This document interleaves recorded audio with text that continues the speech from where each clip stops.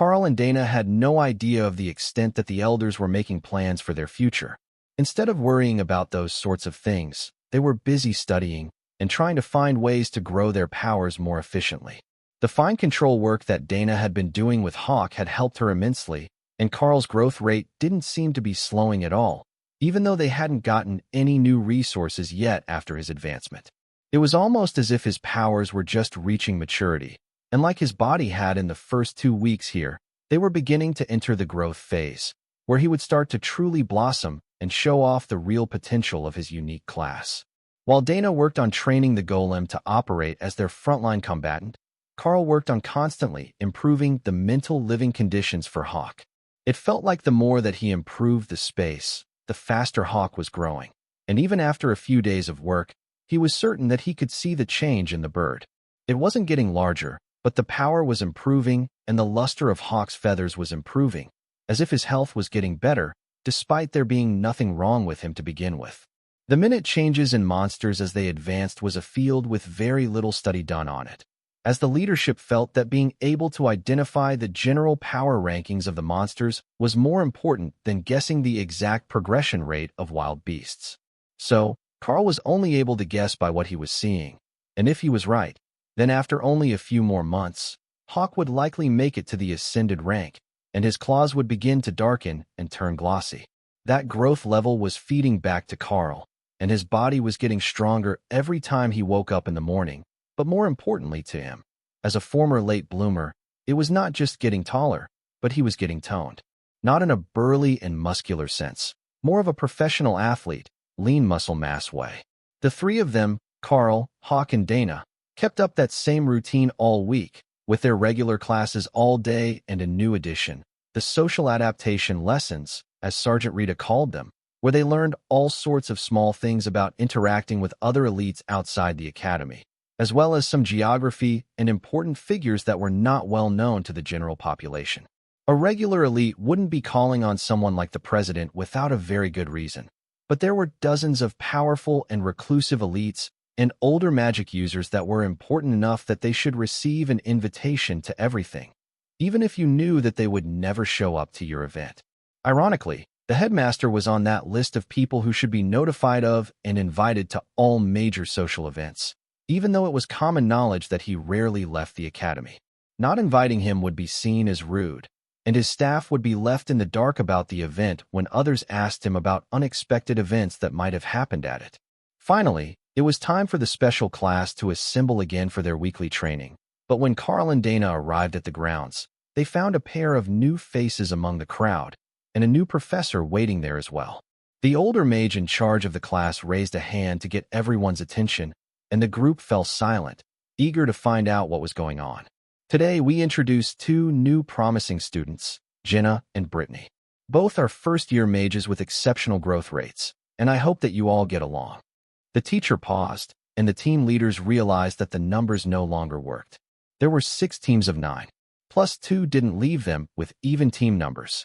That meant someone was probably leaving for special training or a mission again. Yes, as you have guessed, 2 of our students will be shifted to another specialized class. The government's Bureau of Elite Development has determined that they will be guiding these 2 towards smaller group missions, and therefore their days will be better spent with another professor. The old mage informed them with a heavy dose of annoyance in his voice. These were his students, and he didn't like the bureaucratic meddling any more than anyone else did. He just didn't have the political power to stop them from doing it in this case. Karl and Dana will be training for individual and small group missions, and I wanted them to have a chance to say their farewells to the whole group before they go off with their new professor, Colonel Valerie Braulis. Boris. My name is Valerie Boris. The woman snarled at him, looking like every student's worst nightmare. Her uniform was so heavily starched and pressed that even standing here in the heat and wind, there was no sign of the creases relaxing, and with the sides of her head shaved under her cap and the gold-lensed aviator glasses she wore, she gave off an air of unwavering uprightness and adherence to military regulations that no teenager would possibly enjoy. She was probably still under 30 years old and a powerful elite from the first batch or the initial testing, but her appearance made it challenging to tell her exact age. It is a pleasure to meet you, Colonel Boris. Karl and Dana replied in unison, causing the woman to turn and look down her nose at them. You may call me Professor Valerie. She replied curtly. Understood, Professor. Even Sergeant Rita was distinctly not looking at the woman, keeping her eyes forward toward the rest of the class, as if she was signaling that the two of them had nothing to do with one another, and that her duties were to the advanced group training class. The colonel looked around the field one last time, appearing dissatisfied with something that she saw, then gestured for Karl and Dana to follow her as she turned and walked away without another word. I owe not so evil woman an apology. This one looks much more evil. I bet she doesn't even believe in snacks. Hawk muttered in Karl's mind as they walked.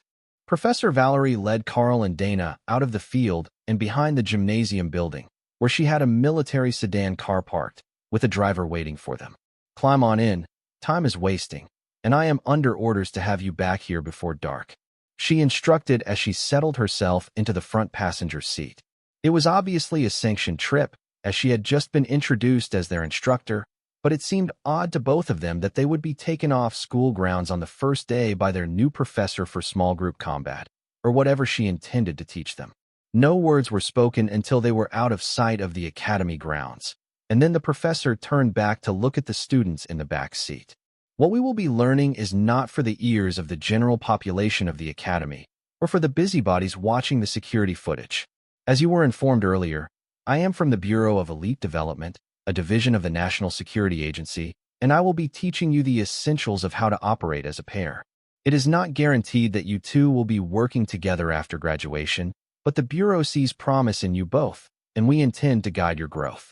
There are certain things that the Academy can't or won't do for you, but I am under no such restrictions. Have you both managed to get a grasp of the new abilities that you were taught over the weekend? She asked. We have, Dana replied, somewhat stiffly. Excellent. Today we are going to introduce you both to some real experts. Sergeant Rita isn't bad, but she coddles the students too much in the first and second years. The colonel insisted. Karl considered rebuking the woman, as the sergeant was an excellent teacher and she had put in significant effort to help him get this far. But it was probably wiser not to anger the colonel and get Rita into trouble with her superior through no fault of her own. The car stopped at a warehouse 10 minutes away from the academy, on the outskirts of a small town. The door opened, and the driver parked off to the side, next to a military bus. Follow me, and meet the rest of the teams, Valerie informed them, then straightened her uniform with a gust of wind magic and strode away. You get used to her, the driver whispered as Karl and Dana were getting out of the vehicle, and the smile on his face helped assure them that this wouldn't be as terrible as they had been fearing. The colonel led them into a side room where 10 other pairs of elites were gathered. A few of the pairs were clearly soldiers, but most were in civilian clothing. Welcome back, Colonel.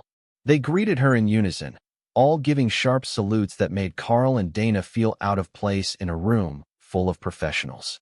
At ease, everyone. Meet the new students, Karl and Dana. According to the Academy Board, Dana is slated for an abbreviated career as an entertainer, followed by an extended career using that fame for messaging, while Karl is designated as a test subject for his unique class. Someone at the top sees promise in it, and they want to exploit it. The two students stood there stunned at the blunt revelation that their entire lives were actually being planned in that level of detail only weeks after they had started at the academy. It was disconcerting to say the least, but from the responses of the others here, it was either not unusual, or it was not going to pan out the way that the board wanted it to. So, they've come to us for what? An introduction to elite society? Or did you have other plans? One of the men in civilian clothing asked. For small group combat training. They both made it to awaken rank already, and there is a good chance that both of them will hit commander rank before they graduate. Colonel Valerie explained. Oh, so we're going to pull rank and drop them out of their life plan? Now that does sound fun. One of the women in military uniform laughed and nudged the man standing beside her. You know they're looking at us like we're working for Central Intelligence, right? The partner replied with a huge smile on his face that made him look much less frightening. Oh yes, introductions are in order. Everyone here is an investigator for the Bureau of Elite Development. We not only guide promising young elites, we also ensure that the others are living up to their duties and solve problems when an elite reaches a bottleneck in their growth. The department normally operates in pairs, so that information won't be lost if an investigator is compromised. That means they are the perfect people to teach you paired combat skills. They will also cover a number of other subjects during the semester that we will be working here, and if I determine that more intensive study is needed, one of your regularly scheduled days may be shifted to this training center. The colonel informed them. The woman standing next to Dana wrapped a friendly arm around the girl's shoulders and smiled. Relax, she might be a bit intense, but I'm certain that you will have much more fun here than you did in that regular training class. Dana giggled, and the woman gave her a questioning look before Valerie spoke again. I am not certain that we can guarantee such a high level of enjoyment. Did you know that their last mission turned into the elimination of a goblin tribe that was looting an abandoned town? Compared to that, I fear that our training sessions might be a bit dull. But we do have some advantages that the other professors do not. For example, Nala is an inscriptionist. Once you have mastered the spells that you are working on, she will be able to make you copies of new skills to be directly learned. Also, I have arranged for an outing in the near future to look for infant monsters with high potentials to complement Karl's Windspeed Hawk. The Bureau of Elite Development is intensely interested in the possibility that you might be able to contract more than one monster and gain additional powers from the process. The odd collection of elites that were called here from the Bureau of Elite Development seemed like a cheerful bunch to Karl, and even more so after they were given no real restrictions on how to deal with the two new recruits. They were all used to working in pairs, which was so they had someone to watch their back as much as it was intended to prevent corruption, as the colonel had suggested, so giving them a warrior and mage combo was perfect for their preferred fighting style. I think that what we should start with is actually more of a skills development than tactics. Normally, we would work with students about to graduate, so they would have a half-dozen skills in their repertoire, but I am assuming that you two both only have one each. One of the warriors in civilian clothing suggested. I have two now, thanks to Overlord Drake, and Prince Axel gave Dana a golem spell book. Plus, she knows fog in addition to her base magic missile already. Karl explained. The man looked impressed and turned to the ginger-haired female soldier beside him. It looks like they really are on the path to fame. They're meeting all the right people already. Don't mind Josh, he's jealous that you got to meet the prince. You can call me Anise, and I will be helping you with your adaptation skills. One of the most important things you can do with your abilities is learning new ways to use them. The more creative you can be with them, the more useful even the basic skills will become. For example, the fog spell. It's not considered one of the more powerful spells, but did you know that you can condense it in just a ring to create a solid visual barrier? That alone will give you a huge advantage in combat, as you can block off the view of your enemies while you escape. If you block a spot in an alley, it becomes much easier to run into a building without being followed. Anything pursuing you will have to guess what building you went into. Or you can cast it over the outside of a moving vehicle and make them crash. She explained. Dana was shocked by that last suggestion. Do the elites get into conflicts with other people a lot? She asked. We do. Most of the elites are a different story, but the teams here don't just guide the other elites toward more power, but away from taking the wrong paths in life. Sometimes we will be sent to deal with elites gone rogue, drunkards, and abusers.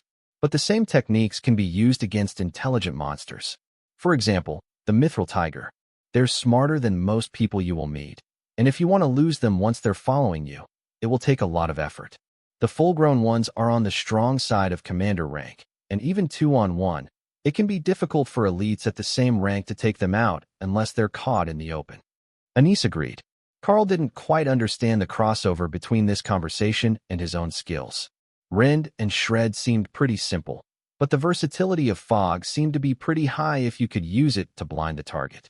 That would take some real practice, but as long as it was possible, then there shouldn't be a problem for Dana to figure it out.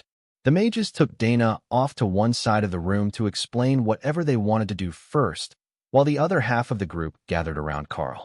All right, we're going to try something different. Have you ever attempted to just hold Rend on your hands? One of the men asked. Yeah, that's not a problem. I can hold it in place on the gauntlets for as long as I need. Karl agreed, and coated his hands in the Rend attack, lighting up the claws of the gauntlet with faint violet light. Nice, you understand the basic concept that we're going for then. What you want to do is learn to set it in place somewhere, and not have it move. Think of it like a string or a snare being placed. The soldier suggested. Karl conferred with Hawk, who thought that it should be possible, but if they wanted it to stay on an object that wasn't attached to their own body, they would have to see it. All right, I think I can do it. Karl agreed, and then focused on creating a rend attack that crossed the space between two pillars, using them as anchors to keep it in place, the same way that he wrapped it around his gloves to enhance the claws. Oh, that is superb. Well done. Now, to see if it actually works or just looks like it does. He tossed a metal bar against the thin beam of light, and it cleanly cut in half, clattering to the ground in two pieces. Karl gasped in shock. That's brutal. I can see how that would be an incredibly dangerous way to use this ability. The only problem is that if I don't watch it to keep it in place, it won't stay. Ren doesn't want to be stationary, and Shred is even more violent. I doubt that I could keep that one stable at all. That's fine. The more practical uses of this skill modification training are to create snares and trip lines for passing monsters and to stop them from following you. If you can learn to do multiple stationary traps, you can block a path well enough that a pursuer won't be able to just step or jump over, and you will have time to either regroup or get away. All right, that is good enough for me. Not dying is always priority one. Karl agreed. I take it you came from the woods, where there are a lot of monsters? One of the civilian-dressed women asked. Nope, the mines, where we're always worried about the roof collapsing on us a kilometer underground. Karl replied with a chuckle. So, not dying is priority one. Getting the job done is priority two. The rest of the day was spent on improving the new ways that the teams had come up with to use the Rend skill. Mostly Karl worked on his control to keep a strand of it stationary, but they also worked on disguising the skill, as some monsters would recognize the Rend ability and have a trick to deal with it. For example, some beasts with tusks could take the Rend directly and let it break against the tusk, doing little damage to their body. But if you made it look like a different skill, for example having the Rend form not as a streak of energy but as a disc or a spear, it would confuse them, and they might not be able to deal with it. Dana had done something similar during the fight, by dimming the light from her magic missiles. The small alterations to a spell could make just enough of a difference to get you through a tight spot or to get an edge on your competitors. All right, everyone, you've had your fun. We will meet back here again next week at the same time. Colonel Valerie announced at precisely 4 in the afternoon, the usual ending time for classes. The Saturday classes were usually a bit more flexible with their timings, but Karl was fairly certain that her personality didn't allow her to run overtime without prior written authorization. If she was off schedule, she was definitely the sort of person that would be bothered by it. See you two next week. Don't forget to practice, if they give you some leisure time. We will be making up a lesson plan for you. One of the mages laughed. The colonel hurried the students back to the car, while the others changed tasks to planning for something, obviously in a rush to get them back to the academy on schedule. The drive was a quiet one as Karl and Dana both focused on the things that they had been learning for the day. Learning new ways to use skills was entirely different from just learning the skill. Instead of just gaining knowledge, you had to work to change the way that you thought about, imagined, and solidified the spell. It was a different way of using the knowledge that you knew, a way that ran contrary to how you had been thinking about your skills. It was more of a test of mental flexibility and creativity than anything else, and for Karl, it was draining in a way that normal training was not. Eventually, he was certain that he would get used to it, but today he was oddly exhausted and glad that tomorrow didn't have any plans but staying in to relax and practice. When they were back on school grounds, the colonel put back on her Professor Valerie friendly facade, and her expressionless professionalism turned to a polite smile that was somehow still completely devoid of emotion. So, what did you think of the first day of special training? Was it everything that you had hoped for? She asked, looking at them in the rearview mirror of the car. It was certainly something unexpected, that's for sure. I never thought about trying to use my skills that way, but it is going to make a huge difference the next time I come up against monsters like that goblin tribe. Karl replied. Hawk was in full agreement. Rend was his ability. He should be best with it, but they had weird human ideas on how to make it work that would be great for harvesting meat. Especially pigs. Pigs were stupid, and he could make them stampede in rage, so they would trip over the Rend wire, or get their tusks stuck on it, and he could attack their soft and juicy underside.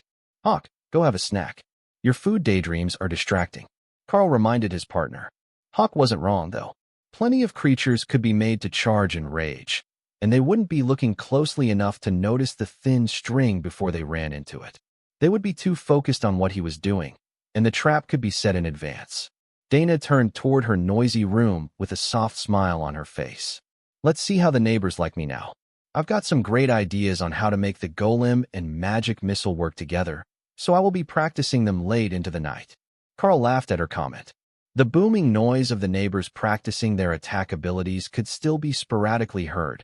They hadn't given up on their goal of being the next to reach awakened rank yet, but the stomping of a stone golem would be horrendous where the magic missiles were normally silent. I think that I will focus on trying to improve the actual power of my abilities. Stretching the attack out the way they want puts a lot of drain on my mental abilities, so I need to work on them first and control second. Karl replied as she waved goodnight. But before he turned in, Karl realized that he did actually have some academy credits after their away mission, and he didn't need to change his room, so he could spend them on some resources for Hawk.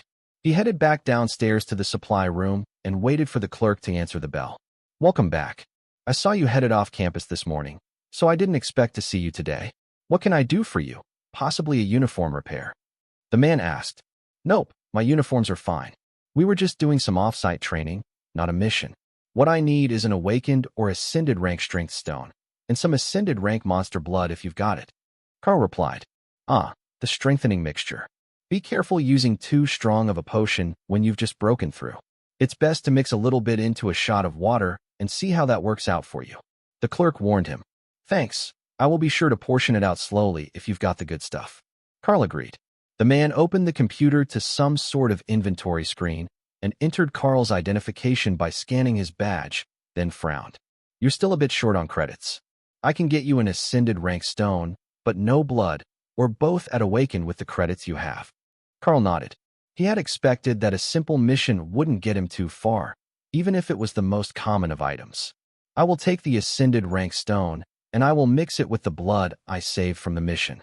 I still have a fair bit of awakened rank boar blood. Karl agreed.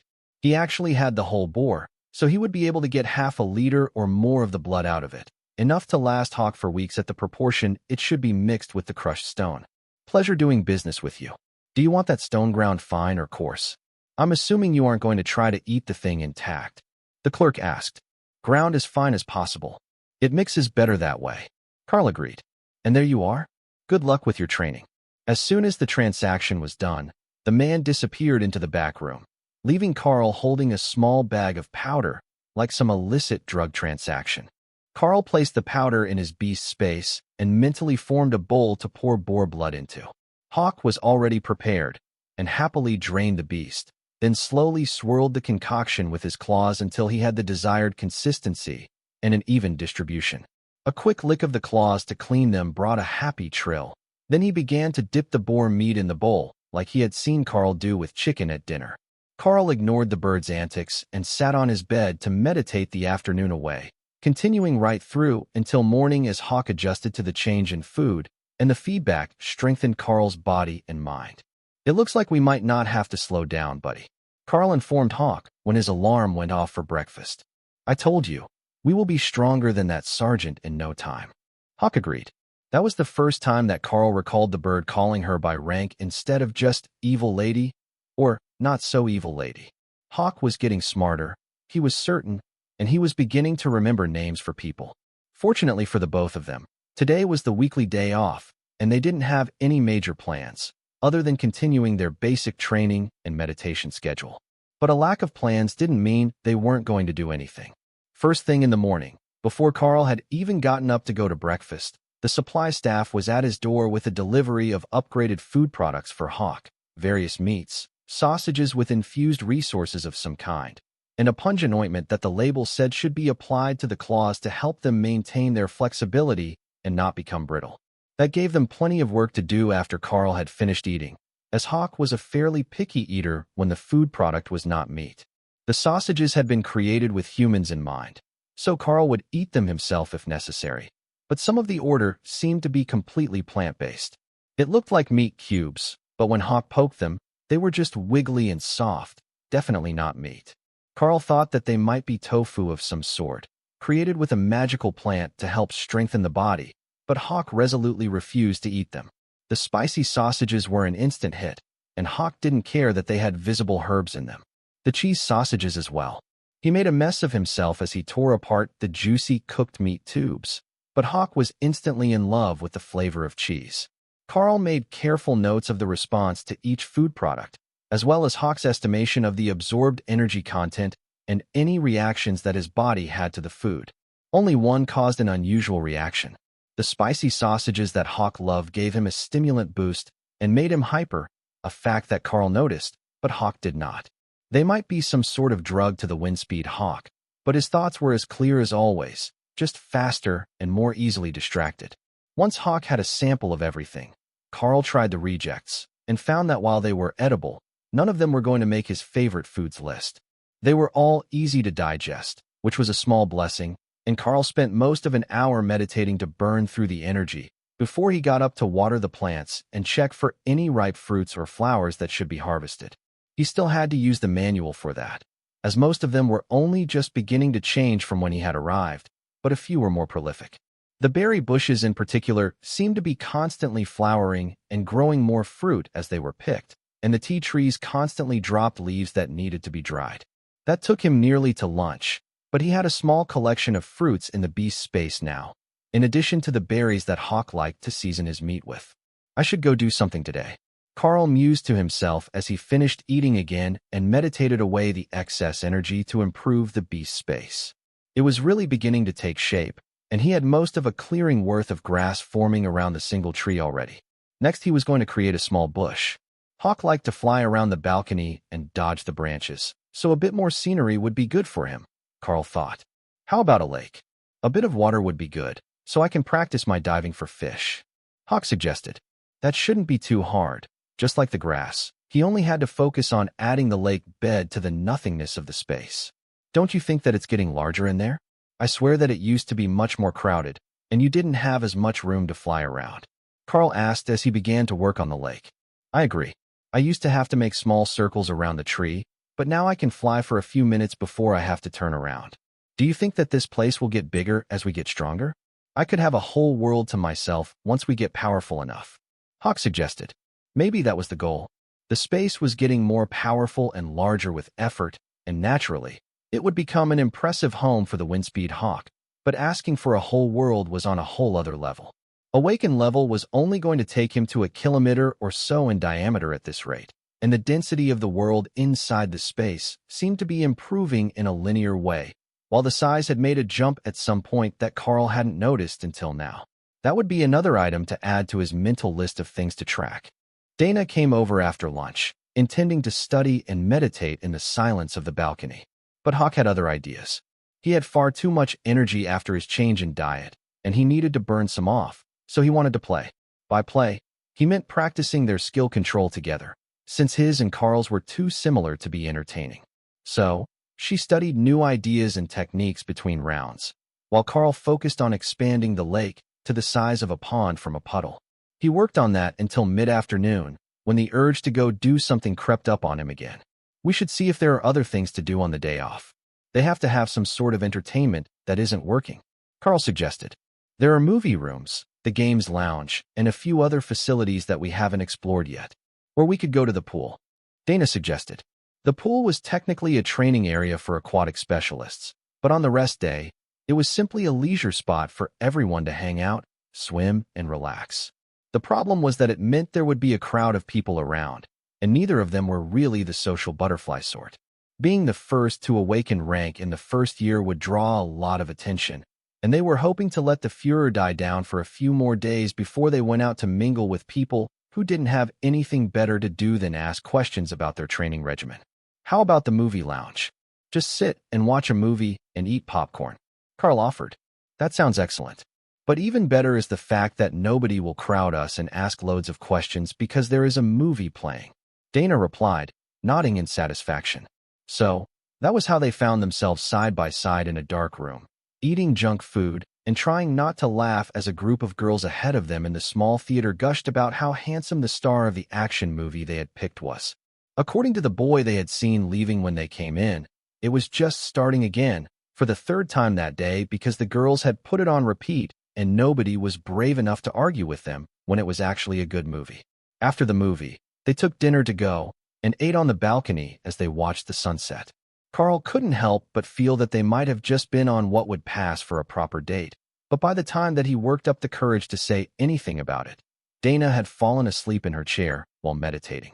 Karl moved her to the hammock where she usually slept and placed her bag on the table where it would be easy to find, then turned in for the evening and forgot all about the stress of academy life for a night. After waking up late and rushing to get showered and fed before class, morning training still managed to go even more smoothly than usual with the innovative ways that they had come up with to modify rend. Instead of a simple claw streak, Karl focused on expanding and stretching them as they flew, and then cut a second pattern perpendicular to the first, creating a square grid of rending attacks that took out a whole swathe of spells at once. It wasn't perfect, as some managed to fly through the pattern, but with a minimal energy cost, he could block 5 or 6 out of 20 spells in a volley. Is that even the same ability anymore? I mean, it looks the same at the start, but that's all they have in common. One of the mages complained. It is. It's just an extended reach version of the attack. If you notice, it's shorter range as well, as I can't stop it expanding once it has started, so it destabilizes if it flies too far, unlike the original. Karl explained.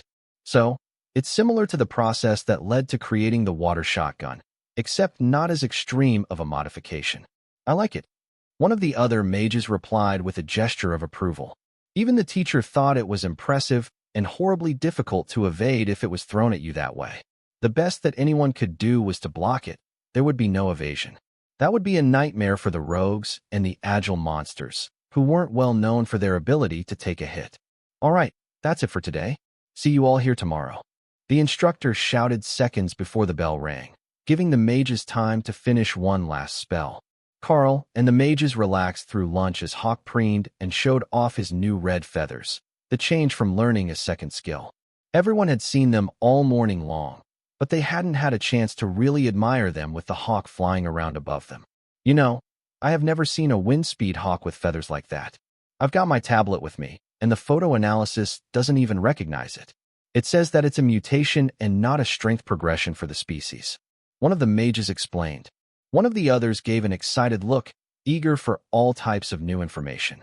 So, you think that Hawk is on a whole new path forward now that he's learned another skill? Usually, monsters that reach maturity in the common and awakened ranks will have one skill at the most, and they rarely learn another.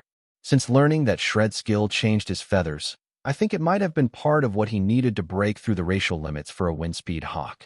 At least, it certainly doesn't look like it was a detrimental change, and Shred is supposed to be much more powerful. Karl nodded. Hawk thinks the same thing, that he will be able to advance quickly.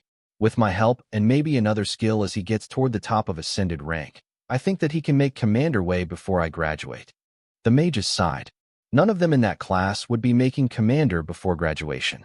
In fact, it was unlikely that more than a handful in their year would show that sort of potential, but Karl was already looking past the awakened rank and into ascended when they had barely started their first semester. Common grade? What was that? He had barely even touched on it before he had left it behind. That alone was enough to let his training partners know that he was abnormal in the growth department. They finished lunch and went their separate ways, leaving Karl to face a grumpy Sergeant Rita all by himself when he reached the training grounds for the martial arts class. Did you enjoy your new training regimen with the Bureau of Elite Development? A bit more exciting than the usual group training in the field? She asked, and Karl realized that she wasn't upset at anything that he could control. She was mad that her authority as his development guidance counselor and personal tutor had been usurped by people from higher up the government food chain. It was definitely different. They focus on working in pairs instead of in a bigger team, so the whole mindset is different. Really, doing both would probably be better, but there are only so many days in the week. Karl replied carefully, not wanting to volunteer to give up his leisure time. I am glad that you think so. Now, with your official advancement, we are changing your training partners to someone more durable. Meet Tank. He is the Berserker combat instructor, and you will be helping him demonstrate the ways for unarmed and agility fighters to deal with Berserkers today. Karl decided that Rita was definitely taking out her frustrations on him. That guy was huge. Good afternoon, class. I hope that you all ate well, but not too well. Rich foods will make you sluggish. The elite, known as Tank, greeted them. As you heard, my name is Tank, and I am a part-time teacher here at the academy. As for most of the year, I am out hunting monsters. Today's lesson will be a simple one, like the berserker fighting style is simple. Now, you may think that simple means easy to defeat, but you couldn't be further from the truth. I have heard that our volunteer for the day is quite durable, and he has an assistant. Karl, please call for your wind speed hawk, and I will begin the demonstration. Karl stepped up to the giant berserker, and the teacher dropped into a combat stance. First, go with your instinct and guide your hawk to assist you. It will help the others see how the usual tactics against a martial artist won't work on a berserker. Professor Tank instructed. Karl immediately threw a net of crossed, rend attacks and stepped to the side, intending to kick the knee out from under the teacher, while Hawk went for the obvious attack to the back of his armored head. They had learned that the neck was well defended in the training outfits, and this man was likely too powerful for the attack to work. But if Shred hit the back of his helmet, it might leave him dizzy. The execution was flawless.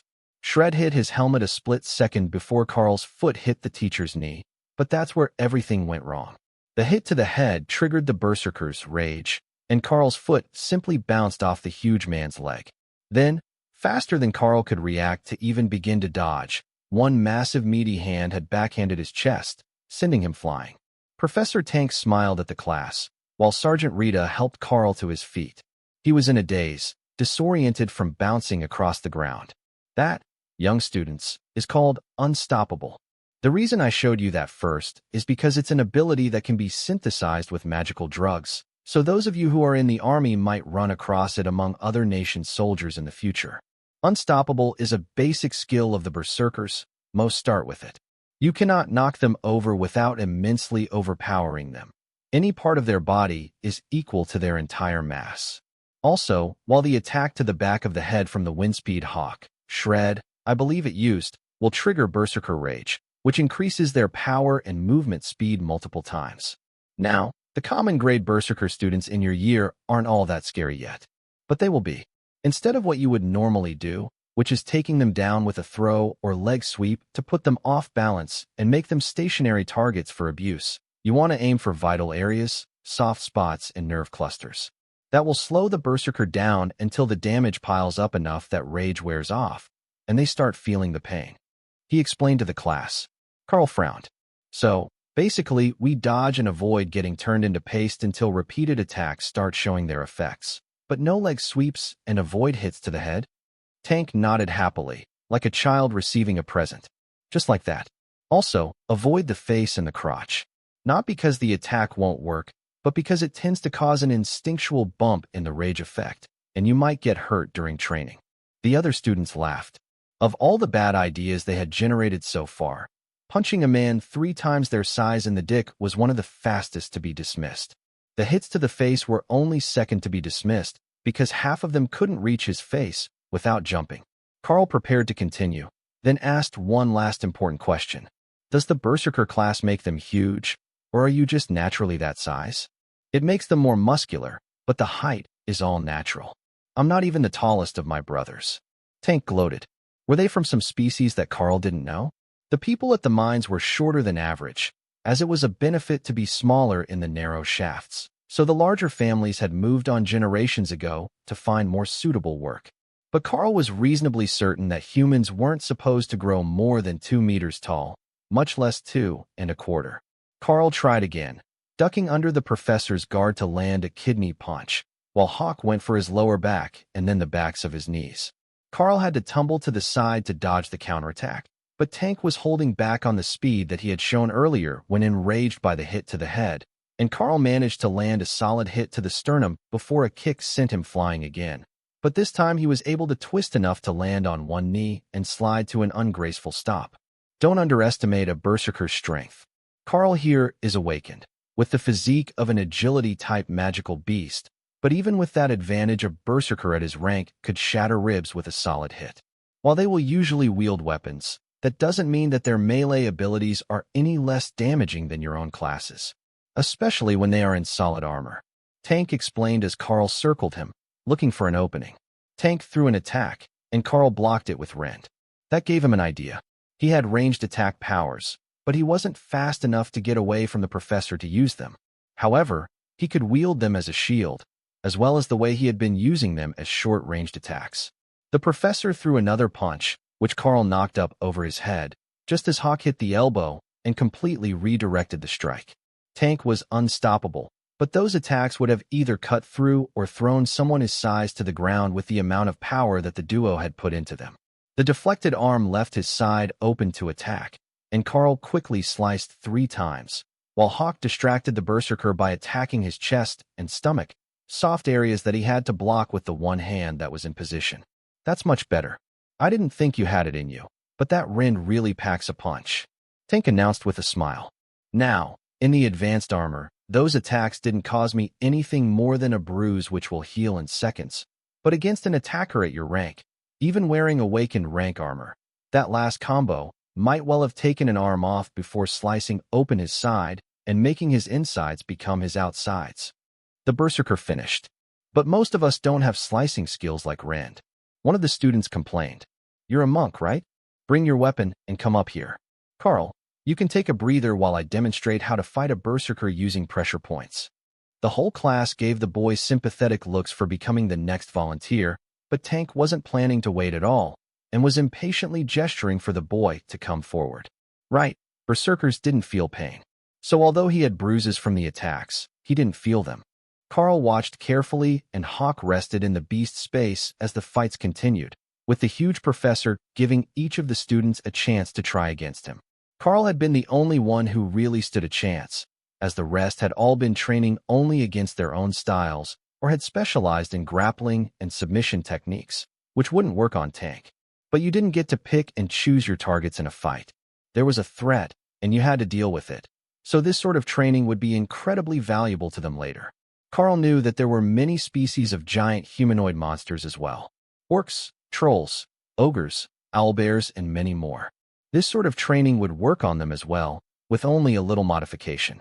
It was hard for Karl to imagine what a troll or ogre might look like in person, but after seeing Tank, it became a bit easier. Ogres were supposed to be close to 3 meters tall, so they would tower over the berserker the same way that he did over the agility warriors in this class. That was a terrifying thought, but they also wouldn't be in armor, so there was a chance that Rin would actually cut them apart as it was intended to, as long as they weren't too much more powerful than he was.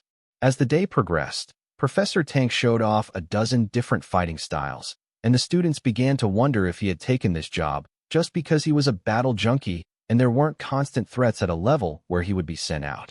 Fighting the students gave him a chance to let off some steam, even if he couldn't go all out.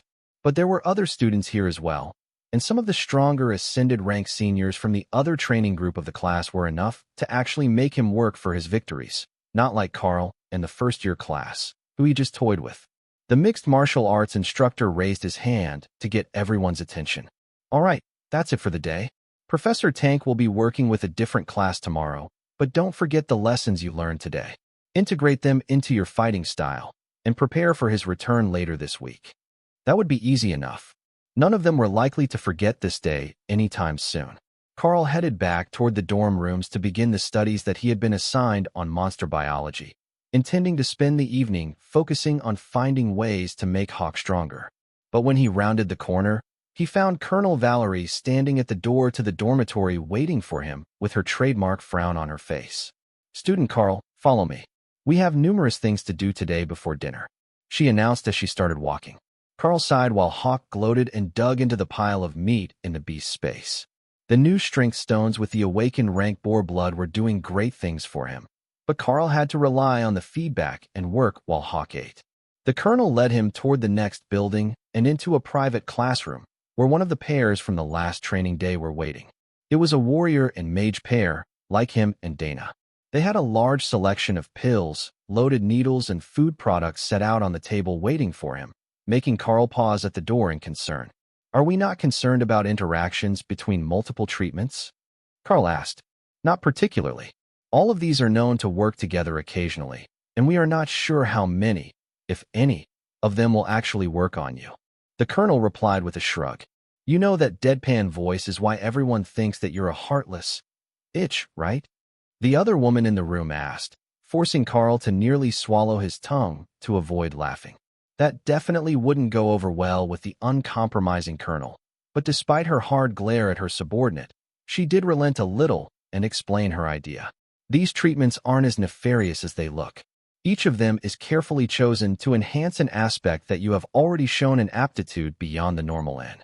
The pills are mental stimulants more commonly used on psychics and visualization-type mages. The injections are all magical equivalents of steroids, and the foods are specially prepared combinations of materials that are intended to trigger skill understanding breakthroughs. The other two in the room nodded in satisfaction, as if that was enough of an explanation for Karl to just accept that he was going to take over a dozen treatments all in one sitting, possibly with a short break in between for everyone to take notes. All right, where do we start? Karl asked reluctantly. With the mental improvement. From what we have deduced based on your reports, you meditate to improve the conditions and power stored in the mental space that Hawk inhabits, correct? So improving that mental ability should help both of you. Compared to a physical enhancement which only treats you, it is clearly the better option. The lone man in the room nodded in agreement. These are all well-known and tested treatments. Both of us have taken them already without side effects, though they didn't do much for me other than increase the speed that I learned new skills. The speed with which he learned to improve his skills was a huge part of Karl's combat power, so this could actually be a big break for him. Karl decided as he picked up the first little paper with a single glowing green pill on it. That is a dragonite pill. It's made with the empowered bones of long-dead dragons that have crystallized. It is mostly for mages, as it gives a notable improvement in mana growth, but it also has incredible effects on intellect and mental strength. Colonel Valerie noted as the other two moved to their laptop computers to take notes. Karl popped the pill in his mouth and was about to wash it down with water, but the pill dissolved, and his mind seemed to be flooded with golden light. Power seemed to be flowing into him at an incredible rate, and the world within the beast space began to grow at a visible pace. Well, it definitely worked. It's like a golden light in my mind, and I can see the improvement in the beast space already. Karl explained, so the others would know what was happening. Excellent. Give it a few minutes to settle, and we will move on. Hawk trilled happily as he flew around in the space, absorbing the energy until the feeling of the space returned to close to its original state. Now that it has settled and Hawk absorbed a lot of the excess energy, it feels like the improvement is noticeable, but not as strong as it felt at first. Karl added, so it helps the Hawk as well? That is impressive. We will prepare another dose later, so that you both get the full effect. Valerie noted, perhaps we should double the dose of everything that we have spares for? The female mage suggested. That is a valid theory. If Karl and Hawk share everything, we are actually dosing both of them, so the increased dosage could be necessary for some of these treatments to work properly. The warrior noted, running his fingers through his short brown hair. The colonel took out a briefcase from a safe in the room and set out another whole array of pills, except for the one Karl had already taken. Dragonite is a restricted substance and difficult to get. We don't have a second dose, and it's not something that the Academy usually has access to. She explained, then gestured for Karl to continue. Karl took the next two pills, and a warm feeling washed over him while his thoughts seemed to become a bit more clear. It wasn't a big change, and everyone seemed disappointed, but Valerie gestured for Karl to move on to the next. That one smells good, Hawk noted as Karl picked up the pills. Let's hope it works. I have no idea what it is supposed to do. The pills dissolved the same as the dragonite pill had, and suddenly the proper method for activating his skills became clear in Karl's mind. How to make them more efficient, more powerful, faster to activate. Everything about the two skills became clear, and then the whisper of a third skill entered his mind as Hawk gained new insights into Wind Shield.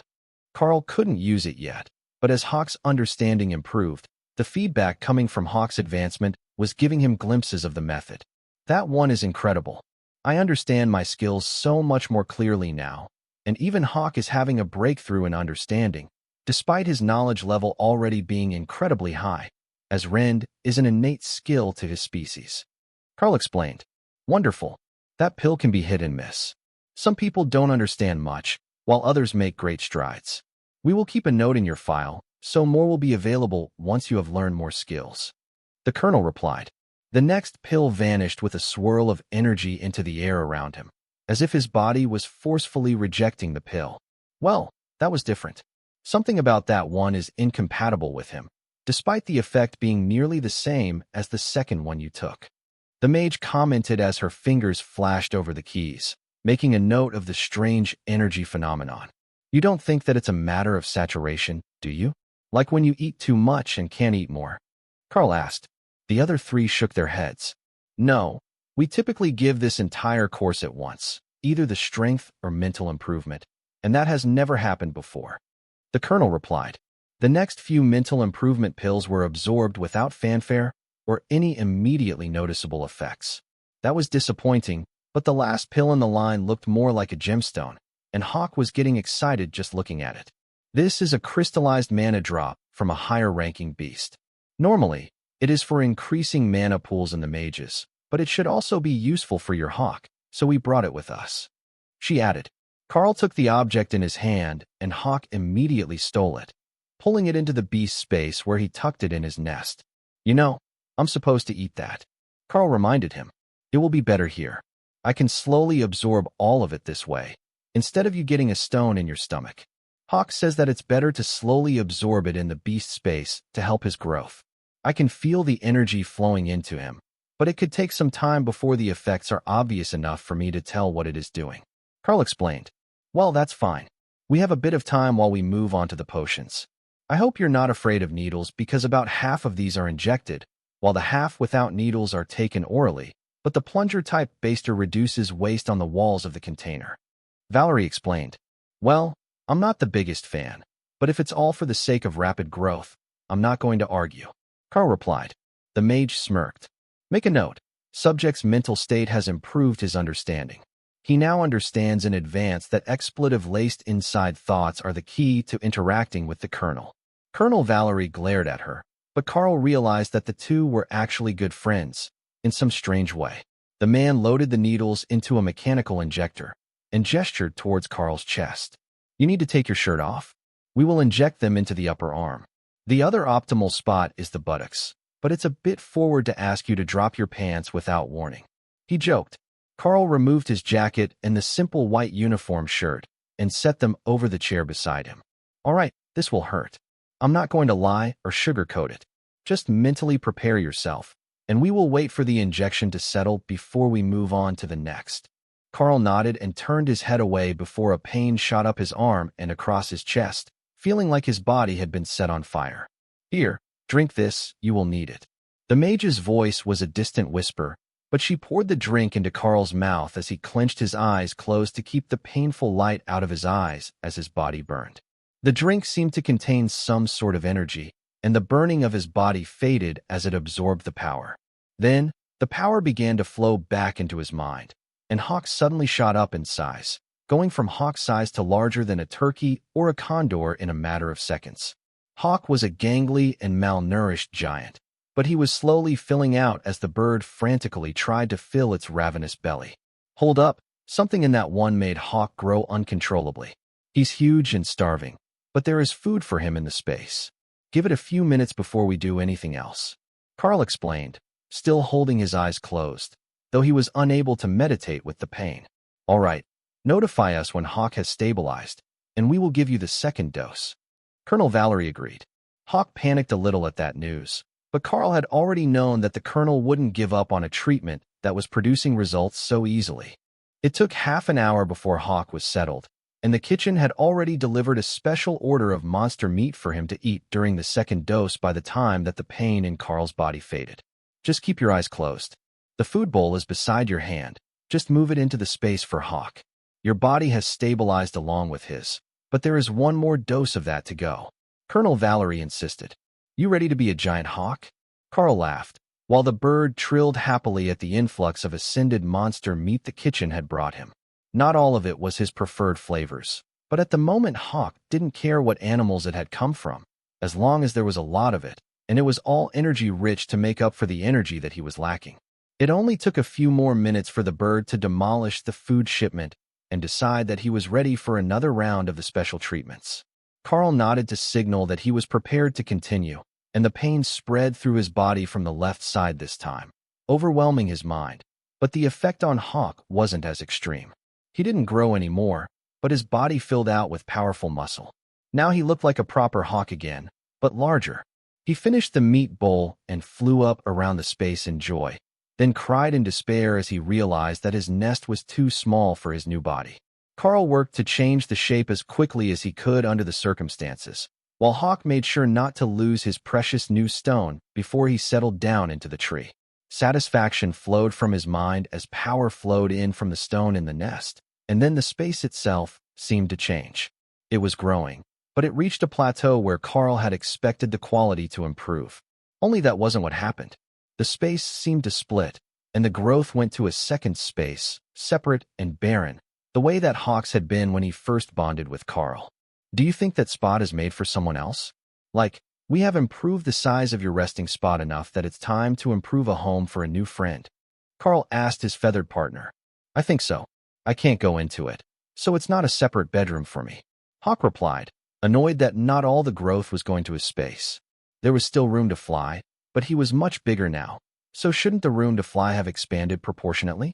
What happened? The warrior asked after a few minutes of Karl trying to stabilize both his mind and the new beast space. The mental space seems to have reached a plateau. The injection increased the size along with Hawk, but then it stopped and split into a small second space. The quality didn't improve. I will have to do that myself with meditation or more of the first set of pills, but this is a whole other space. I think that I might actually have the ability to add a second pet now, Karl explained. Karl opened his eyes and noticed the smiles on the faces of the 3 Bureau of Elite Development workers. Their gamble had paid off, and if Karl could now add a second beast, his effective power would multiply. The second thing that he noticed was that the table was empty, with 2 used multiple injectors and 2 empty shot glasses on it. He had assumed that he was 2 out of 12 injections into the process, but they had injected them 6 at a time, and the second shot was the second dose of everything. No wonder that hurt. It was like my body was on fire, but the second time faded much faster, and Hawk didn't have an explosive growth spurt. Instead, he filled out to proper wind speed Hawk proportions, but over 1 meter tall, and with a wingspan that looks like a little over 3 meters. Karl explained. Colonel Valerie gestured impatiently, and Karl called Hawk out to stand on the empty table behind him. The mage whistled in appreciation, and Hawk preened, accidentally puncturing the steel desk with his claws. Well, the claws haven't gone translucent, so he's likely not at ascended rank yet, but he is a huge pretty boy. She cooed, then stood up to go pet Hawk's head. It's definitely a mutation again, like when he learned Shred, but this time it was physical growth. There is no record of this happening to a windspeed Hawk before, but then I doubt that anyone would have been crazy enough to give a wild one that same sort of treatment just to see what happened. The warrior noted. Interesting. Hawk, could you please claw at this barrier for me? The mage asked. Wait, the room is too small for him to fly around and attack the barrier, and it won't hold up to an awakened rank rend attack if he succeeds. The warrior stopped her. Right, sorry. We can do actual improvement testing tomorrow after the regular classes. I'm not sure if you noticed, since time passes differently when you're absorbing that much energy or in pain, but it's been over 2 hours already, and it is almost dinner time. The mage agreed. Just enough time to finish up as planned. Colonel Valerie agreed with a gesture for the food on the tray. Hawk delicately sniffed at them and then shook his head. There is no meat. I'm going to rest, he announced, then vanished back into the beast space. He says there is no meat, so he's not interested. Karl explained as he examined the various dense squares and puddings. Each of them should help with the understanding of a skill. The rest of the squares were passed out to the relevant classes today with promising results, so go ahead and try them one at a time and let us know if anything happens. The colonel agreed, looking a bit less severe for a moment. The results really must have been good if the head of the Elite Development Department had a soft spot when they were mentioned. Karl bit into the first one, which tasted a bit like burning rubber smelled, then waited before shaking his head. If anything happened, he couldn't tell. One after another, he went through them until he got to the one that smelled like freshly welded steel. As soon as he bit into it, he could feel the energy, but then the flavor became familiar and a glimpse of insight on how Slash was an introductory and inferior version of Rend filled his mind. giving him ideas on how to use lower power attacks with more energy efficiency. That one is slash. I see it as an inferior rend, but I think that I could use it, or something like it. Using rend as the base skill, and then stripping away most of the benefits to use a more energy-efficient attack. Karl explained. The warrior looked vaguely offended, while his partner chuckled. Well, that's one way to look at it, I suppose. If you use rend as the basis and strip away the bleeding effect to have just the sword light, it would create something like slash. He eventually agreed. Now let's see what else you can get out of this pile. A few more were eaten with no real changes, but the last one tasted like stone dust, and Karl sensed the familiar feeling of a golem. But the energy was so foreign to him that his body immediately rejected it. I think that should have given me insight into the golem spell, but my body just rejected it straight away. The taste was familiar, like the magic of the spell activating, but my body isn't compatible with that. Karl explained. Interesting. All of these should taste like regular food, but none of them seem to have tasted like that to you. Perhaps it's a result of your bond with Hawk, who is more sensitive to all sorts of magical abilities and threats. I will put it in the report with a note to investigate. The mage informed them.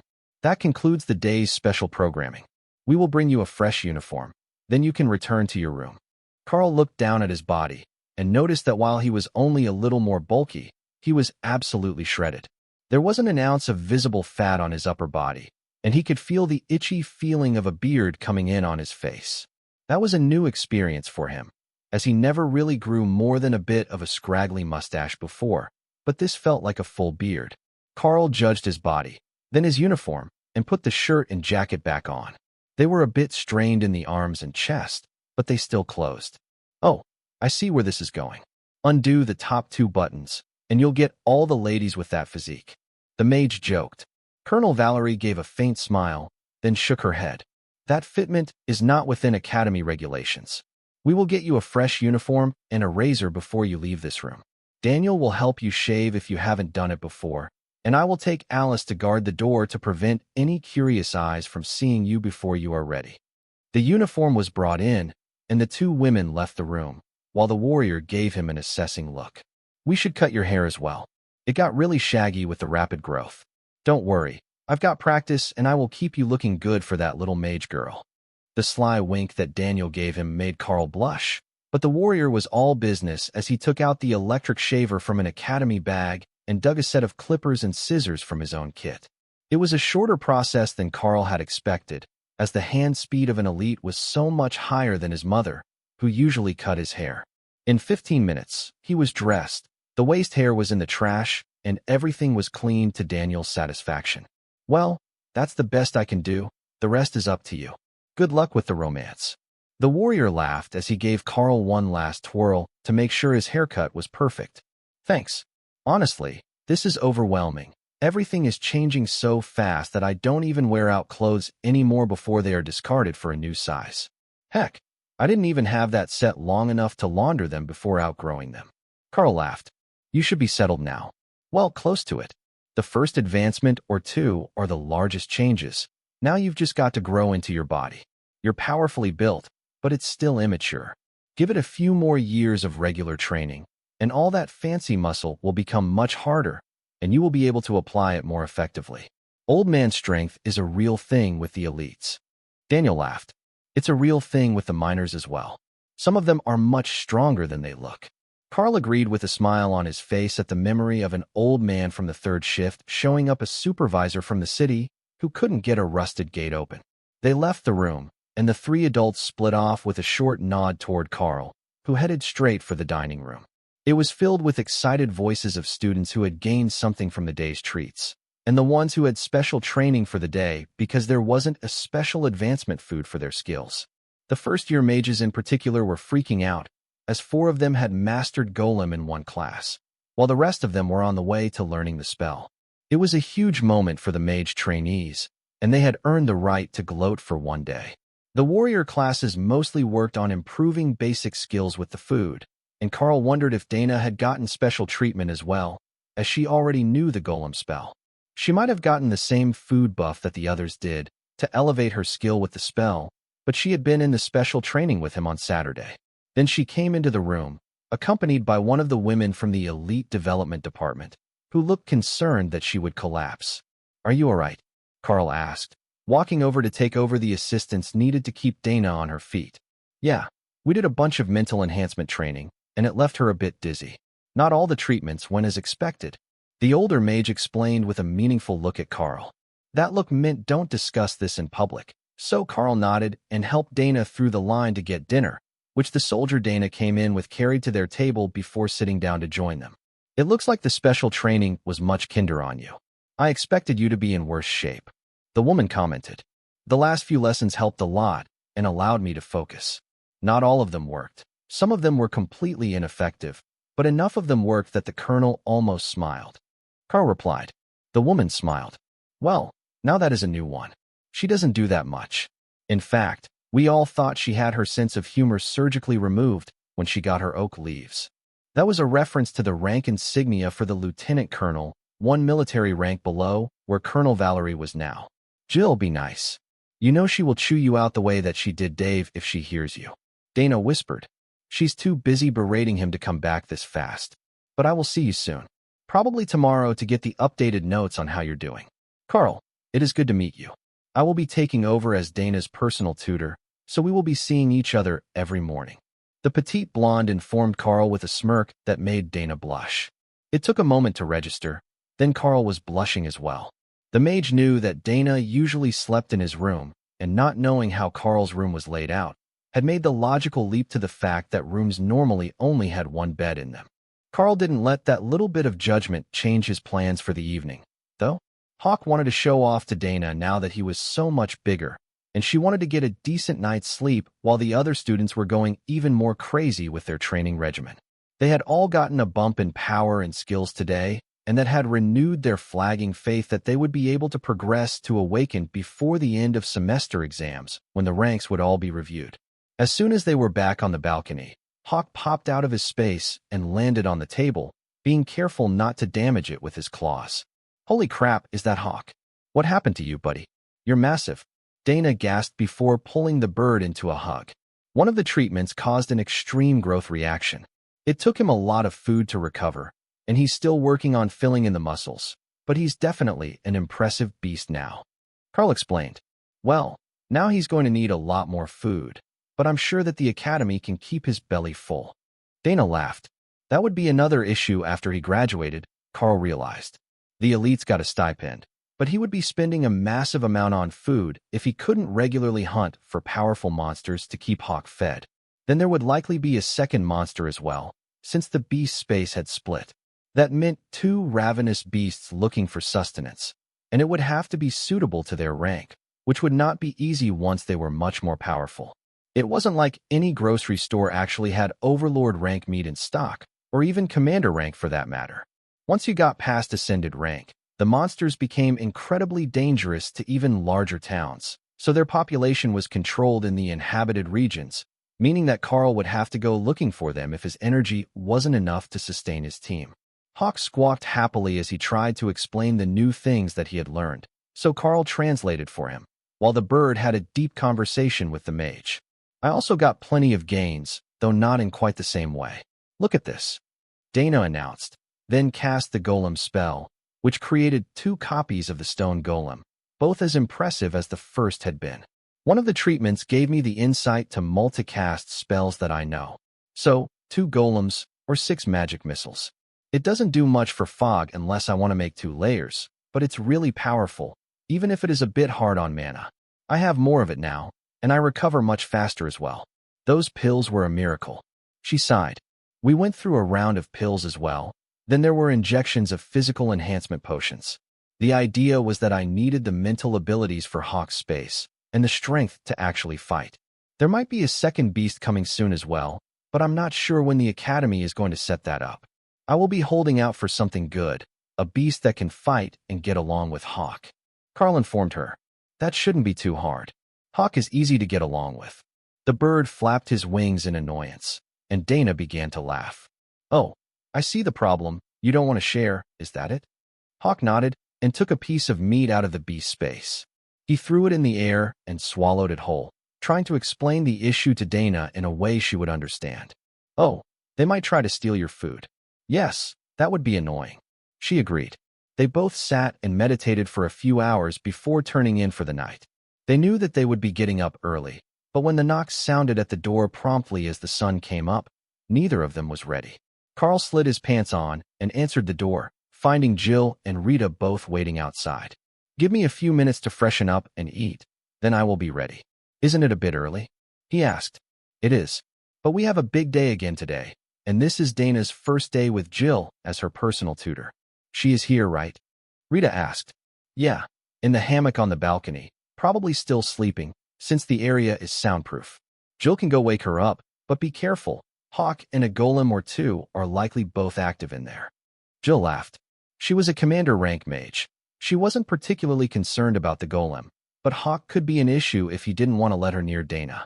She couldn't afford to hurt the bird, but even with a magical shield protecting her, it would be challenging to get around an angry Hawk. She came out a few minutes later, laughing and cursing with her hair all messed up. "Did you know that Hawk is completely miserable if you wake him up?" "But what did they do to him?" "That bird is massive," she asked. Sergeant Rita gave Karl a curious look. She had gotten the brief summary from Daniel and Alice, but they had been on their way out and hadn't filled in the official report yet. "One of the treatments made him grow," Karl explained as Hawk waddled into the room, barely able to fit through the patio door unless he tucked his wings tight to his body. "Are we sure that's even still a wind-speed Hawk? I doubt that there is a mouse that could feed his appetite anymore. He will be hunting deer and wolves soon enough," Rita asked. Hawk panicked for a moment, then remembered something that he had seen Karl reading. "There are the giant swamp rats, the size of dogs. They are a kind of mice," he suggested, hopefully.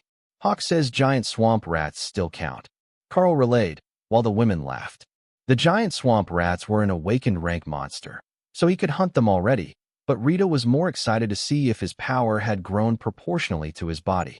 If either his stamina or raw power had leveled up by a significant amount, he would be a menace in combat at the awakened rank. If it were both, he would be pushing the limits of what could be called an awakened monster. Sergeant Rita led Karl to the morning training, where there was a new face waiting for them. Alice, the mage who had been in the room for Karl's treatments yesterday, was sitting in a chair by the door and waved happily as Karl walked in. Rita frowned as she realized who the woman was, then turned away, as if by ignoring her, the woman would go away. But Alice didn't make any move to get up. She just sat by the door as Karl took his position and called Hawk out. "Goddess, what did you do to Hawk? He looks like he wants to eat us." One of the mages gasped. "It's not a big deal. A treatment just made him grow to a giant size. He's only a little stronger than he was," Karl replied.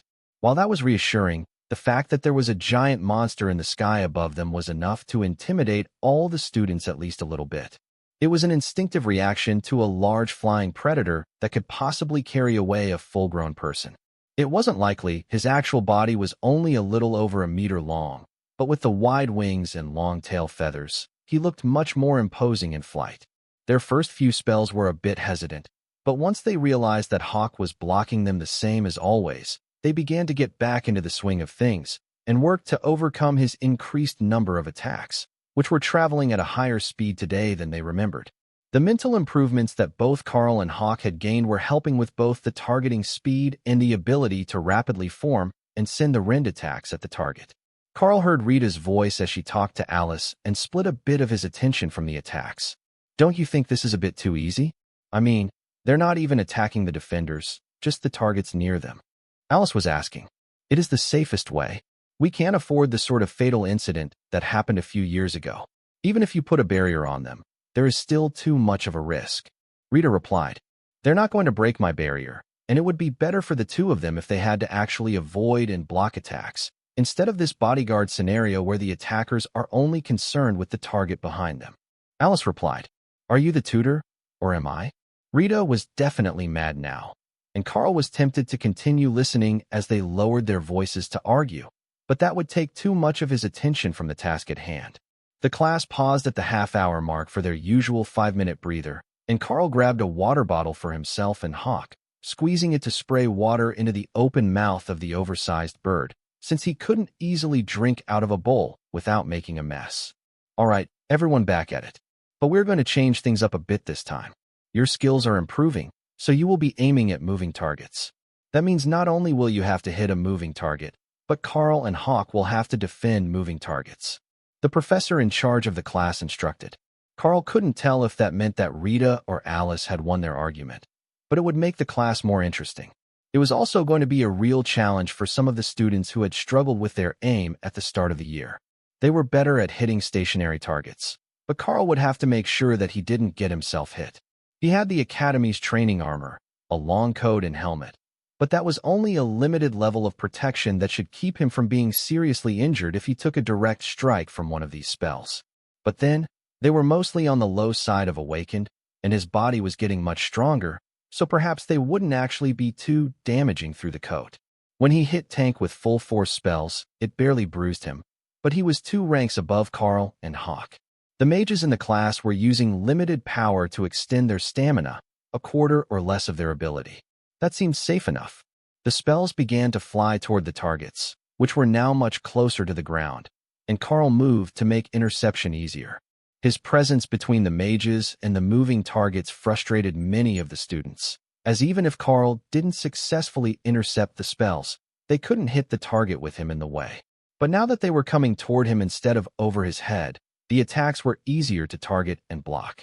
The vertical axis was nearly removed as a factor, and attacking straight forward would hit many more spells if he used a wide arc or the net technique of overlapping rend attacks. But that also put the mages in the line of fire, so he had to be careful about his range so that the abilities dissipated before they reached the attackers. They weren't wearing armor, and asking the teacher to constantly intercept his counterattacks would probably put the older mage in a bad mood. Now, that's much better. See how much more combat effective this is. Alice was asking Rita, letting Karl know that she had won that round of their exchange, at least for the most part. The mages were still attacking targets behind him, but they were at least throwing spells in his direction, as the mage from the Bureau of Elite Development had wanted. Karl tore a wide arc in the air, using full power, and stopped a dozen spells at once before the 4 streaks were finally dissipated and the air between the 2 groups was clear. Damn it, they really increased the difficulty level, didn't they? We're all attacking at the same height, so he can burn energy to intercept us all at once. One of the mages realized. But that burns his stamina as well, so he won't be able to do it all the time. He's just blocking the ones that are most likely to hit himself or the target. Everyone who messed up their aim might have a chance if you can bring it back on target once you're past him. One of the others commented, but they had forgotten that Hawk was in the sky above them, attacking downward, so he could still hit the attacks that tried to correct their trajectory when they were past Karl. I told you that they had real promise. You didn't need to get involved so quickly. Karl heard Rita mutter as the class was ending, while Alice smiled back at her. The 2 elites were like oil and water. They both wanted the same thing, but they had very different ideas about how it should be done, and they simply seemed incompatible with each other. No matter what the goal was, Karl could see that they would have a hard time getting along. After the break for lunch, with both Rita and Alice eating in tense silence at his table and scaring the other students away, it was time to go to the mixed martial arts class for his physical training. Tank was back again, ready to continue his lesson, while Daniel, Alice's partner, was sitting on a blanket at the edge of the training ground, waiting for the others to arrive. Come on over and get comfortable. Good to see you again, Rita. He greeted them, then waved at Karl and gestured for him to join the class as usual. Karl wasn't the only one who could tell that Rita was annoyed at this point, but there wasn't much that she could do. There was no rule stating that the people from the government couldn't come sit and watch the class, and they weren't interfering with anything but Rita's development plans, which was within their operational authority, Karl assumed. Karl, you will be training with Tank today, while everyone else trains what they learned. Sorry about your luck, but you're the odd one out, and Sergeant Rita is busy at the moment. The professor informed him with a smirk. Sergeant Rita would much rather be training than busy, Karl was sure. But Tank turned out to be an excellent combat instructor, with a profound understanding of both martial arts and armed combat. Today, the big man had a wooden training sword in his hands, while Karl wore the training gauntlets that he had obtained from the train. Those should be good enough to block, but be aware that my strength is far above yours, so you don't want to try to overpower my attacks. Just deflect them so you can counterattack. If you can do it with your abilities, that's even better. Just keep the power level down so that you don't chop through the training weapon. After some time, You will be used to the sparring limitations, but it is best to err on the side of caution for now. Tank explained. All right, are we having Hawk rest for the afternoon? Karl asked. For today, yes. He got his training in the morning, and a growing beast needs a lot of food and sleep. But he will be watching, so you can consider this a theory lesson for him. For now, the two of you can fight together, but once his power level goes up, it is unlikely that your body will be able to keep up. Not many classes can claim the physique of even the more fragile magical beasts. He explained. So my job in the future is what? To train the beasts about combat and let them go at it. Karl asked as they exchanged blows. Dunno, that's above my pay grade. But I would assume that for a class that focuses on monsters, making them stronger and teaching them all the things that they wouldn't naturally know will be a big part of your job. How many Windspeed Hawks are familiar with martial arts? How many of them even understand the intricacies of various magic spells? It might not seem like much, but your hawk already has a massive advantage over other beasts. Tank emphasized the word beasts with a chop of his sword that Karl barely deflected as he spun out of the way. It was easier to start an attack from the side or the back of the berserker, as he would be facing Karl before it was finished, and the extra time would allow Karl to prepare a defense that would allow him to keep moving. Hawk was impressed with the huge man's understanding of animals. As a Windspeed Hawk, there were numerous things that he didn't know at birth. Normal hawks would have to survive their first learning experience to begin to understand things like mage attacks, but he had gotten to practice dealing with them every morning. Plus, the berserker man advocated for naps and food, so he was definitely wise. By the time that they finished, Karl was exhausted, and even Tank had broken a sweat, which impressed the other students far more than Karl thought that it should. Sure, he was a monster in combat, but he was also still vaguely human, so a 3-hour training session of that intensity was sure to work him at least a little. Karl might not be as powerful, but he was fast enough to keep the berserker moving, a technique that Tank advocated for, as most of the berserker-type opponents would have a time limit. Enraged magical beasts usually burned through their energy reserves at an incredible rate, so if you could hold out for 5 or 10 minutes, they would exhaust themselves. Even most of the drug-induced berserker states wouldn't last more than half an hour before the user would crash and be left in a far worse state than when they started. For that reason, they would go all out while they could. They knew that they had to win within the time limit, and they would get desperate as it got close. So, the agility-type fighters could string them along and wear them out, then finish them off once they crashed. Cardio was incredibly important for agility fighters who couldn't always finish a fight with a single strike. All right, that's it for the day. See you all tomorrow. The instructor called, and the group began to disperse back to the showers, or to their rooms to shower and change there. Karl was one who preferred to shower and change immediately, which left Rita and the pair from the Bureau of Elite Development waiting for him to come back out of the crowded locker room in the small building beside the training field. Do they always hold this class outdoors? Daniel asked. Rita nodded. Unless the weather is bad. The grass is softer than the gym floor, and the mats aren't a realistic footing scenario. Most of their fights will be outdoors, so it's better to train in the field than on the hardwood. Understandable. All right, I think that we learned what we needed today. I will see you both tomorrow. Daniel agreed, then waved as he left, with Rita glowering at his back. It looked like being up at the crack of dawn was going to become a regular thing, Karl decided, as Sergeant Rita and Jill were at his door first thing the next morning. Rita had a book with her on monster biology, but this one was different. It focused on the innate skills of various monster skills, instead of just giving an overview of the species. It was written from the perspective of a researcher who was trying to develop more ways to strengthen the skills of the elites with similar abilities, and for Karl, it was much easier to understand than the vague descriptions in most of the other textbooks. By the end of the week, the Bureau of Elite Development will probably have a plan to bring you before other juvenile monsters, either newborn or still in eggs, for the avian and reptile species. I don't know what they will find you, or if they'll even give you options other than the ones they prepared, but now that they're convinced that you can bond a second pet, they are determined to try. What you need to do is understand the skills that they have so that you can build a proper team out of your tame monsters. You can focus on a specific skill set, like stealth and scouting, or a generalized combat team that can take on most threats, but you don't have much time to make the decision before the next step happens. She explained. They were seated at a table in the cafeteria, which was still almost empty so early in the morning, but that gave him nearly 2 hours to go over the various species in the book before he needed to get to his first class. These tortoises, exactly how large do they get? I think that the text is incorrect. Karl asked. Rita looked at the book and shook her head. No, that's right. They grow between 18 and 25 meters long. They're a saltwater species, but they can happily live nearly anywhere. If all your pets grow as fast as hawk, I wouldn't recommend that option if you were given it. There aren't many situations where you will have room for a 20-meter-long turtle. It's too wide to even fit down most city streets without damaging the buildings on either side. The thought made Karl laugh. A massive roadblock of armored shell, just blocking an entire roadway to prevent a target from fleeing. Then there was the demon croc. Technically, they were an alligator, but at an equally impressive 25 meters long and able to run at over 100 kilometers an hour in short spurts. Karl imagined that the shape of its snout was the least of anyone's concerns when meeting it. Then there was the red gold panda. At a maximum height of 20 centimeters high, it was adorable, but its innate skill was vampirism.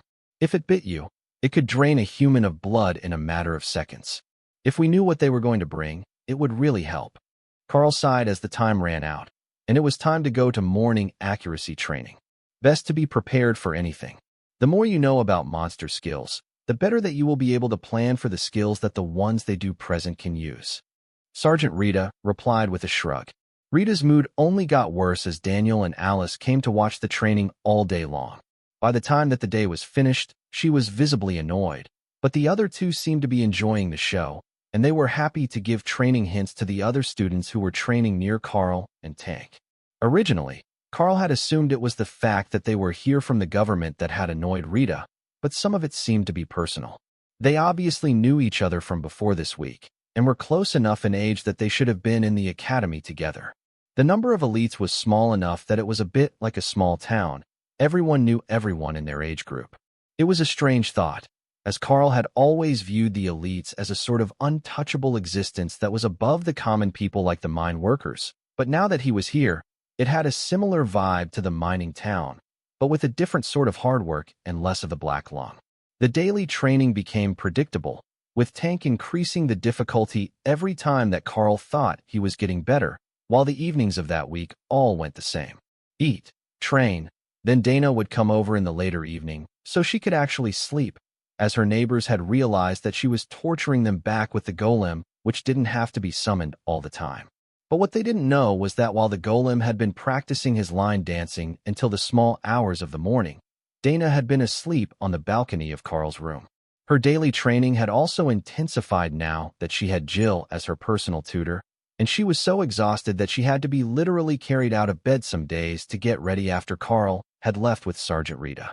Unlike Karl, who just hurt everywhere from physical training, her mind was completely frazzled from the requirements of her mana expansion training, leaving her feeling sleep-deprived even in the middle of the afternoon. Perhaps that was what the colonel had meant when she said that Sergeant Rita went easy on him. He hurt everywhere, even in places he didn't know could hurt, but he was still functional, and it was clear that Dana wasn't going to make it much longer at this rate when the Saturday training session rolled around, and Colonel Valerie was the one that met them at the door in the morning after breakfast. "Good morning, Colonel. We are ready to go." Karl greeted her at the door, then winced as she patted him on the shoulder in greeting. Dana was awake, but in a daze, not in any shape to be vocal, so Karl was doing the speaking for the both of them. Colonel Valerie seemed to recognize that, and she didn't push for more speech out of them as she led them to the car and back to the same training warehouse from a week ago. The teams all smiled as they saw the two bedraggled students stumble in, leaning on each other to remain upright. Karl, because he could barely walk, and Dana because she was half asleep. Well, they made it through Hell Week, but I'm not sure if they're in any shape to make it through one more day of training to make it to the day off. One of the mages laughed. Alice, the dark-haired mage that watched Karl's training every day, smirked at him and gestured toward the pair. "Try them. I think you will find that they're in better shape than they look," she suggested. The teams moved closer to begin an attack routine, and the two students responded in unison. Dana summoned a golem and Karl called Hawk out, letting the giant bird fly freely around the warehouse. Colonel Valerie gave a rueful chuckle, and the team members backed away with a smile. Well, that might not be the ingrained response we were hoping for, but it works, I guess. One of the warriors agreed. I can still fight, just not as energetically as usual, unless you've got some painkillers. I swear that my bruises have bruises right now. Karl replied. Good thing that you can fight a ranged battle, then. Should we wake Dana up and get this started? The man asked. Dana didn't open her eyes as she answered. I'm awake. What's our first activity? This week is not as bad as last week. We want to see how the two of you work together to defend a spot in the middle of the warehouse against multiple attackers. But we will have to call Hawk back, because there isn't enough terrain set up to sneak up with him hanging out in the rafters. One of the warriors explained as he began to equip a set of training armor. The helmet had a face shield and a neck protector, giving the attacking team full coverage as well as the shielding from their mages, so they shouldn't get hurt no matter what Karl and Dana did to them. But in the eyes of the attacking team, there wasn't much they were likely to do in that state. This was an essential part of the first week's training, learning to function on limited sleep and while exhausted. It wasn't as severe as the military put the regular soldiers through, at least not in the physical sense, but the students were also younger, and the mental exhaustion was undoubtedly just as great. Alice led Karl and Dana to the center of the impromptu maze, while a group of the warriors scattered through the crates that made up an approximation of either narrow alleys or an office building's maze of walls. Karl wasn't sure which it was meant to be, as he hadn't personally seen either, but it was going to make it easy for them to get close before they were detected. Karl's eyes were much better than human, but his hearing hadn't changed much, nor had his other senses, but his eyes could only see for a few meters around them. Set the golem to guard this spot, and I will set up traps. Then you start spreading fog, but in random banks around us. It doesn't have to encompass our position. Karl whispered. The random fog banks might confuse the attackers, and Karl would set traps using rend, as they had taught him last week. They didn't have much time, as the warehouse was not a huge place, but Karl worked quickly to get traps set up on most of the routes into the center by putting them just into his line of sight. There were a few routes behind him that he couldn't keep visible, so the golem would guard those approaches, and that would have to be enough warning for them. The team approached silently, for the most part. The sound of someone bumping into a wall in the fog alerted Karl to their approach, but he couldn't be certain if it was an accident or a deliberate distraction. Then there was another from off to his left, and a sharp intake of breath as the warrior stopped short just before he would have run into the trap. Karl carefully added one more trap, down by the ankles and a half step further than the first, which was at chest height in the fog. There was a full second of silence as the warrior checked the trap in the dense fog, and then a crash as he ducked under it and hit the second line, falling out into the open only a few steps from the central area Karl was guarding. Karl sent a shred attack his way, and the warrior raised his hands as the attack slammed into his helmet. That should be the signal for out, because after that, he lay on the ground and played dead. There was another footstep and a soft chuckle from behind him, as the next man in line assumed that Karl had gotten the drop on him, then a loud cuss as he stepped on the trap line and retreated around the corner. That made the others much more careful, and Karl nearly missed the next one until the golem surged forward to attack down a corridor. It was going to pursue the target, but Dana called it back to them, waiting to see what the warriors would do, and smart enough not to let the golem out of her sight, where they could trick the simple reactions of the automaton. A few seconds later, they came all at once, making Karl and Dana both lash out with spells as fast as they could for the next few seconds as the warriors dodged and parried, until they found blades at their necks, marking the end of the defense. Not bad. We have one chased off by the golem, 3 down by traps, and 4 more downed in the final rush. Now, grab an energy drink and something to eat. We're going to go over some more effective defensive measures using the skills that you both have. Colonel Valerie congratulated them with a nod of appreciation for their effort. That was the best praise that they had managed to get out of her yet, and Karl was sure that it was a good sign that she was warming up to them a little bit. Karl sat down with the warriors, one of whom was still nursing a sore foot with his boot off. As you can see, the most effective strategy against many targets is actually the feet and legs. They're not as protected, and while the target will be careful what they step on, that also means they will be hesitant to approach you. Daniel explained, taking on the role of the spokesman after having watched Karl in his regular classes for a week. That makes sense. The boot has to have some feeling, or you won't be able to walk as smoothly, but that also means that the armor is limited. I wasn't expecting someone to actually step on the tripwire, though. Karl agreed. That made the other warriors chuckle. Thin wires in the fog is a great combination technique, and it was what we were initially planning to suggest. There are only so many different ways to use rend, but if you treat it like wire, then you should be able to make a number of quality traps, as well as set up ambushes. Our discussion today will be less about new ways to use your technique and what we should be finding you for a second pet attempt. If you had someone who could fight at your side in that situation, like the golem, you would have increased your potential defenses by a lot, and it might have been enough to deal with all the attackers. The official position is that we should have you try with more newborns or eggs, as that was how Hawk started. If you try to bond a larger, aggressive monster, there is a strong possibility that it would remain hostile to you and waste your talent until it is put down. There is also the chance that a lost pet might not be able to be replaced. The classes that can summon a familiar or helper pet are like that. Once it's gone, it is gone and they can't do it again. Your class is unique, and you can bond with actual monsters, not use magic to summon a mouse or cat-level common animal. Plus, you can bring them into that space in your mind that nobody knows the limitations of. But that is why we are being cautious. There is a lot of potential there, and we don't want to make a fatal error. Daniel explained. Karl nodded slowly. The explanation made sense, but the space felt more like it was a nest, a home for whatever lived there. It didn't stop existing when Hawk was outside, and the second space was just sitting empty, waiting for Karl to build a nest for something else. All right, what did you have in mind? Is there like some strategic reserve of monster babies for study or something? Karl asked. The team laughed and shook their heads. No, what we're going to do is go for a little adventure. There are a few tame species of monsters that the scientists study, but those aren't what we need for an elite that cultivates combat pets. Instead, we're going to head to the southern plains and go find you a proper monster. The place is infested with them, and they're all brutal killers. They have to be to survive there among their own kind. So, the initial plan is to drive around until you find one that feels promising to your class, then hunt it. We have surveillance, and we've marked nearly 100 nests and infant monsters, so there is a good chance that we can find what you need. Look at the hawk. He started out as an egg in the kitchen, and now he's one of the largest birds of prey that I have ever seen. Most birds his size, even the monstrous ones, are flightless, but his body is light and powerful despite his size. If another pet went through a similar advancement, we could be looking at a whole new strain of monster that is more deadly than any other on its level.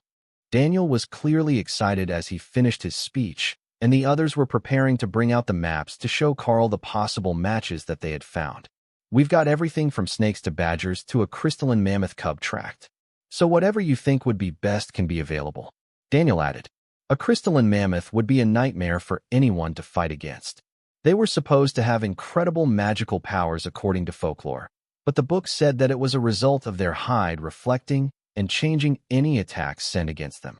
Plus, they stood over 5 meters tall and could crush armored cars with just their feet. Having one would be cool, but feeding one could be much more difficult than keeping Hawk happy. One of the others gestured to spots on a map they unrolled. We have also prepared for the possibility that your skills only allow you to bond with birds. So there are 6 different powerful potential avian partners who have eggs in their nests. Now, actually getting the eggs won't be easy, but that's why we're here. We will send 2 teams with you to gather the new pet, and then we will impose a full blackout on the information so that it doesn't leak out until you are ready for others to know. If it is a baby, you will need time to help it grow, and nobody wants everyone to know their true power if they have the chance to hold a secret skill back for emergencies. Daniel smiled at Karl's hesitation. We're all on the same team, but we're all competing for the best jobs, the next promotion, that special chance that will give us something that we want. Having a little something in reserve can help impress people at just the right moment. Karl smiled at the warriors as he understood the logic. All right, when do we leave? Now? I will go get Alice, and we will take Jody and Anise as well, so that Dave and Jill can stay to watch over Dana as she recovers. They will likely spend the night here, resting and practicing through the off day. The academy is too loud to really focus, so having a night to just sit in silence should be appreciated. Daniel explained. Jody was the stereotypical blonde, handsome ladies' man, while Anise was a short but muscular ginger woman, and both were among the military half of the Bureau of Elite Development Agents. That seemed to be a deliberate choice by Daniel as he led them all to a military vehicle which was far better suited to off-road use than the car that they had taken from the academy. "How long will it take us to get there?" Karl asked as they got in the truck. "Not long. We're close to the region that we want to start the search in, so we will drive a few hours and stop at a way station for the night. It would be better to search for the targets when we're all fresh and rested. Mistakes happen in the dark, and I despise writing incident reports." Daniel replied with a teasing smile. They didn't wait for any long goodbyes. They just headed out and followed the highway south, intending to make their destination in time for dinner.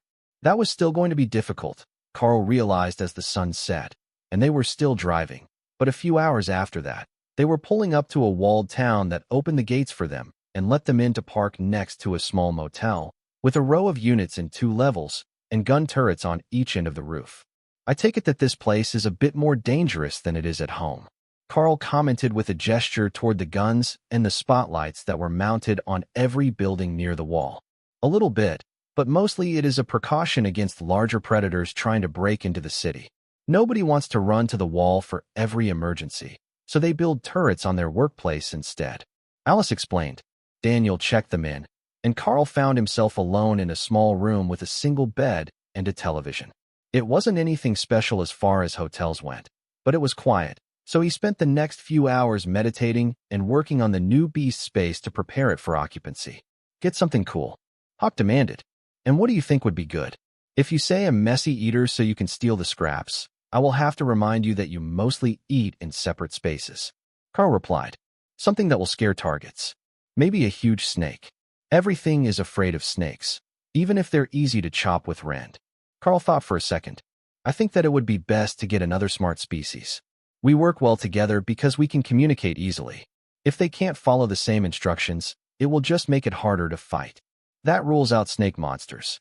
They're dangerous, but not intelligent. What about a warbear? They're smart. We should get a warbear." They were also 7 meters tall when standing on all 4 feet, covered in heavy natural armor and infamously ill-tempered, peak overlord rank monsters. A warbear would take on anything without fear, from a juvenile dragon to a main battle tank. "I don't think we will be in a mood to celebrate if Mama Warbear finds us trying to steal her cub," Karl reminded Hawk. The Windspeed Hawk and the Warbear actually got along well, as the Hawks liked to chirp for assistance when they wanted a partner to take down prey, and the Warbear would happily kill anything that walked on its territory. But it didn't consider birds a threat, as they stayed off the ground unless they were hunting, and they were smart enough not to hunt anything that the warbear liked to eat. Karl drifted off to sleep a few hours later and woke up to the sound of a warning siren. He quickly threw on his uniform and got up to see what was going on. As an elite at the awakened rank, it was part of his duty to respond to these sorts of emergencies, even if the town was prepared. They had the 4 escorts from the Bureau as well, so he wouldn't be in any real danger. But if it was a monster attack, there was a chance that it might lead him to an opportunity to find his second partner. As soon as he stepped out the door, there was a man in a police officer's uniform pointing at him. "You're an elite, right? Ranged or melee?" The policeman shouted. "Either. Where do you need me?" Karl asked. "On the wall. It's a locust swarm." The officer was obviously panicking, and Karl wondered why a bunch of tiny insects were causing so much panic to people other than the farmers. Jody and Daniel were outside a few seconds behind him, while Alice and Anise were up in the tower on top of the hotel and were already preparing to start casting spells. "Hawk, stay inside. They're shooting at anything that moves," Karl warned his partner, then ran to the wall a few meters from the hotel. The swarm was hundreds of meters wide, and behind them, there was nothing. Not branches or grass. Nothing but bare dirt and locust droppings. That explained why the villagers were terrified of these things, and they were much larger than Karl had read about in the book. These were a common grade monster species, and larger than his forearm, instead of the size of his finger. Nothing was trying to eat the locusts, as Karl had expected of this insect buffet, and he quickly realized why. Everyone that the local shot was instantly devoured by those around it, leaving nothing behind. With that sort of cannibalistic instinct, not even Hawk would want to attack and have most of his food stolen before he could retrieve it. Karl shook himself out of his reverie and sent a constantly widening set of rend attacks into the front of the locust swarm, tearing dozens apart with each of the 4 attacks. That wasn't even close to enough firepower to slow the tide, but the power consumption was low, and Karl was throwing them out twice per second. The mages were the ones that made the first real change in the tightly packed ranks of the swarm, by using fireballs to burn huge holes in the pack that quickly filled with other locusts eating the bodies and caused the front line to waver as the insects were distracted by the prospect of food left behind. That made for an even more densely packed group, and Karl changed to creating a net with 2 rend attacks and stretched it into a thin wire, which took a bit more power, but which tore apart a large patch of the locusts. The more of them that were destroyed at once, the slower their progress got, buying time for the locals and their guns to get in position and begin defending their homes. The buildings would likely hold up against the swarm, Karl assumed, but the gardens and everything else would not. The land would be left completely barren after the swarm passed, and they would have to start over from nothing. "Welcome to the South." A man with a rifle and a cart full of equipment greeted Karl as he made it up the ramp. "Quite the morning. What do you have there?" Karl replied as he continued to attack. "Automated flamethrower turret. If we have to retreat to the bunkers, they will burn most everything that tries to get into the town. Bloody locusts will even eat the metal when they get close. Not much else you can do." Karl kept up the low-power attacks as the locust swarm began to dwindle under the combined firepower of the town and the efforts of the elites. Jody and Daniel were currently using rifles, as they were close combatants, but they were highly skilled with them, and every shot counted against the pure numbers of locusts. "How long can you keep that up?" the man beside Karl asked as another fence of 4 rend attacks tore apart the front lines of the swarm. "Long enough. They're going to be here before I'm worn out," Karl replied. "Perhaps not, lad. Just wait. Once they're close enough, we will start with the explosives, and that should thin them out quick, fast, and in a hurry." The man informed him with a smile. The first explosives were a line of landmines that the swarm set off, tearing apart the entire front line of insects, and then the one behind it as they reached the second row of mines. That was over a quarter of the insects in a few seconds, but they were leaping into the air now, flying over the minefield. That made them easier targets for Rand, as now they were right at Karl's eye level, and the attack would tear through multiple ranks of them before dissipating. Then the city's police force began firing grenade launchers into the swarm, hitting some in the air and others on the ground. The rifles were having a harder time against the flying insects, but Karl and the mages were not. The exploding magical fireballs and crimson streaks of energy were stopping everything that the grenades didn't, and the flying portion of the swarm began to descend in order to eat the bodies. That set off more of the landmines, and the number of attackers began to fall to the point that they hardly seemed like a threat anymore. But even a few could run amok through the town, and each of them could kill a human, then use the body as nutrients for more locust eggs. Karl began to sweat with exertion, and Hawk was pushing to come out and assist, even if he was standing beside Karl on the wall. "It's all right, buddy. We're almost done here. One more minute and they'll be all gone. Then whatever cleanup the town does can start," Karl replied, placating the bird for a moment as he slowed his attacks to avoid overtaxing his stamina. The locusts made a field of green blood and body bits in the distance when the alarm finally sounded again, marking the official end of the battle and the start of the cleanup effort, which would ensure there were no survivors or viable eggs left behind. "Thank you, Elite. Might I know your name?" the man beside Karl asked politely. "Karl, awakened rank student at the academy," he replied, and the man chuckled. "I must say I'm a bit jealous. You did an impressive job here today. Your skills are well suited to town defense against the swarms of weaker monsters. Come back again sometime, and drinks will be on us." Daniel laughed as he came over to the pair. "No getting the students drunk so young." He reprimanded the local. "Bah, you city folk are too uptight. Out here in the sticks, we start drinking beer with breakfast as soon as we can walk." Karl chuckled. That was because the water was no good, so you had to filter it, and beer came ready to drink. His own family had done the same thing, though they thinned the cheap beer with the more expensive drinking water for the kids. Still, we're headed out into the long grass, so no drinking this morning, even if the beer is free with breakfast. Daniel cautioned Karl with a frown. "Got it, boss. No drinking before we go monster hunting." It took a few minutes before things had calmed down enough that the staff returned to the restaurant next to the motel, but there was hot coffee in the pots, and the four agents were happy with that until the cook returned to take their orders. Alice was the first to address their plans for the day. As we've all been vividly reminded, the South is not a safe area, and it belongs more to the monsters than the people. So, we will have to watch every move that we make as we travel further from civilization. The first spot that I want to stop is here, by the river.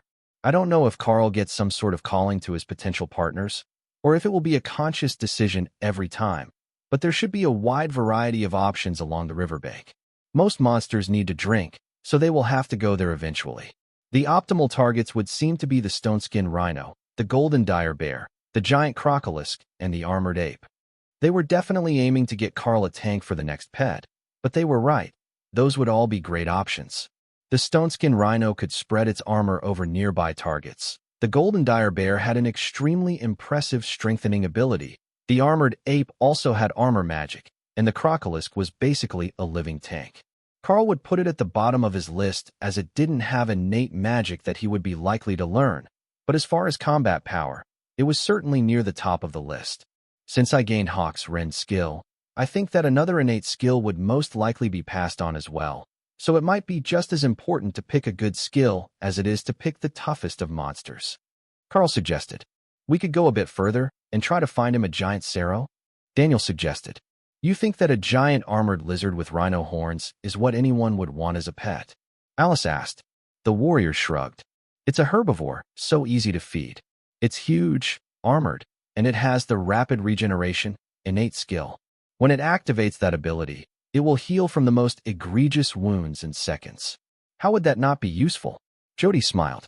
I just think it will be amusing to see someone try to fight an ancient lizard the size of a small elephant. Karl had never heard of such a creature, but it sounded terrifying. Their drive took them out of the grassland and down a road that led through a marshy area where the crocolisk could be found. There were other magical beasts in the area, ones that hadn't been flagged as the most likely ones to build a strong team with Hawk, and some of them were not shy about being around the roadway when they passed. For example, a large antlered animal roughly the size of their truck, with long legs and a thick neck that promised those broad antlers weren't just for show. What exactly is that? Karl muttered as they passed it by. Southern moose. They're not a magical beast, but most of the common grade beasts won't mess with them. Alice replied. That was understandable. The beast was massive. Up ahead, they spotted a few smaller magical creatures, and the others watched Karl carefully to see if he had any sort of response to them. But Karl was just in wonder at all the scenery, unlike anything he had ever seen before. First up, there should be a stone-skin rhino nest around here somewhere. It is further back off the road, so we will have to walk in to find it. One team will come with you. The other will stay to guard the truck, so we don't have to walk home. Daniel informed him seriously. All right, let's go see what we can find. Karl agreed. According to the map, they would have to pass by a bit of the marsh, then they would be back at the river, and that was where they were likely to find the rhino nest, as well as many other predators. Stop. Don't leave the truck. It looks like we found one of our options early. Alice ordered, and Daniel abruptly, but silently, pulled his door closed again. Off in the trees, there was an enormous furry creature with a mottled pattern of golden spots through jet black fur. That should be the golden dire bear that they had informed him of, and it had a small cub with it. The problem was that they were together, and the mother was paying close attention to her young cub, which meant they wouldn't be able to sneak up on it and see if Karl could bond it. The mother is commander rank, and she doesn't look impressed to see us here. How about we go a little further along? Jody suggested. Karl considered the options for a moment. The golden dire bear would be a good team member, especially as they grew so naturally powerful, but getting into a fight with one on the off chance that the cub would forgive him and work together seemed risky. We know where they are now. We can come back later, perhaps with some meat, and see if that puts her in a better mood. Daniel agreed, while Jody began to slowly drive until the bear decided that they were no longer a threat and went back to watching her cub. It's a bit further from the river, but up ahead here there are some survivors of the giant lizard breeds. There aren't many of them left, at least not outside the breeding farms in the west, but any of them should be a viable option. They're not dragons, but there are some drakes among them, and almost every species has some sort of innate skill. Jody explained as he turned down a dirt path. They drove for another 10 minutes, when Jody stopped the truck and pointed to the far side of a clearing where there was a large group of animals, roughly the same 2 meters tall as the golden dire bear had been on all 4 feet, but with thick scales and 3 horns on their wide heads, as the serum were described. They were happily munching plants with beaked mouths, which made Hawk happy, and they seemed to be non-aggressive and less threatened. Those are a subset of the serum. They're less than half the size of the ones we were looking for, and they lack the full extent of the healing ability, but they have a rather unique racial skill that you might like. These beasts can coat themselves in magical lightning. They use it both as armor and as a weapon when they charge. Jody explained, "There are eggs in the nests, and they're closer to us than to the beasts. Do you think that we should take a little trip out and see if we can get one to test?" Daniel asked. Karl agreed that they looked like they would be a suitable option, and they had heavy scales all over their body that looked impenetrable, as well as the 3 long horns and the armored head. "Let me. I will be in and out in seconds," Hawk suggested. "I will send Hawk." Karl informed the others, then opened the door a crack to call the bird out into the open. Hawk streaked through the trees, and as soon as he grabbed an egg, alerting the herd to a predator in their midst, Karl called him back into the beast space. He could feel the egg, the life form inside of it, and it had been pushed to the other space when Hawk entered his home, but it was not ready to hatch. There was something missing for Karl to form a bond with it. "I think it's a possibility, but I need to do something, and I'm not sure what," Karl informed the others, as Jody began driving again. Slowly, as if the bird had nothing to do with them. "Then we will keep looking. Place the egg here in the padded bag, and we will hold on to it in case it's the best option," Alice explained. In the taming space, Hawk shook his feathers, and something else moved to the secondary space. "Did you get something on you?" Karl asked curiously. "Not sure what happened," Hawk asked, unable to see the other space or its contents. "There is a tiny egg, like minuscule," Karl explained as he examined the egg. "There is another tiny egg there as well. I think that it was on Hawk when he came back. I'm not sure what it is yet," Karl informed the others. "Can you bring it out? Or is it too fragile to move easily?" Alice asked. "It looks very soft, not like a bird egg, but there is something alive in there for certain. I can feel it," Karl explained, then moved the egg to one of the padded bags. The others looked at it in horror, and Alice opened the door. "Get that thing out of here. That's a bloodbath spider egg." Karl looked down at the egg. The bloodbath spider was an urban legend. They were an invasive predator from a nation to the east, and survived entirely on blood, like a mosquito. But unlike the common mosquito, they grew to the size of a small car and had mandibles that could tear through steel to get to what they wanted. They were supposed to have been hunted to extinction, but it seemed that there were still some hiding out here in the wilderness.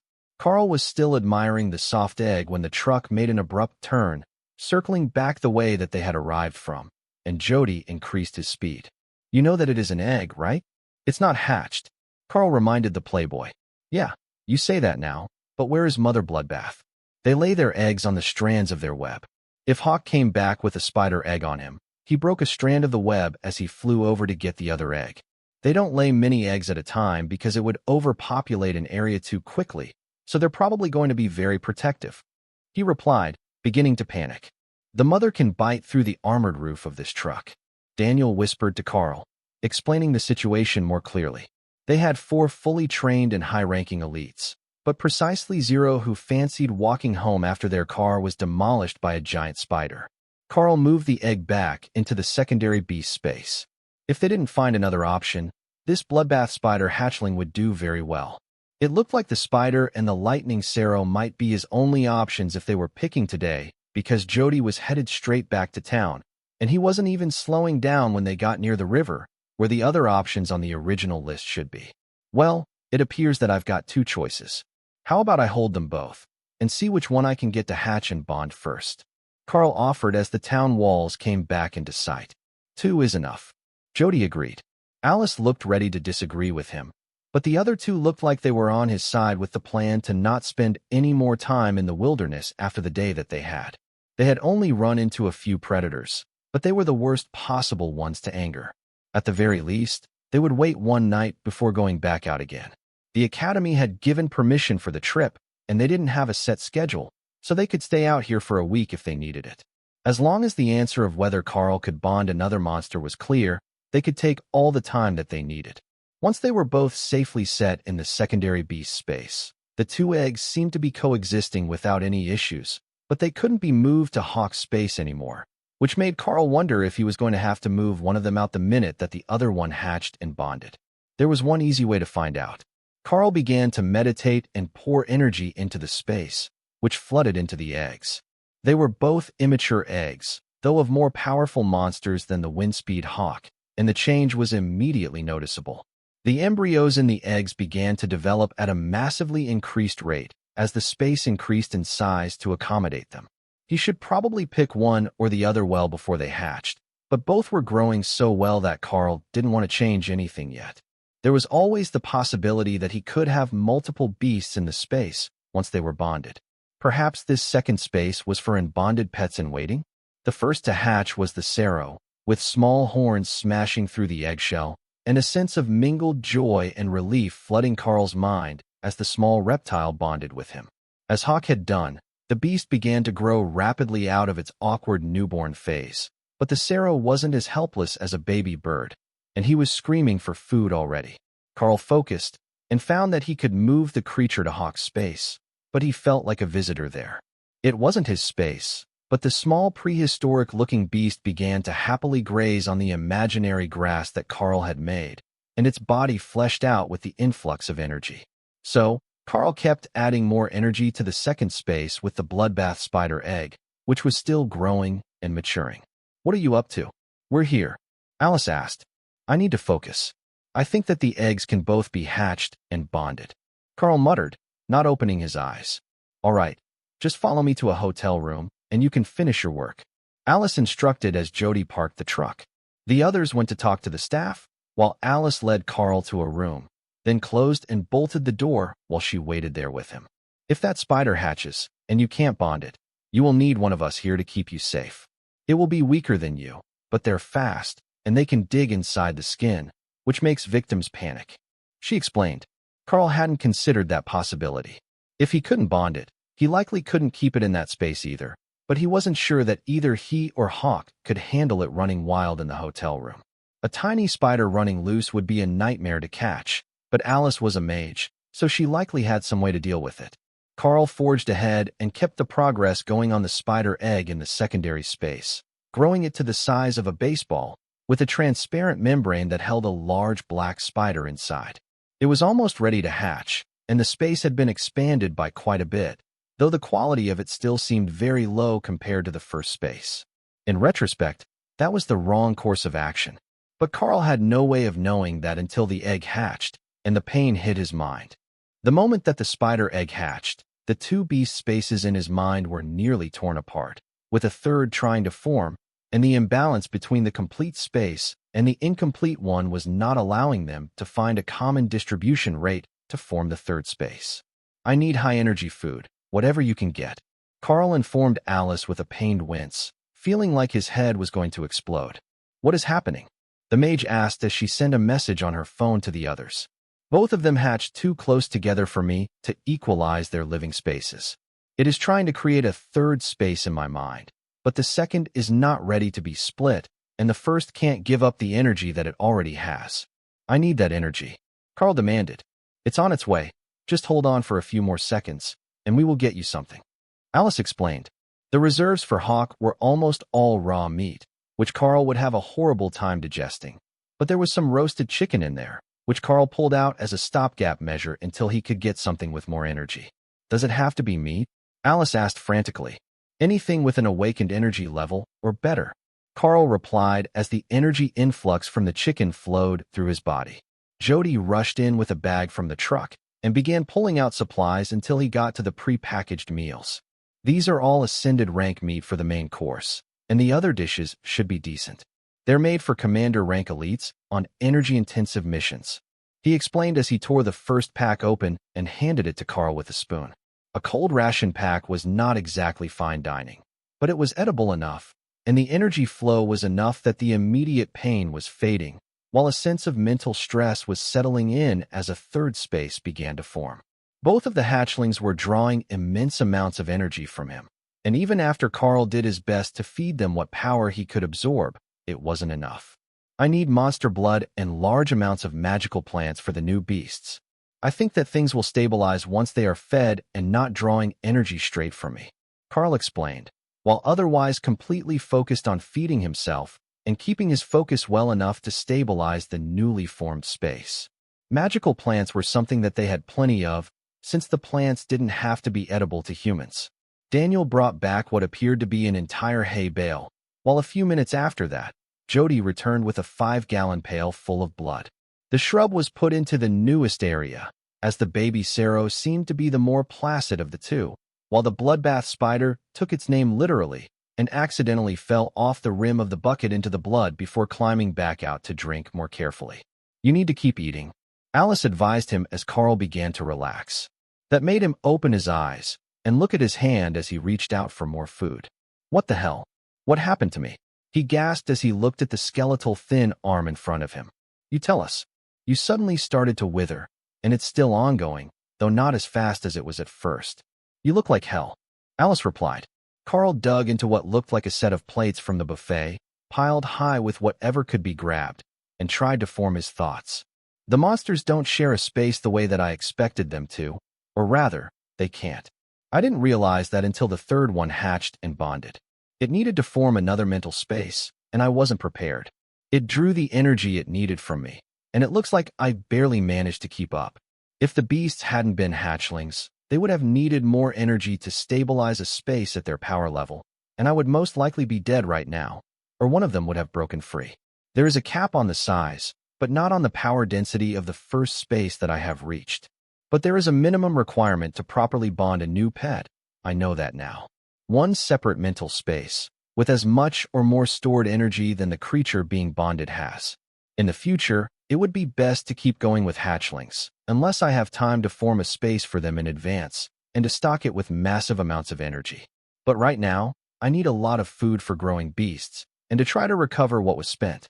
I don't even know how long that will take. Have any of you ever seen anything like this before? Karl explained. Jody frowned. I have, but it was the result of a hostile spell, not backlash from an ability. It looks like there are dangers to overextending yourself in this way. But are the two new beasts really stable? Karl inspected the beast spaces. Yes, they are stable, at least for now. They are going to need some time before they're ready to actually begin training, but they are stabilized.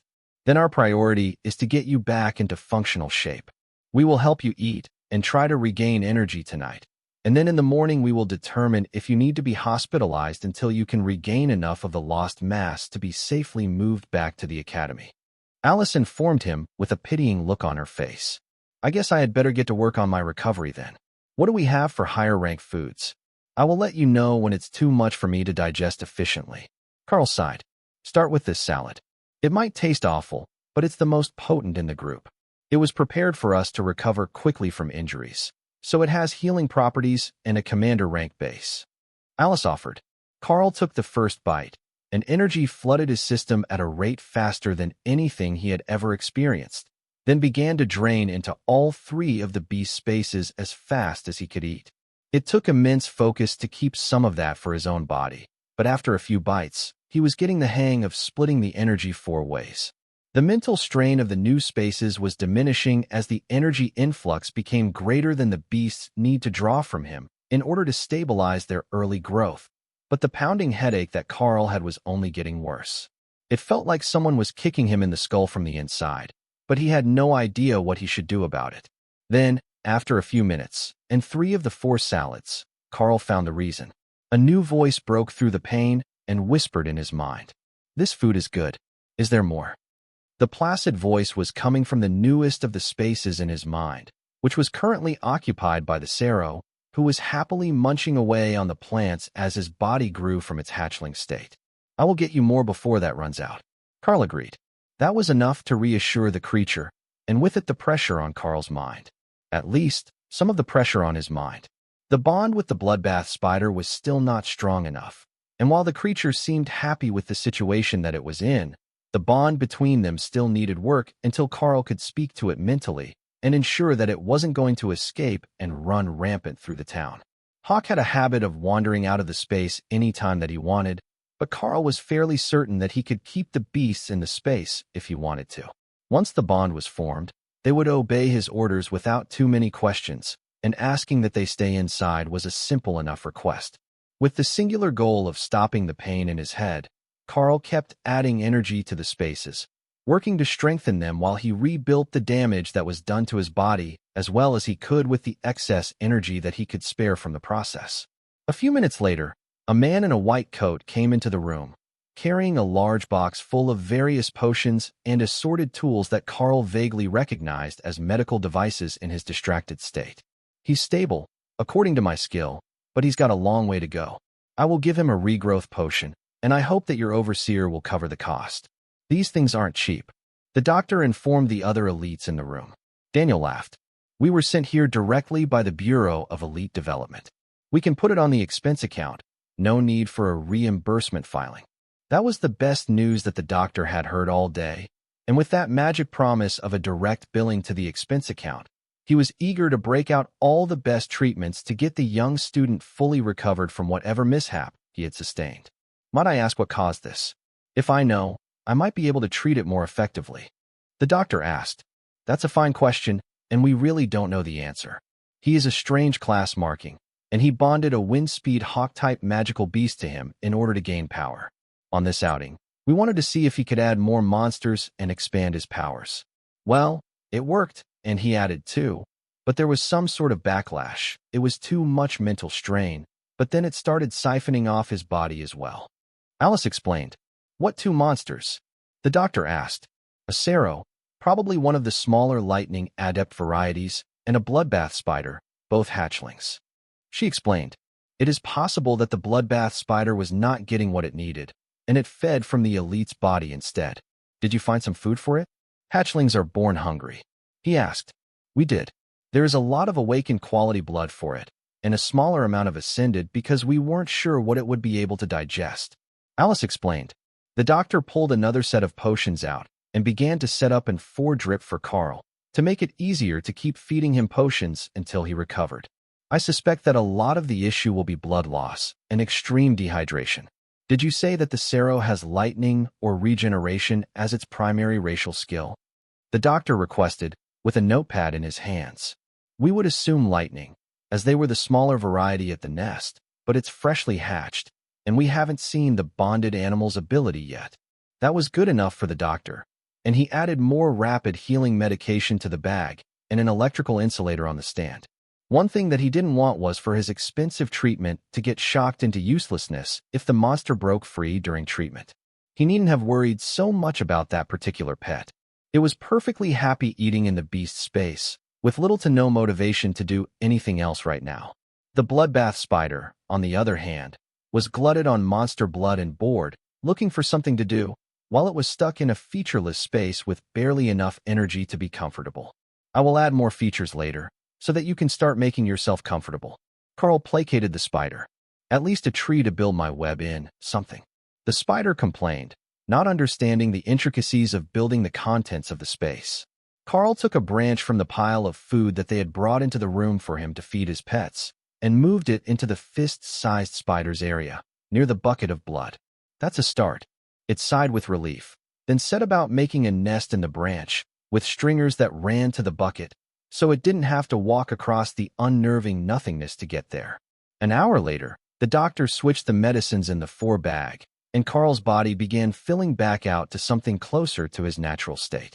It wasn't a full recovery, but the elites in the room were feeling a lot better about his chances of not only surviving this mishap, but coming out better for it. The 2 monsters that Karl had bonded would both grow up to be extremely powerful without any additional help. But the evidence showed that simply being bonded to Karl would help them grow to be smarter and stronger than usual in a much shorter time. Between the hawk, the armored body of the serum, and the bloodbath spider, they would form a combination that very few elites would be able to take down once they were fully grown. The bond grew as Karl stabilized the spaces all through the next day, and after a few glasses of straight monster blood, they were beginning to make progress on returning his body to its normal state. Currently, the feedback from the 2 new monsters wasn't great, and mostly it was them drawing from Karl and Hawk, who was also eating heavily to sustain the burden of their two rapidly growing hatchlings. But already Karl could feel that the demand was decreasing as they grew in power, and soon it would reverse, with them beginning to strengthen his awakened grade physique. The bloodbath spider in particular. It was born on the strong side of awakened rank, going by its physique, but nobody in the room really knew what its innate skill was. It could tear apart an armored car with its mandibles, and smoothly cut through monster flesh with the claws at the end of its legs, but pure power wasn't enough to explain its deadly reputation at its level. Just after lunch, the best sign that the bonds were normalizing appeared. The Sero, who insisted its name was Thor, after someone in the room had mentioned the mythical god of lightning, had settled in to sleep off a heavy meal, and Karl received a mental impression of a new power. Refreshing lightning. Create a lightning barrier around the caster that damages enemies and increases healing speed. Thor's lightning isn't just lightning. It is a magical effect that also slightly increases healing speed. I just gain access to it, but I don't dare use it in bed and hooked up to the floor. At least not the first time. Karl informed the others. Whoops of joy filled the small hotel room, and the weary elites began to celebrate the fact that there didn't seem to be any lingering damage to Karl's body from the mishap. Now, we just need to find out what the ability of the bloodbath spider is, and we're set. Alice cheered. Karl checked on the spider in his mind. It had gone from the size of a baseball to the size of a volleyball overnight, and it had consumed nearly a third of the bucket of blood that they had provided for it. But it was happily sleeping in the hammock it had made in the small branch it had been given, and wasn't ready to answer questions yet. Give it a bit longer.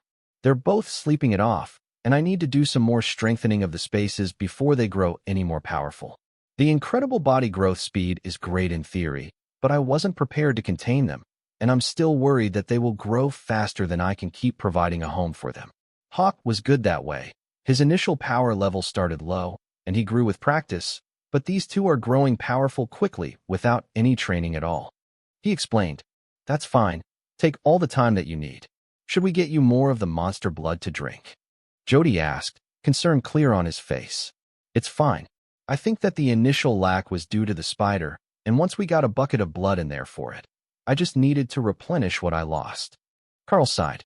That was completely unexpected, but they had gained valuable insights into the bonding process and the possible side effects of bonding to something beyond your level. The spider still hadn't made direct contact with his mind yet, though he could feel its curiosity about where it was and what Karl was. They were lone predators by nature and had only recently taken to protecting their young as their numbers dwindled. Before that, they were nomadic, and once they mated, the females would lay single eggs every few days as they traveled, spreading their clutch far and wide.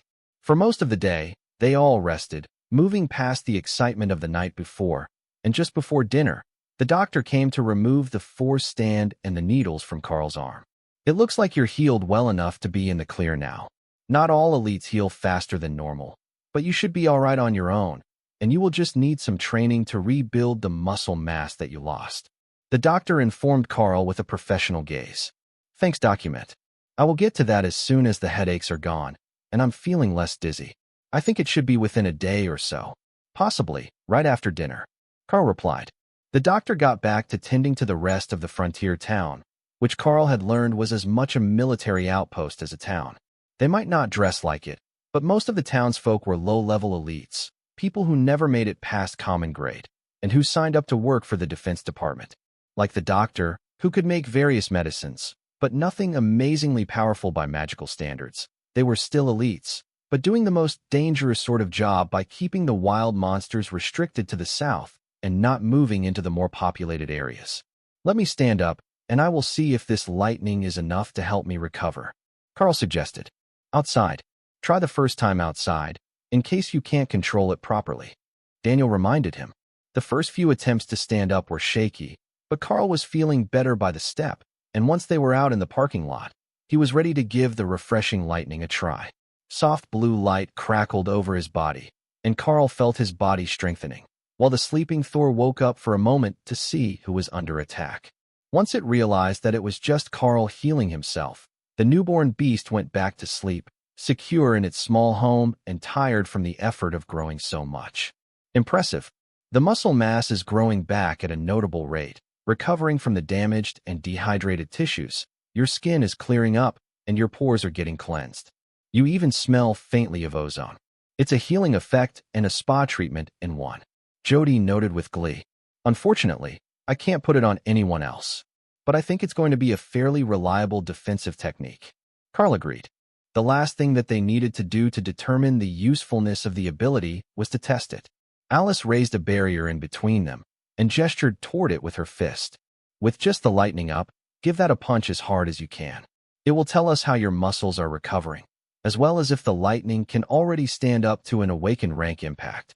If it can't, it will break around your fist when you hit the barrier. She explained. Karl snapped a fast punch at the barrier and frowned.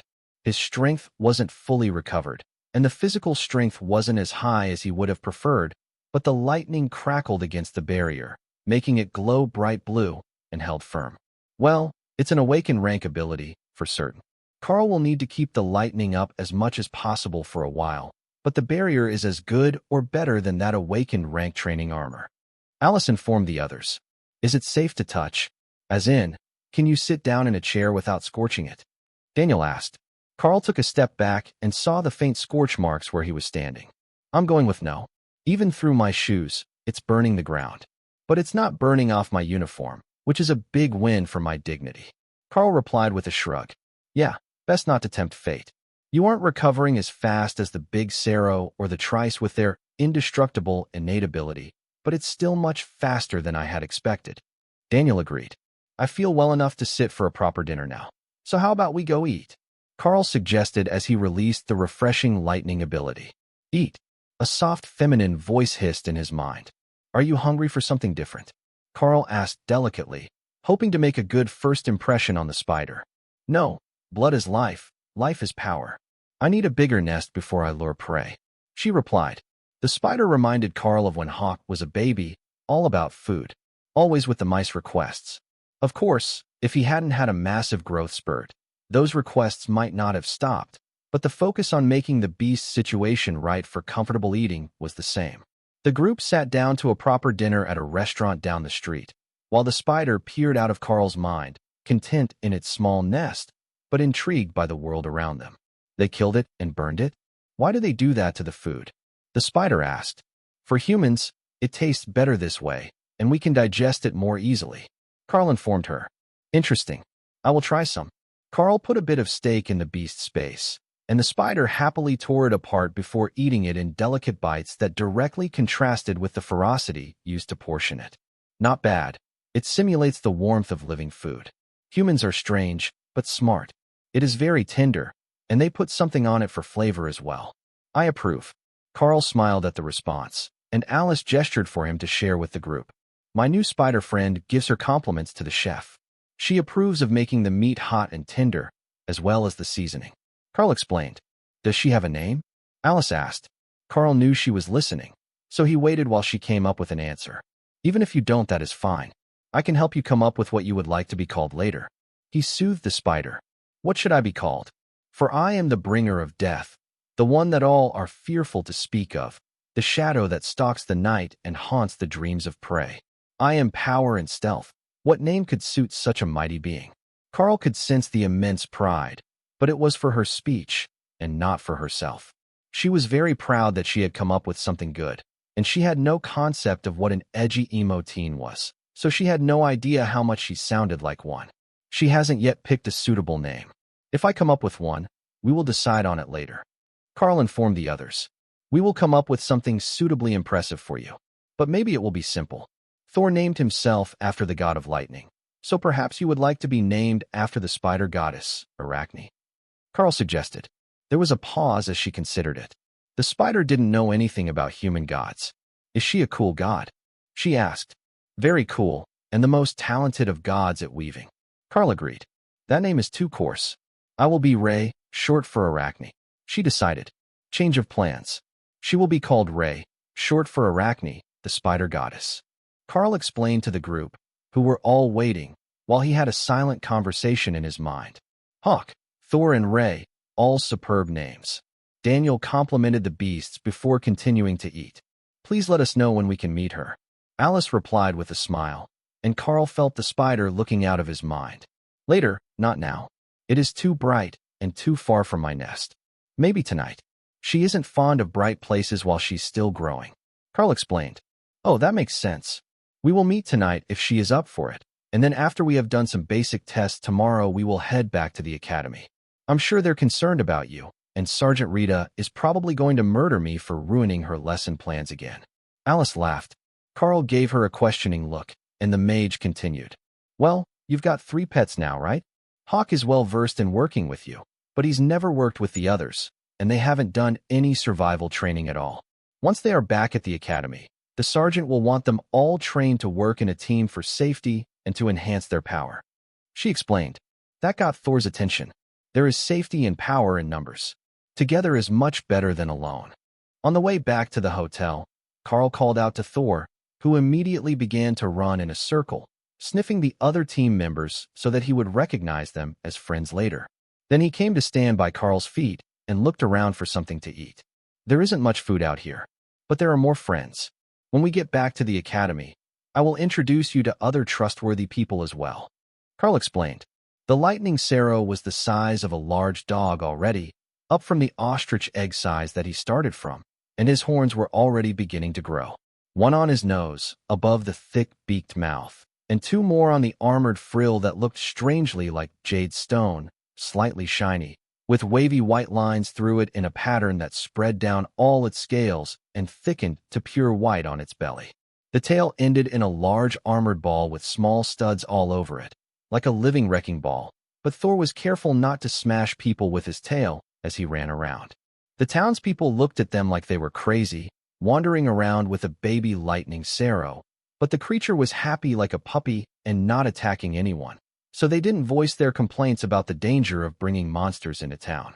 Humans don't get big, do they? Just wait. I will be big enough to take care of you soon. Thor informed him with certainty that made Hawk laugh. Karl hadn't realized that the beasts could hear each other when they talked to him, but Hawk certainly could hear Thor.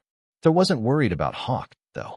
His scales were so hard that the average wind speed Hawk would only pose a minimal threat to him, and they would be unable to drag him away into the sky with his size. Hawk still might not be able to lift him easily, but with Rend and Shred, the winner of a fight between them was unlikely to be Thor until he grew up. Humans don't have to be huge, they're smart. Haven't you been looking at all the strange things they have made? This place is like one huge web for hundreds of them. Ray added in her gentle voice. Thor didn't understand. Webs weren't a danger, they were just silk strings. But there were plenty of humans here, a whole herd of them that stayed in one spot, so they must be strong somehow. Thor took in everything that there was to see and relayed the information to the others. Ray didn't want to come out in the light, and Hawk knew that they were likely to shoot at him if he flew around town. Jody led them to an open field near the edge of town, a sport field for the local school, and then stopped the group. Let's get everyone out now. I know that Ray isn't comfortable in the light, but we're all friends here, so it should be all right, he announced, using his tone to imply that it was more of an order than a suggestion. Hawk happily went to stand by Thor, but Ray hesitated, still uncomfortable being in the open and around anyone in the light. Karl went over to stand in the shade of some trees at the edge of the field, and Ray relented, exiting the beast space to hide in the branches. If there is a threat, I will pull you right back into the space if you don't notice it first. Just focus on the space, and you can return to it when you are close to me. Karl informed the skittish spider. Isn't she coming out? Jody asked, and Karl sensed Ray's smug smile even without looking at her. She's a bloodbath spider.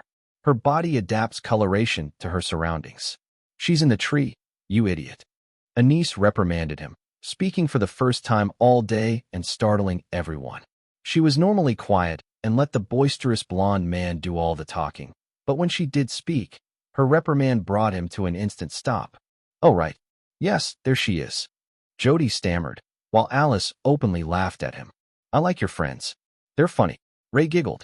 Miss Ray, would you mind attacking a barrier spell for me, so we can see how your abilities are growing? Alice asked politely, before making the barrier in the branches of the tree, so the spider didn't have to come out. Ray inspected it for a moment. Then her body surged with power, and she descended upon the barrier in a frenzy of violence.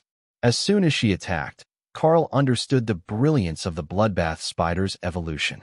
The energy on her front claws and mandibles adapted as soon as she first touched the barrier. An insight flowed into Karl's mind. Offensive adaptation, passive ability that allows attacks to take on a more efficient form based on the target. Alice whistled in appreciation as the blows rained down on the barrier until the spider exhausted herself and backed up to the trunk of the tree, annoyed that the barrier didn't break. That is impressive. Just on attack power, you would certainly be ranked as ascended, though the actual energy level is much lower and at the bottom end of awakened. Alice informed her. Then the mage turned to Thor. Would you like to try as well? She set up the barrier on the ground, standing as tall as herself, and Thor ran off into the distance, then coated himself in lightning before charging forward. The beast hit the magical barrier with a bang and rebounded, lifting himself up off the ground and hurling himself back 1/2 meter. Then he laughed, ran off, and came at it again. This is awesome. Thor cheered as he slammed into the spell again at a full run. Be careful, or you're going to break a horn. Karl laughed as the lightning serum made for a third pass. Horns are hard. They will be fine. The lightning isn't breaking.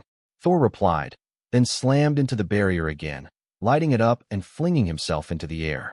How his neck is fine after that, I have no idea. I've never seen an animal seriously injure themselves in a charge, but it's not normally that violent. Daniel joked. Thor roared in pride and slammed into the barrier again before laughing and panting. We will have to work on your cardio if you're going to play with the barrier all day long. Karl informed him. I don't know what a cardio is, but I trust you. Thor replied as he caught his breath and prepared to go again. The group sat in the grass and watched Thor charge the barrier over and over, while Ray laughed at him and Hawk lazily circled in the air over the field. Once they had realized that the monsters were with the elites in the field, the local citizens' panic had subsided. The elites had seen stranger things in their time than a few tame beasts, so although they were deadly, the townsfolk quickly realized that they weren't a threat. Once it started to get dark, Ray finally came down from the tree, blending into the grass as well as she could until she was hidden behind Karl's back, where he sat at the edge of the field. That let her observe the humans from much closer, while Hawk and Thor returned to their spaces to rest. We now know what allows the bloodbath spider to be so deadly. Lovely Miss Ray here can adapt her attacks to whatever she is targeting, so it's the most efficient option for destroying it. Karl was explaining to the others. Hey, why are you telling them that? She protested. So they can come up with a way to help you make it even stronger. Karl replied. She had to think about that for a while, as did the other elites. Can you do it, since you're bonded with her? Alice asked. I can, but not as well as she can. Karl agreed. He couldn't modify his gloves or even his fingernails with the ability like she could her claws and mandibles, but the energy from Rend could be altered to some degree when it was held in a layer over them. Alice brought up another barrier, and Karl focused for a second before throwing a full-strength shred at it. The spell changed from red to golden as it hit the barrier, and the field filled with golden light as the spell was dissipated. Pain lanced through Karl's skull, and he cradled his head in his hands. It looks like I'm not quite at full recovery yet. The energy draw still makes my head hurt after a single attack. Once the spaces are in better shape, I think that it should be fine. A week, maybe 2. He explained. The others sighed in resignation.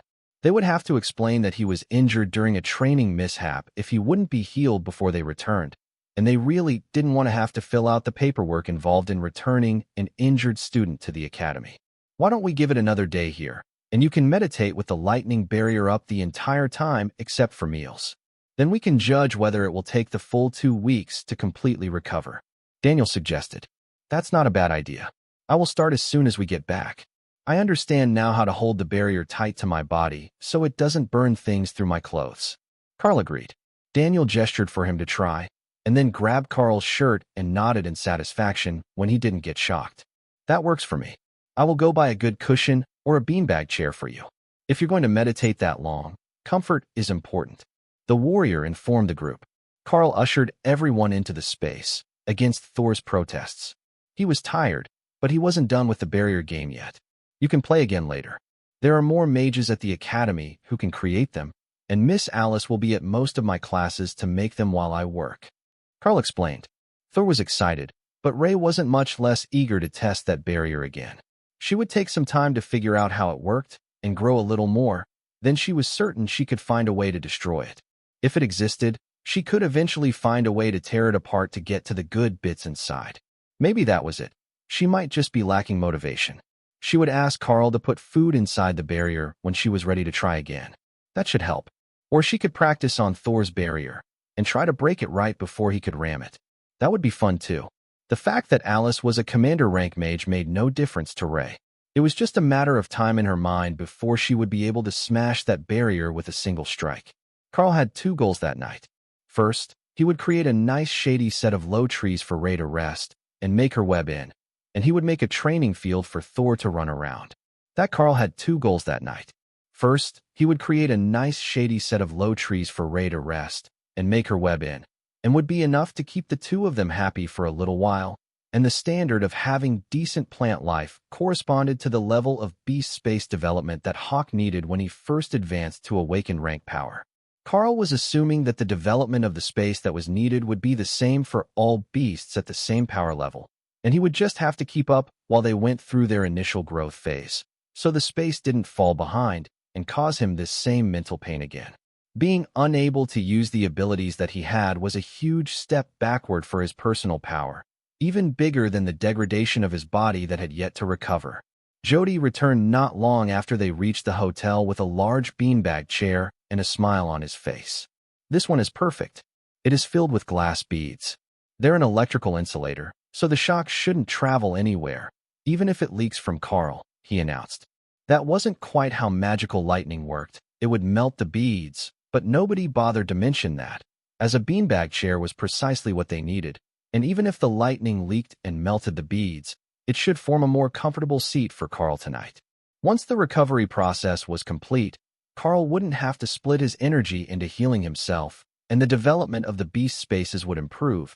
But for now, the teams were more worried about avoiding a lingering injury report and light-duty training modification appeal to go with the incident report that they were already going to have to do. Karl started with the easier parts, the increase in the quality of the 2 spaces and the addition of simple grass to the ground. Instead of the short grass that Hawk liked, it was longer grass. Ray liked to hide in the long grass, and Thor liked the way that it tickled his belly scales. No judgment.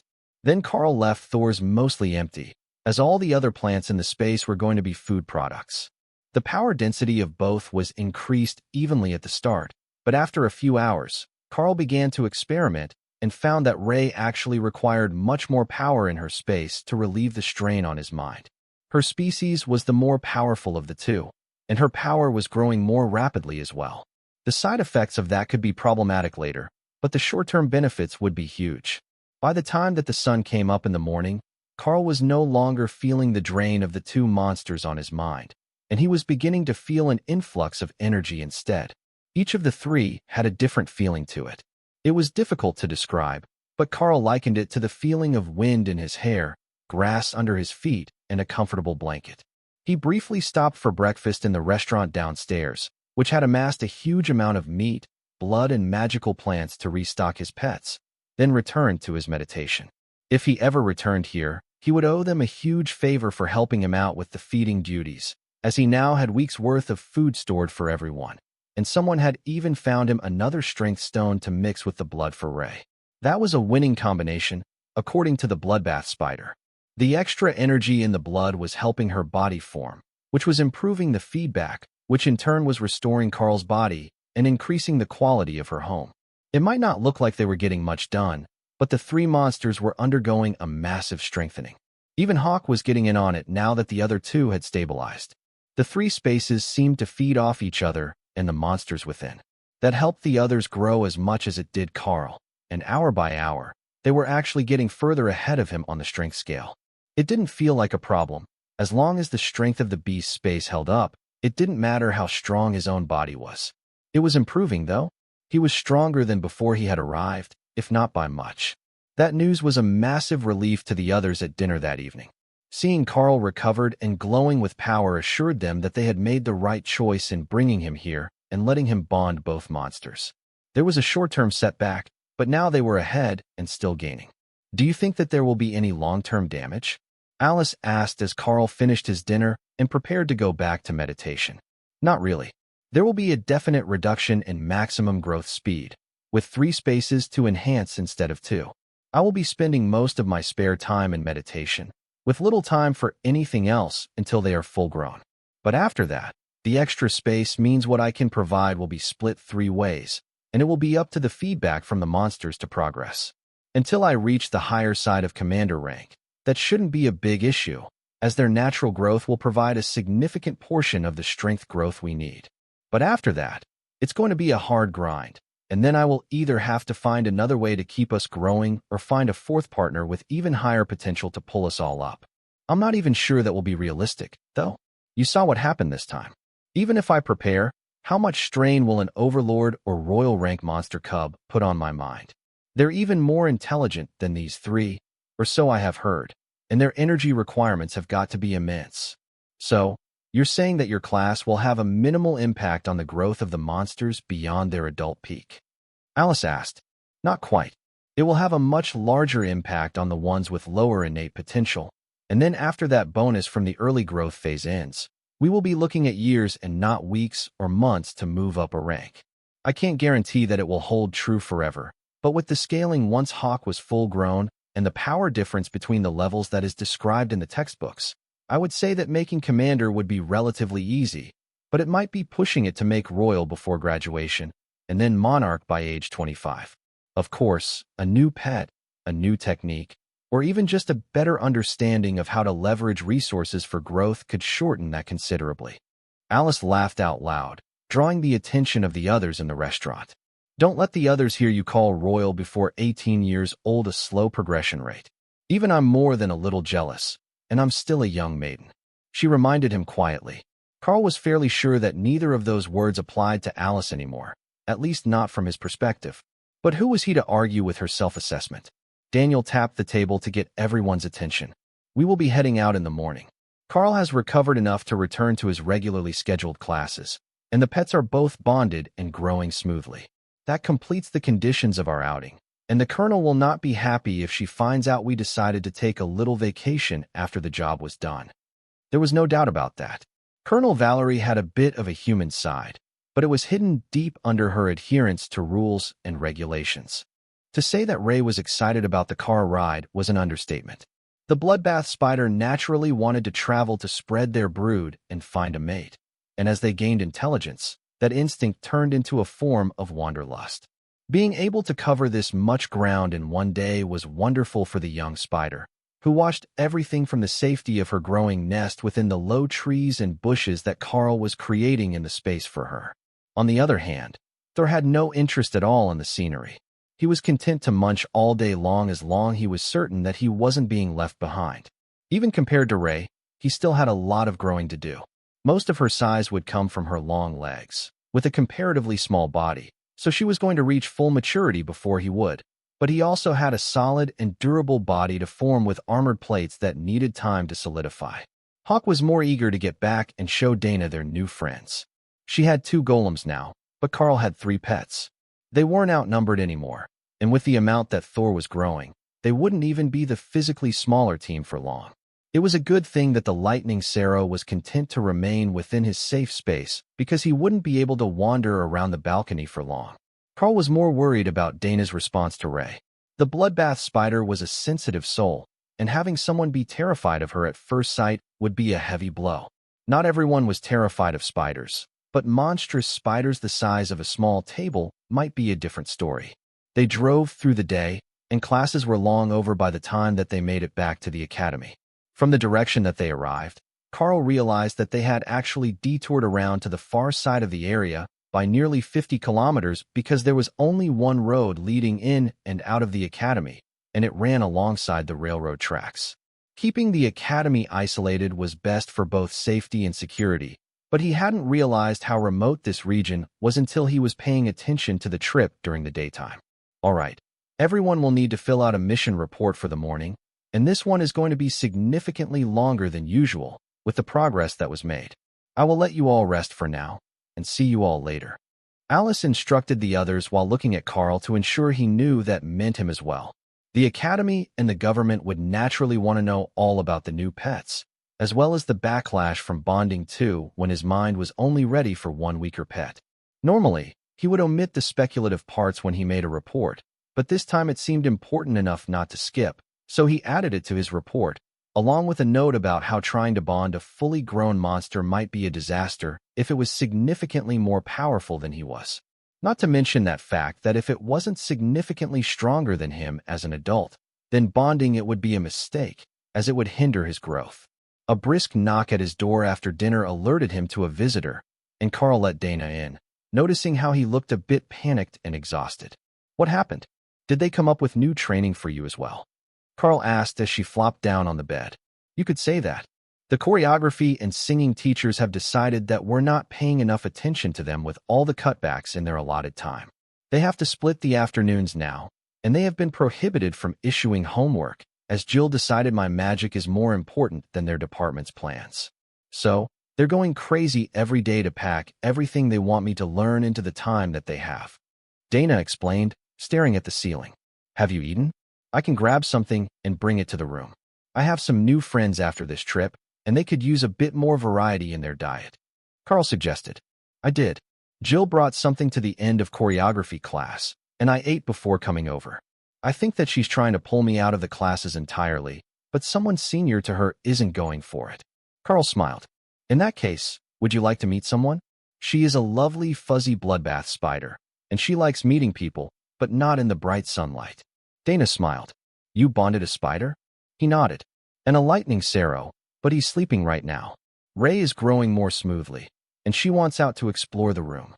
Dana nodded, and Karl brought the spider out to sit on the bed next to her. The two stared at each other for a few seconds, then Dana smiled, and Ray moved closer, as if to get a better look at her. "So, this is a juvenile female human? She's cuter than the other ones. Tell her that I say hello." Ray instructed. "Ray says hello. I'm not sure if you can shake hands safely, given her claws, but she's very friendly." Karl explained. "Do you know about magic? I need to study some spells, and it was too loud in my dorm for that. It was great for focus training, with the random explosions from the neighbors' rooms making it harder to keep the spell stable, but for reading, it is just distracting." Dana asked the spider. "I know about magic.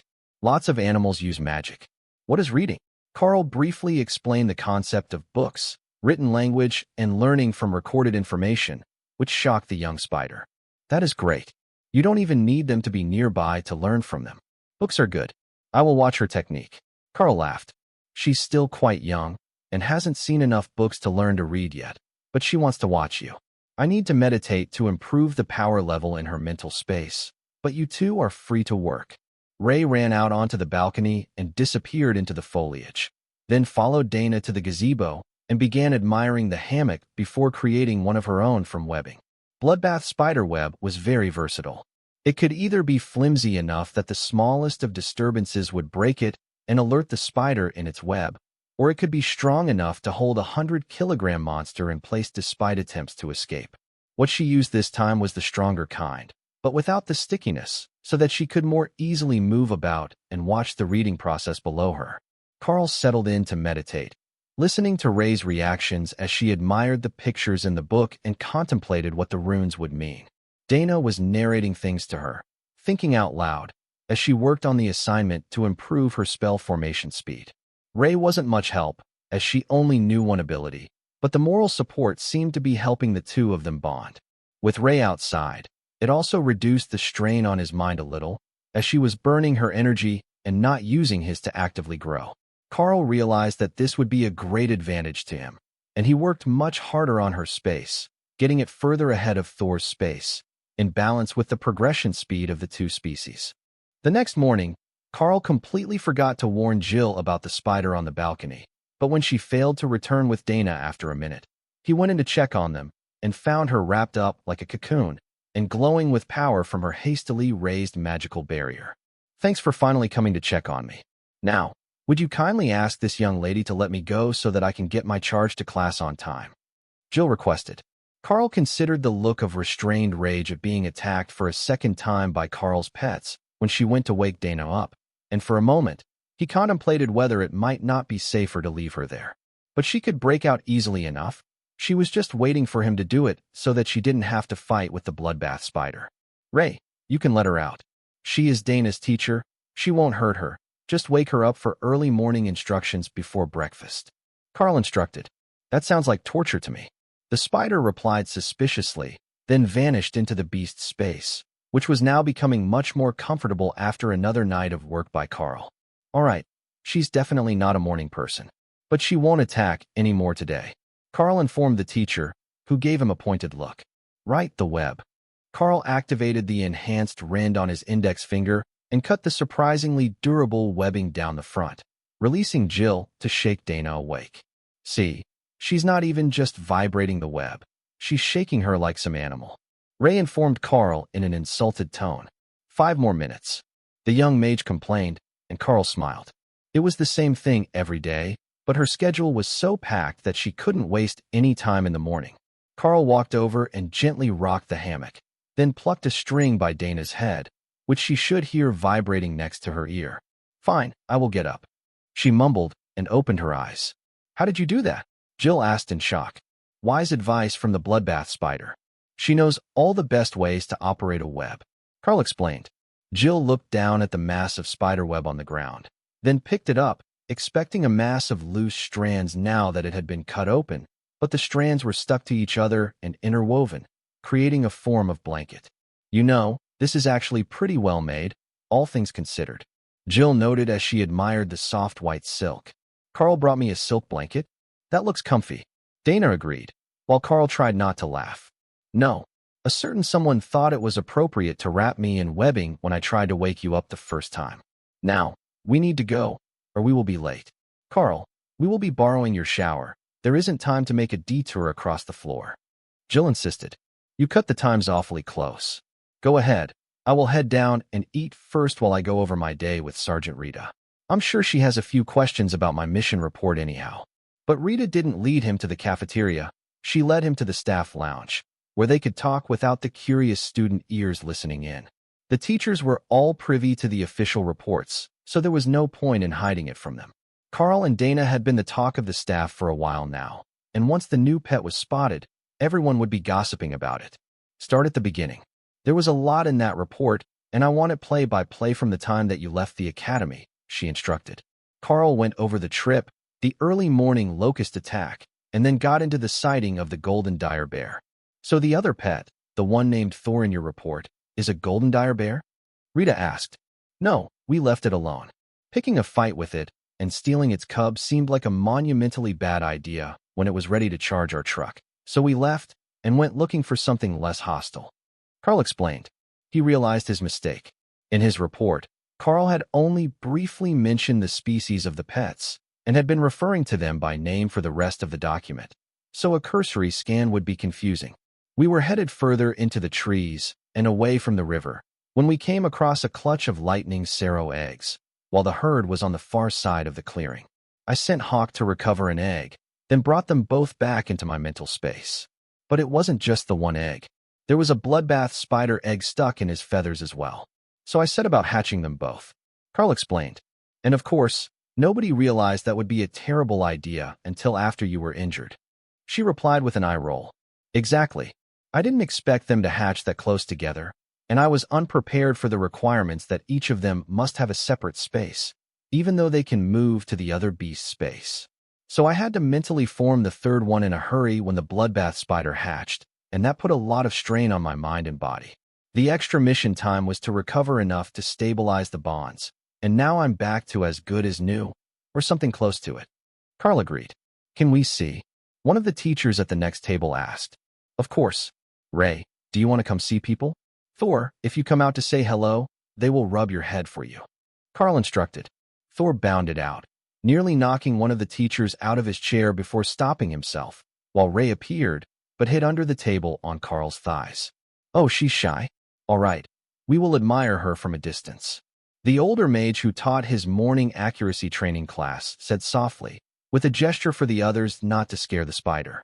Thor had no such restrictions, and the large dog-sized animal happily bumped against people, asking to be patted, nearly spearing a dozen people before realizing that his horns were going to be in the way if he kept charging at them headfirst for attention. Is this the lightning serum variety? The smaller ones? One of the teachers asked. Yeah, he will get about 2 meters tall, if he's the size of his parents, so he will be big, but not elephant-sized. Karl agreed. The teacher happily rubbed at the scales on Thor's side.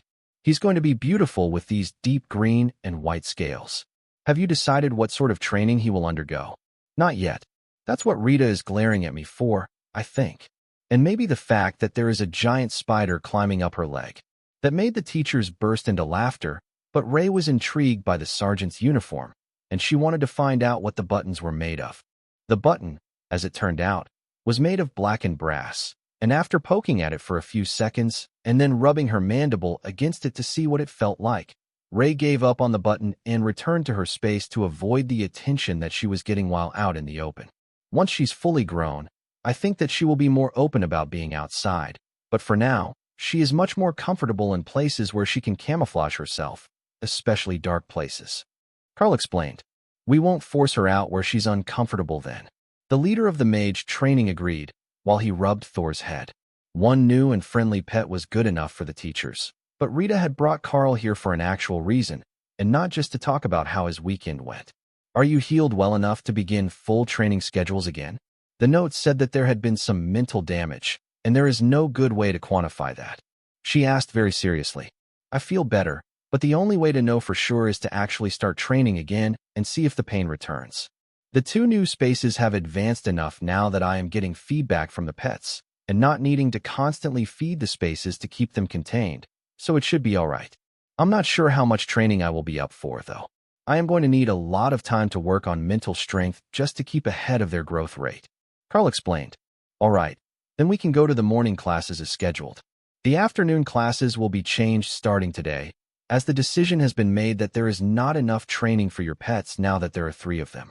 Sending Thor out to get his head rubbed is not officially training, no matter what the other professors tell you. Rita reminded him. What exactly they were going to teach Thor was a mystery to Karl, but as they finished their breakfast and headed for the training field for Hawk to practice, Rita got a much better idea. Thor is a growing boy, and he needs his exercise, so what we're going to do today is to have you sit and meditate while Hawk blocks the attacks, and I will bring some mages from the early ascended class who are working on barriers to help Thor practice his skills. As soon as he heard the word barrier, Thor's head perked up in the beast space. He loved the barrier game, and it would be even better with more barriers. Won't that be a waste for the other students? Karl asked. A few of the nearby mages laughed, and Rita shook her head. Taking full force awaken rank attacks repeatedly will burn through their mana faster than you might suspect. The goal is for them to keep the barriers up as long as possible, while Thor rampages through the field building up his muscles. Normally, they have the students from the Awaken rank warrior classes smash at the barriers all afternoon. Setting them up for Thor won't be any different. But who is that? A new pet, I take it. The mage student beside Karl asked. Yeah, a lightning serum that I just bonded. The teachers are all in love with him, and he adores the barrier game. Once you see him play, you will feel thankful that you got Hawk instead. Karl joked. The students got set up, and Hawk took to the sky for his daily training. It only took a few seconds for Rita to grab 4 of the students who were working on barriers and to instruct them to set them up at different angles around the field, making a cube of sorts. Go have fun, Karl instructed, and Thor ran out of the space at his best stumbling run, still a bit uncoordinated, in the way of newborn animals everywhere.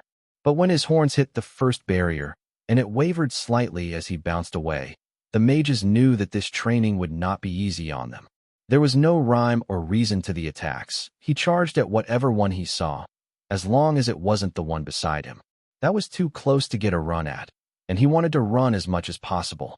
In actual combat, that would rarely be the case. They would sweep and spear with the horns to tear apart their enemies, but there was just something satisfying about charging at the glowing magical walls. The mages that were attacking the moving targets below Hawk had to work hard to pay attention and not laugh as Thor trumpeted happily, a long warbling note like a military war horn, and continued to charge at whatever barrier managed to come back up first. It had only taken him 20 minutes to smash them all, and the first break wasn't scheduled until the half-hour mark. But if they weren't up, he would wait until one was. The students could all see his disappointment when he had to wait, and that silent judgment, that they weren't good enough to even be a long-term play toy to a monster like him, was wearing on them. They had thought that the barriers they had made were exceptionally impressive, and they were a rank above him. But when there was no offensive power to deal with the threat, it didn't take long for him to smash through their mana reserves. The lightning barrier only stabilized his body and prevented him from breaking his horns.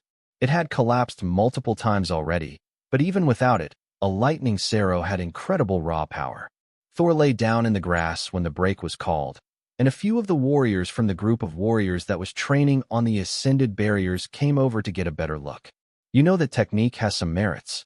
We use skills and swing our weapons, but he's basically throwing a 100-kilo dinosaur coated in lightning at them. I bet if I grabbed John and swung him at the barrier, we could do even more damage. One of the boys laughed. Don't even think about it.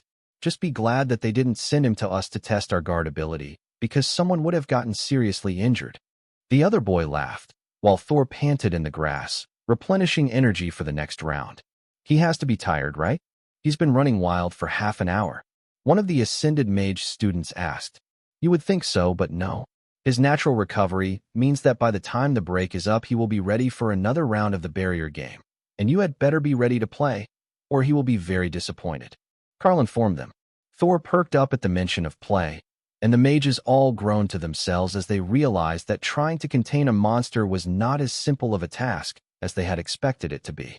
If it were an attack, they would have to keep the barrier up and attack at the same time, without letting the barrier fail, or they would be in trouble long before reinforcements could arrive. Thor was almost tired when the morning classes ended, and he returned to his space for lunch, but Hawk was having a glorious time. Without Karl there to take up half the work, he got to just freely attack anything that he wanted, and according to the students, he had an uncanny talent for picking off the ones that were actually going to hit the moving targets, while ignoring the ones that would miss. Even when they sent out a cluster of attacks, he would just knock a portion of them out and let the others fly past the target. It was incredibly energy efficient on his part, and it wouldn't have been possible with the stationary targets, as the mages would rarely miss those. They were even beginning to take note of who Hawk seemed to totally ignore because their aim was so bad. Those mages were going to have to improve quickly because the rest of the class wouldn't let a giant bird make a mockery of them forever without joining in on the fun. It was after lunch when things took a drastic change. Sergeant Rita, as well as the duo from the Bureau of Elite Development, had decided that martial arts training, now that he had sufficient proficiency to deal with minor threats without resorting to skills usage, was no longer the most efficient use of his time. Instead, the afternoon would be a group training exercise for Karl with the pets. Coaxing Ray to come out and play might be difficult, but today's practice was on the basics of working together against a target that was stronger than they were. It was a situation that would inevitably happen in the future, and with 3 of them in the team, they could now easily work on group tactics. We have enlisted a small group of volunteers, and they will be your targets today. The goal is to intercept the 3 infiltrators and disable them without seriously harming them. These are all guards, so they know how to fight, but they are all at the ascended rank, so you can't just go all out with the attacks like you did against Tank and the barriers. Alice was explaining. That got Hawk's attention, but Thor was disappointed. If he couldn't just smash them, it would be much less fun. But Hawk's explanation that these exercises were practice for being an adult was enough to get the growing young Sero on board. Ray considered the situation for a few moments, and then came out to climb up Karl's back and look at the battleground from relative safety. All right, everyone is on board. The targets are instructed to take it easy on you, but they will be attacking in your direction with actual attacks. They are wearing training armor, but they are not going to be magically shielded so that you can take them down naturally. I will step in if someone looks like they will be seriously injured. The mage instructed, while the volunteers smiled at the sight of Thor prancing around in the grass, eager to play. They got into position, out of sight around the corner of a building, with Karl as their target. They would try to grab him, as abductions by foreign agents were a real threat, while he and the beasts would work to prevent that. The idea was to give them limited response time, in as realistic of a scenario as they could concoct within the school grounds, which meant the volunteers were close, so that Karl didn't have large amounts of time to prepare. It didn't make much difference, though. The 3 beasts could communicate with each other, and since Hawk could see the attackers, as soon as the practice team was given the order to begin and charged, the beasts were right on them. Thor held back on the full-force charge, and instead shielded himself with lightning against the lead warrior's slash, and then threw him into the air with a horn between the legs that had Alice bringing up a barrier to soften his fall. Thor turned on the other two, who had raised their guard, to deal with Hawk's rend, while Rey had launched herself off Karl and hit the barrier at a tremendous speed, which allowed her clawed legs to tear right through it. She landed on one of the men's legs, and he panicked as he realized that she was a bloodbath spider, which let Hawk's attack hit him without resistance, pummeling him unconscious through his helmet. The last man didn't fare much better, as he could only parry Thor's attacks for the next second as the serum flailed its horns at him, and then Rey was there on his back, tearing into the armored coat with gleeful abandon. Break. That's a victory for the defense team. You know, you don't have to take down the strength of your defensive abilities, just the attacks. Alice announced. We didn't. The hawk and the spider combined tore through them faster than we could bring them back up. I've never seen a rending attack shatter a guard barrier like that. The winded man who had been pummeled on the back by Rey announced. The training that Hawk has gone through so far has done wonders for his attack strength, but Rey is a very fast learner, and her offensive adaptation innate ability makes deleting barriers a breeze. Just wait until she's fully grown. Barriers a rank above her won't even slow her down. Karl praised his shy teammate. Can we test that, so we can make a better strategy? The one who had been thrown into the air asked as he limped over, nursing an injury to the groin from Thor's horn, despite the armor. He stabbed his sword into the ground in front of him and activated guard, which Rey took down almost instantly with a strike from her mandibles and both front legs in unison. The pure smugness of her attitude was clear to everyone, and Karl couldn't help but smile. Do you have a stronger defensive ability? He asked. No, we trained as covert bodyguards. We don't usually use powerful defensive abilities, but parries and sudden strikes. Maybe we should try the next one without the pets already deployed? It will be good training for everyone, he suggested. Also, that would give them a few more steps before they were noticed, and perhaps his testicles wouldn't have to meet the horn of a lightning serum again today. The team came at Karl again, spread out and sneaking up on him through the dorm building, with one even leaping out of the window. Now, Karl ordered the beasts, sending them into the battlefield. Hawk moved to intercept the flying target, while Rey spit out a large mass of web to trip another, and Thor went with his signature charge, throwing another man high into the air with a flick of his thick neck. The three of them crashed to the ground at the same second, and Rita blew her whistle. Karl, how did you know that they were coming? She demanded. A side effect of bonding Hawk. I have fantastic peripheral vision, and I can focus on any spot I can see without moving my head. I had all three of them located before they attacked. Karl explained. Then was it necessary to throw me again? One of the men wheezed, climbing to his knees. Thor had gotten the same target twice in a row. Although he didn't spear the man between the legs this time, the two upper horns made for an excellent tossing platform, and he had peaked well over 5 meters in the air. He didn't injure you this time. I mean, with the hit. The sudden stop at the end looks like it wasn't much fun. Karl amended. Are they aware of what is happening around you before you call them out? One of the men asked. Probably more than I am. I don't know how much they can actually see, but they do have a solid awareness of their surroundings. Karl explained. All right, so it's not easy to sneak up on you either. We should check on Ajane. He looks a bit rough. The wheezing man replied, referring to the one that Hawk had intercepted. Alice rushed over and noticed that the man was conscious, but having a deep moment of personal introspection as he stared at the sky and began to question his life choices. Is anything broken? I have healing potions from the witches. Alice offered. Just my pride. Can you fix that? He asked, and Alice noticed that there were 6 deep scratches in his training armor. Not only had Hawk knocked him out of the air, his attack had broken the man's guard, and Hawk's claws tore up his armor before dropping him on the ground. It feels like we were the ones who got ambushed. The third man agreed, nursing a twisted ankle. Rita and Alice both sighed, but it was Rita who spoke first.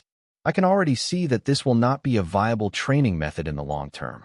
They already understand basic strategies, and their response time is fast enough that it will be very challenging to actually ambush Karl, even if they are resting.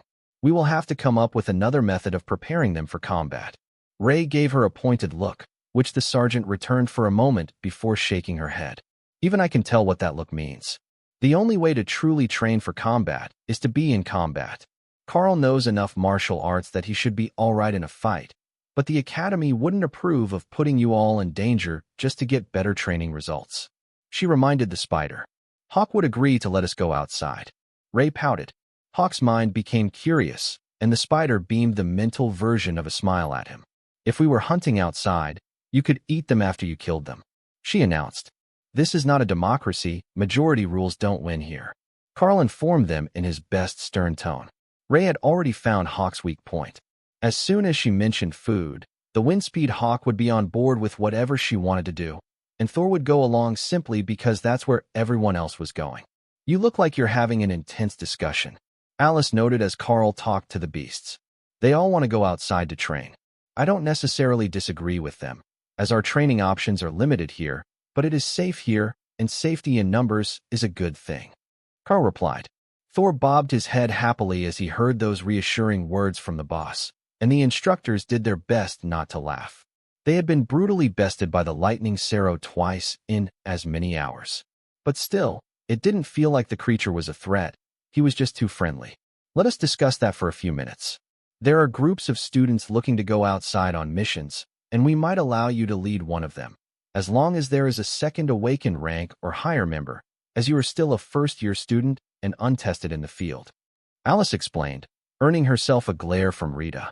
Daniel wisely sat at the back of the field, as he had been doing all day, and avoided drawing attention to himself as the two argued over the appropriate course of action. The student training missions were normally not dangerous, certainly no worse than the Goblin tribe had been, and Karl was much stronger now than he had been even that recently. With the addition of the two new pets, he alone would rampage through a Goblin tribe.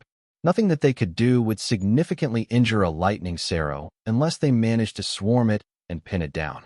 That seemed unlikely with Hawk and Ray both in the fight, even if you didn't count Karl himself as a combat asset, as he would be mostly watching out for the other students. The outcome seemed inevitable, and after 20 minutes of discussion and a few tersely worded phone calls, the ladies returned with a smile on both of their faces. You will be allowed to lead an away mission. Student Dana will be going with you, along with 8 of the common grade first years. It is a herbal resource gathering mission in a lightly monitored area, and there will be emergency assistance available on a 10-minute helicopter ride, should you activate the emergency beacons. Sergeant Rita informed Karl. Understood, Sergeant. Thank you for this opportunity. Karl replied as seriously as he could while trying to ignore the excitement of his beasts. They were finally getting to somewhere that there might be mice, and Hawk was overjoyed at the prospect. The mission was to start the next morning, and they would be delivered by train to the location. There was no road near where they were going, but the train tracks ran only 20 kilometers from the location of the suspected magical resources. That would be close enough for them to hike in, and it would be up to Karl and Dana to make sure that the team didn't get lost. With Hawk on duty, that should be a simple matter, as he could see where they were going from above, so Karl didn't have too many concerns about the situation. There were also no reports of major beasts in the area, only some of the ever-present wild boars and a few small monsters that like to live in the forest. That could become an issue for most teams, but it would be a great test for them, Karl thought.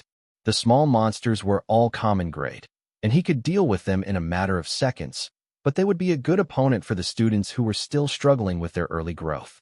Also, having Dana along with her pair of golems would be enough security against the larger creatures that very few things would dare to attack them. The golems didn't take much upkeep, and by now she should be able to get them to follow complex orders without much distraction from her other casting, which would make them excellent guards. They all called it an early day, as the supply train arrived at 3 in the morning, so that supplies would be sorted and ready for pickup by the time that everyone started to wake up. But that also meant that if you wanted to catch the train out, you had to be at the tracks by 3:30 in the morning, or 4 at the very latest if they were slow unloading. The train didn't wait for groups to come to them unless it was an urgent mission, so being on time was a major part of your responsibility.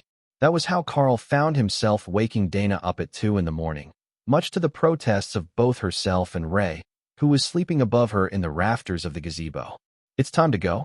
I'm going to water the plants quickly, and then we need to grab breakfast and get on the train, Karl reminded her. Ray disappeared back into the web in her space, while Dana got up and ready. They both met their team at the cafeteria, with the lone night shift worker on staff for occasions such as this. But there weren't enough of them. They were still missing 2 people, and it was getting close to 3 in the morning. Does anyone know what rooms the other 2 are in? We should go wake them up. Karl insisted. I do. They're just a few doors down from me. One of the others agreed with a vicious smile that said she would enjoy waking them up much more than most. 3 students came back down 10 minutes later, and the girl who went to fetch them settled back down with her breakfast, while the 2 boys looked rather lost and half asleep. Cook, can we get some food for them, and some lunches to go? We've got ration packs and the gear that the school provided, but I think a nice fresh sandwich would be better, Karl asked as he finished eating and got the last 2 stragglers settled. I will get them something to go. The train is already here, so you should be going if you want to make it before they're unloaded. She reminded him with a smile, then handed over a tray full of brown bags, 2 of which were much larger. Dana worked to usher everyone out as they finished their meal for the kilometer walk from the school grounds to the train stop on the ring around the academy. Did anyone bring a light? I can't see a thing. One of the warriors complained as they left the academy grounds and began to walk down the road. Everyone looked to Karl, who was leading the group, and he shrugged. Sorry, I forgot for a moment that I'm the only one who can see in the dark. I've got a flashlight in my pack, and there should be one in everyone else's as well. The packs were issued to them by the supply room, dropped off in their dorm after they were approved for the mission. So, they should have everything that the academy thought the student needed for the trip, as they weren't expected to plan out their whole gear set during their first year. One by one, the students brought out their flashlights and spun the cranks to charge the batteries. The academy knew that they would forget to bring spare batteries, so even the camping lantern that was in Karl's pack as team leader was powered by a hand crank charger. The lantern also had enough battery storage to charge the emergency phone, which served as their lifeline to civilization. 10 of you, then?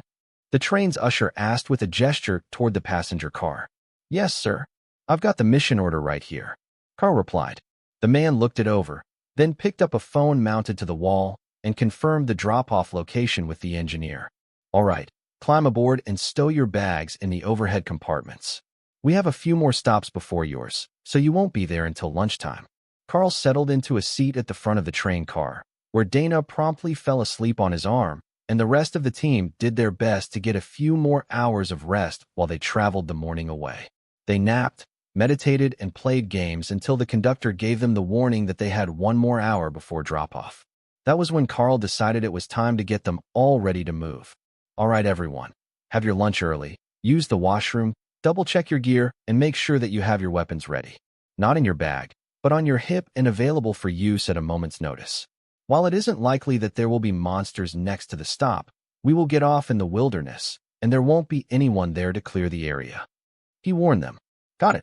The team agreed, while the conductor nodded in satisfaction to see that the team leader of this first-year mission was taking things seriously. Not all of them did, especially an easy mission like this one was supposed to be, but it always made his life easier if there were no injured students when the train stopped to pick them up again. The train pulled to a stop in the middle of nowhere, and the students rose to their feet. Good luck, young elites. Just flag down any train you see passing by in the other direction, and it will take you back to the academy, or close enough for you to walk in. The conductor explained. Got it. We will see you soon. Karl agreed, and led the others out the door.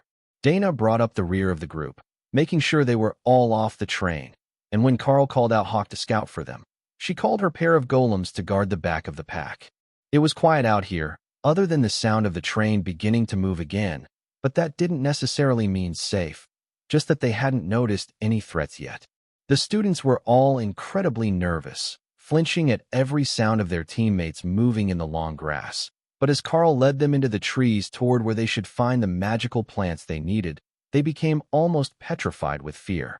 That couldn't be natural. They had been so excited a moment ago, but when Karl searched the area, he couldn't find a reason for it. The feeling seemed to fade quickly as they walked, until finally, one of them pointed out a small weed growing near the tree trunks. Terrorweed. The pollen causes a mild reaction that causes a fear response. It's the plant's natural defense mechanism. Someone must have stepped on one in the grass. He explained. The students all felt a little foolish when that was mentioned. The first thing that the warriors learned was to watch where they put their feet. They needed a solid footing for their sword skills, so the ground under them was as important as the enemy. But someone had still stepped on a common toxic plant. Everyone, put your masks on. Who knows if there are other dangers like that in the area, and we don't need anyone poisoned on the first day of the trip. Do we have a healing class with us? He asked, while mentally going through the students' descriptions he was given. I can do a minor heal and a poison cleanse. The lone druid in the group mentioned. And I have healing potions, but we're here to get materials for more. One of the two witches added. Perfect. We will save the potions for as long as possible, as the warriors will mostly heal pretty quickly. As I discussed on the train, if we are attacked, fall back to form a ring, with the casters in the middle. No, that's not because they're weaker, but because they're squishy. The warriors are the shield, while the casters are the primary damage. The golems will back you up, and my beasts and I will range outside the defensive circle. Karl reminded them. He would have liked to actually practice the maneuver, but according to Hawk, the first plants that they were searching for should be only a few hundred meters away. There was another spot marked on the map, many kilometers away, but Hawk was certain that he had found them just up ahead. Once they got the first target, the mission could be considered a partial success, and everything that came afterwards would just bring them closer to completion. Definitely found it. Bright blue flowers, shaped like shoes. Hawk informed Karl, with a mental impression of where they were. Keep an eye out for threats. I don't want you getting ambushed as you fly over.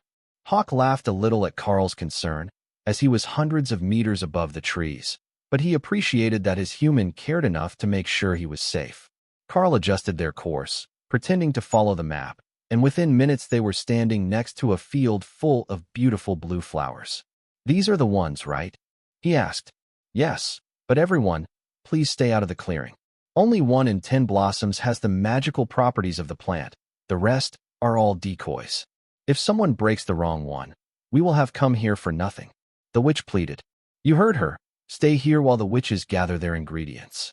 Hawk will be watching from above, and I will be right here at the edge of the clearing in case something is hiding in the flowers. The two witches moved delicately through the field, avoiding stepping on any of the flowers as they picked the ones they wanted. The plants weren't going without a fight, though. Multiple times, the witches stopped right as they were about to pluck and grabbed a different one, then continued on their way. Once they had a few dozen in total, they returned to the others with careful steps. That's enough. You can't pick too many, or you will kill the patch, and we hope to come back here again soon. The plants are smart, and when they sense that they're going to be damaged, they will pull their essence back to their roots, which renders the flowers worthless for potions. That's why we had to be so careful. The more outgoing of the two witches explained. All right, on to the next one. Karl agreed. It's not far, 100 meters south. Hawk informed him. The next should also have been much further, but if Hawk had found some that weren't on the map, that was even better, as their collection wouldn't remove a listed herb from the directory for the other students who wanted to do a mission near here. Hawk thinks that he has found another of our goals already. Move as silently as possible so that we don't disturb the wildlife. Karl reminded the others in a stage whisper. The students began to move, but a whistle from Hawk drew Karl's attention. He had seen something dangerous, and it was close. Everyone hold position. Hawk sees something. Karl whispered as he raised his hand in a gesture to stop. White cloth, 2 figures, running your direction. Possibly human, but maybe not. Hawk warned him. Humanoid monsters were rare, but poachers, aggressive hill folk, and foreign soldiers might not be. They didn't have enough information about the area's human population in the data to be certain. Karl's keen vision caught sight of the white cloth moving toward them at a run through the forest, a full second before he managed to associate the clothing with its most likely owner. Those are clergy robes. No more than 150 centimeters tall. I think that they're students from one of the seminary academies. Karl informed the others, then moved to intercept the 2 running figures. If he was wrong, he had all the advantages, and if they didn't want to stop, he could just have Ray tie them up until they calmed down. The 2 came barreling through the trees, then paused when they saw the academy uniforms and began to gesture wildly. You have to get out of here. There is a giant monster in the sky. One of them shouted. 3-meter wingspan, kind of brown with a creamy belly and red streaks on its legs. That one is trained. He's with us. Karl informed them, and the 2 clerics simply stared at him as if he had grown another head. And what now? That sounds terrifying. But no, there is a giant beetle flying this way. It killed our lesson proctor, and he was an ascended high priest. The young boy exclaimed. How far have you been running? We are all elites, and we are hunting for magical plants in the area. There are 10 of us, with 2 strong awakened rank leaders. Karl tried to calm the pair. Clerics weren't known for their combat power. They would empower the weapons of warriors, and their healing magic was remarkable. But as far as actual fighting abilities, they were just humans with swords if they were even carrying them. These 2 weren't. That might be enough. Can you fight an ascended rank beast? The boy asked hopefully, while the girl beside him did her best to hide her face. I can confidently say, yes. We can fight a lone ascended rank monster. If there were a bunch of them, we would lead you away with us. But one is something that we can defeat. Karl replied with a gentle smile. Hawk was getting excited as well. Most beetles didn't fly well. They only flew a short distance and then landed. His genetic memories told him that beetles were crunchy and nutritious, though he wasn't sure that this one was a species that could be eaten. Ray was likewise excited about the prospect. To the bloodbath spider, all insects were prey. The sound of crashing through the trees brought another trill from Hawk, who had spotted a large black figure headed their way, covered in blood and reeking of death. That had to be the beetle, and it was tracking the 2 humans. Everyone in position, get the clerics to the middle of the circle. Karl ordered, doing his best imitation of Sergeant Rita. He did it so well that even Dana responded, ushering everyone into position, while her golems remained outside, ready to face whatever threat Karl had noticed. The crashing through the trees was hard to miss as the beetle chased after the escaped prey, so Karl called out the other pets in time for the students to get used to their presence. These 2 are Thor and Ray. Do not attack them, he warned the others. The students stared in confusion at the sudden appearance of the lightning Sero, who was already the size of a small bear or a huge dog, but it took them a few seconds to find Ray, who had appeared in a tree and instantly hidden herself. The beetle came in sight, and lightning flashed around Thor's body. That caught its attention, and the creature began to charge, keening in a way that made Karl feel like the creature was starving and desperate for food. Wait for my signal. Thor blocked the initial charge, then move out of the way for the students to retaliate. Karl called. The beetle flapped its wings to fly at Thor, then crashed to the ground as Ray tied them together above its back with a spurt of spider silk.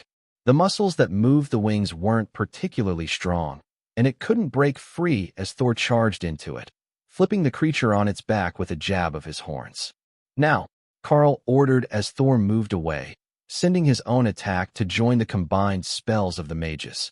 They wouldn't actually do much damage to the ascended rank beast, but as his shred tore apart the chitin and the wings were held up, exposing its vulnerable sides, even the common rank magical attacks proved relatively effective. With a screech, the beetle tore its wings free of their confinement and charged at Thor again, drawn to the largest threat. The students paused their attacks, waiting for an opening, while Karl moved in for the kill. Thor's lightning wavered and flickered out of existence for an instant as the 2 beasts clashed, and the beetle began to celebrate its impending victory. A split second before Ray landed on its head and began to stab its eyes out with her clawed feet before tearing into the chitin of the beetle's skull. Karl helped that along with a condensed rend to the back of the creature's neck, and the bloodbath spider moved in for the kill, tearing through the hole to sever the muscles. The giant beetle fell to the ground with one last desperate flail of its wings, trying to dislodge Ray, but it was far too late. The strength left its body, and the spider began to tear the shell open to get at the good bits inside. Don't go getting yourself covered in bug guts. There's no river nearby to clean off in. Karl warned her, just as Ray was about to take a dive directly into the carcass. She grumbled out a complaint and pulled the head into her beast's space, while Thor gave it one last kick for good luck. Problem solved, everyone. We will keep an eye out for more dangers, but the beetle threat is gone. Where are the cleric students? How far did you run? And how many more were in your group? Karl asked. They both just shook their heads. There was just us and the high priest out gathering herbs. I don't know how far we ran. We just ran. Karl nodded. I will have my hawk go look for the scene of the battle. I know that the church has some formal burial rituals and such, right? The 2 young clerics nodded numbly, not quite sure how to process what was going on. Well, then we will get it all sorted out so that the high priest is taken care of. Don't worry, We won't just leave the body here in the wilderness. Karl informed them.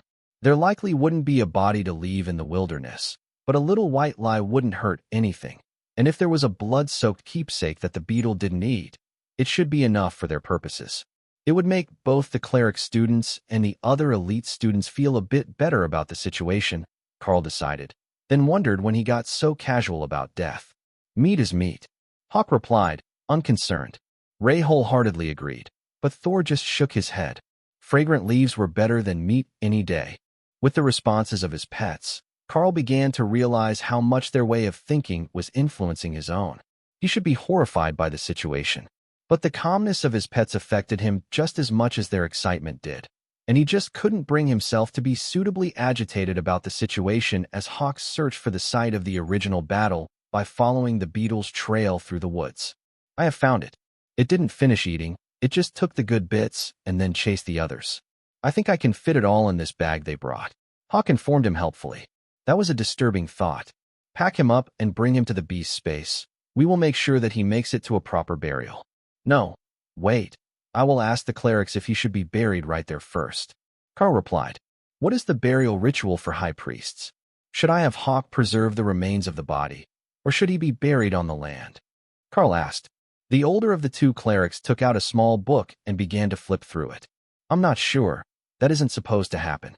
I mean, this is a safe zone. There shouldn't be anything stronger than a weak awakened beast here. He mumbled as he flipped through the pages. Oh, here it is. Yes, he should be brought back to the church for a burial in state, thanks to his high station. There will be 3 days of mourning for the clergy surrounding the funeral and some other things that don't really involve you, but please preserve the remains. The student replied.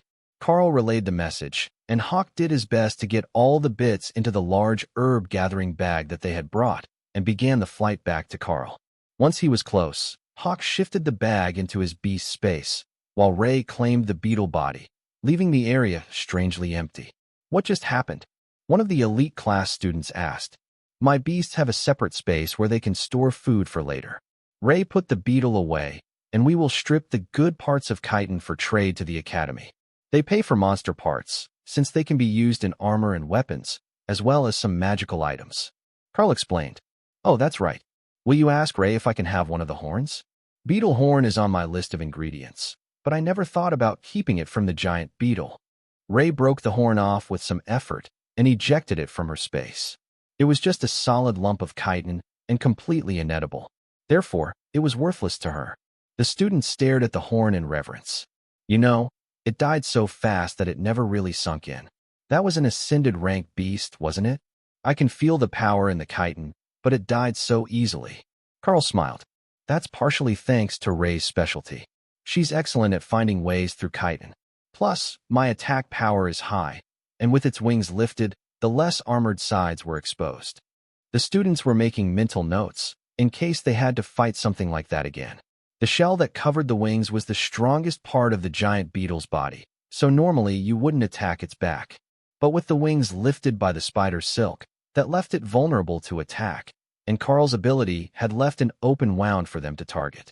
Now, we're near the next herb that we came here for, so let's keep going. My apologies to our new friends, but we still have a mission to complete. I will make sure that you make it back safely, though if your pickup point is further afield than we're going, I will bring you back to the train tracks instead. Karl added, That's good enough for us. I don't know where we were supposed to be picked up. The high priest was responsible for that. But there are other groups from the seminary school out here somewhere. The train dropped us all off only a few minutes apart, so we might find one of them before you go. The young cleric replied. One of the warriors smiled at the boy. But in the meantime, we're counting on you and your holy magic. The boy nodded, and the shy girl gave them a thumbs up. Holy magic was the one thing that they were confident in.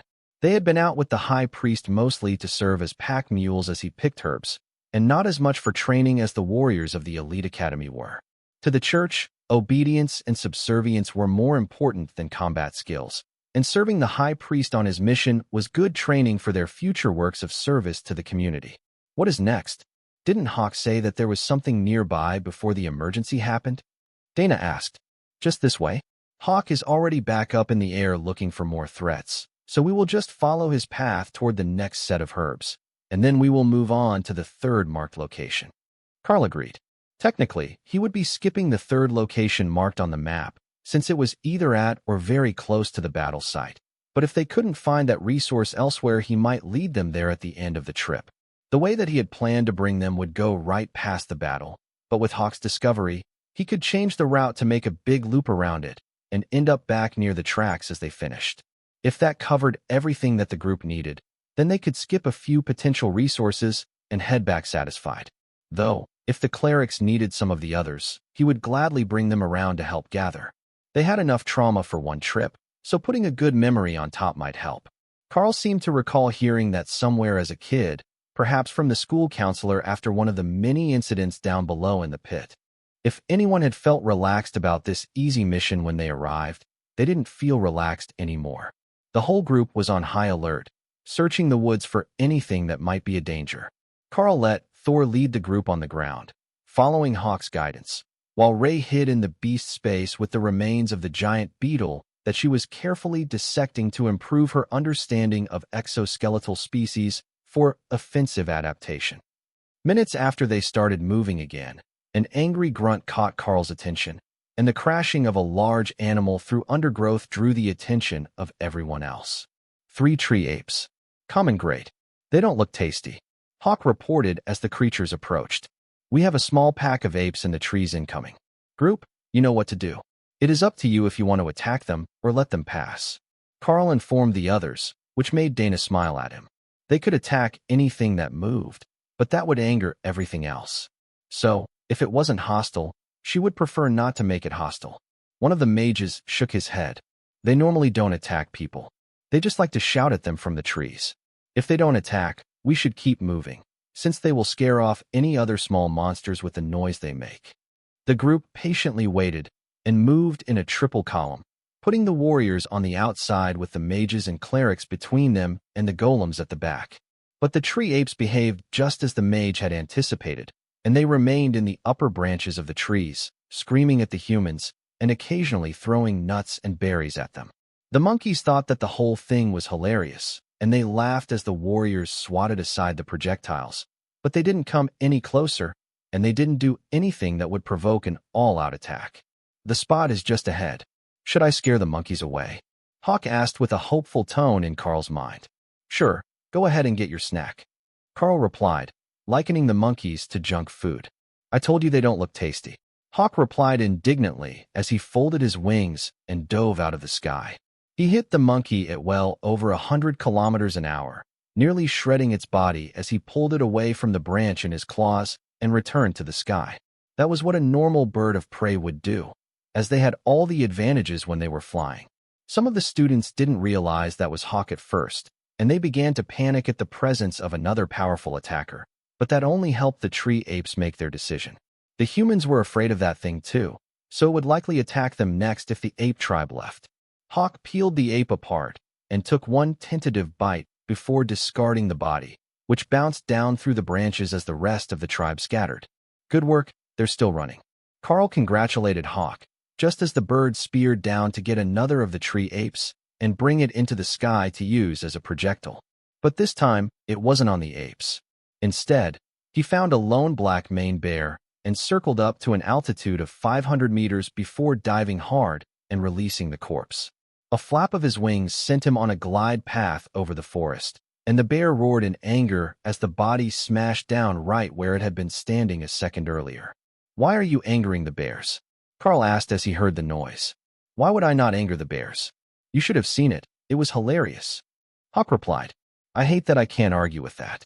It probably was hilarious. But the others are already freaked out enough without an angry bear coming their way. Do you know how a wind-speed hawk usually learns to fly?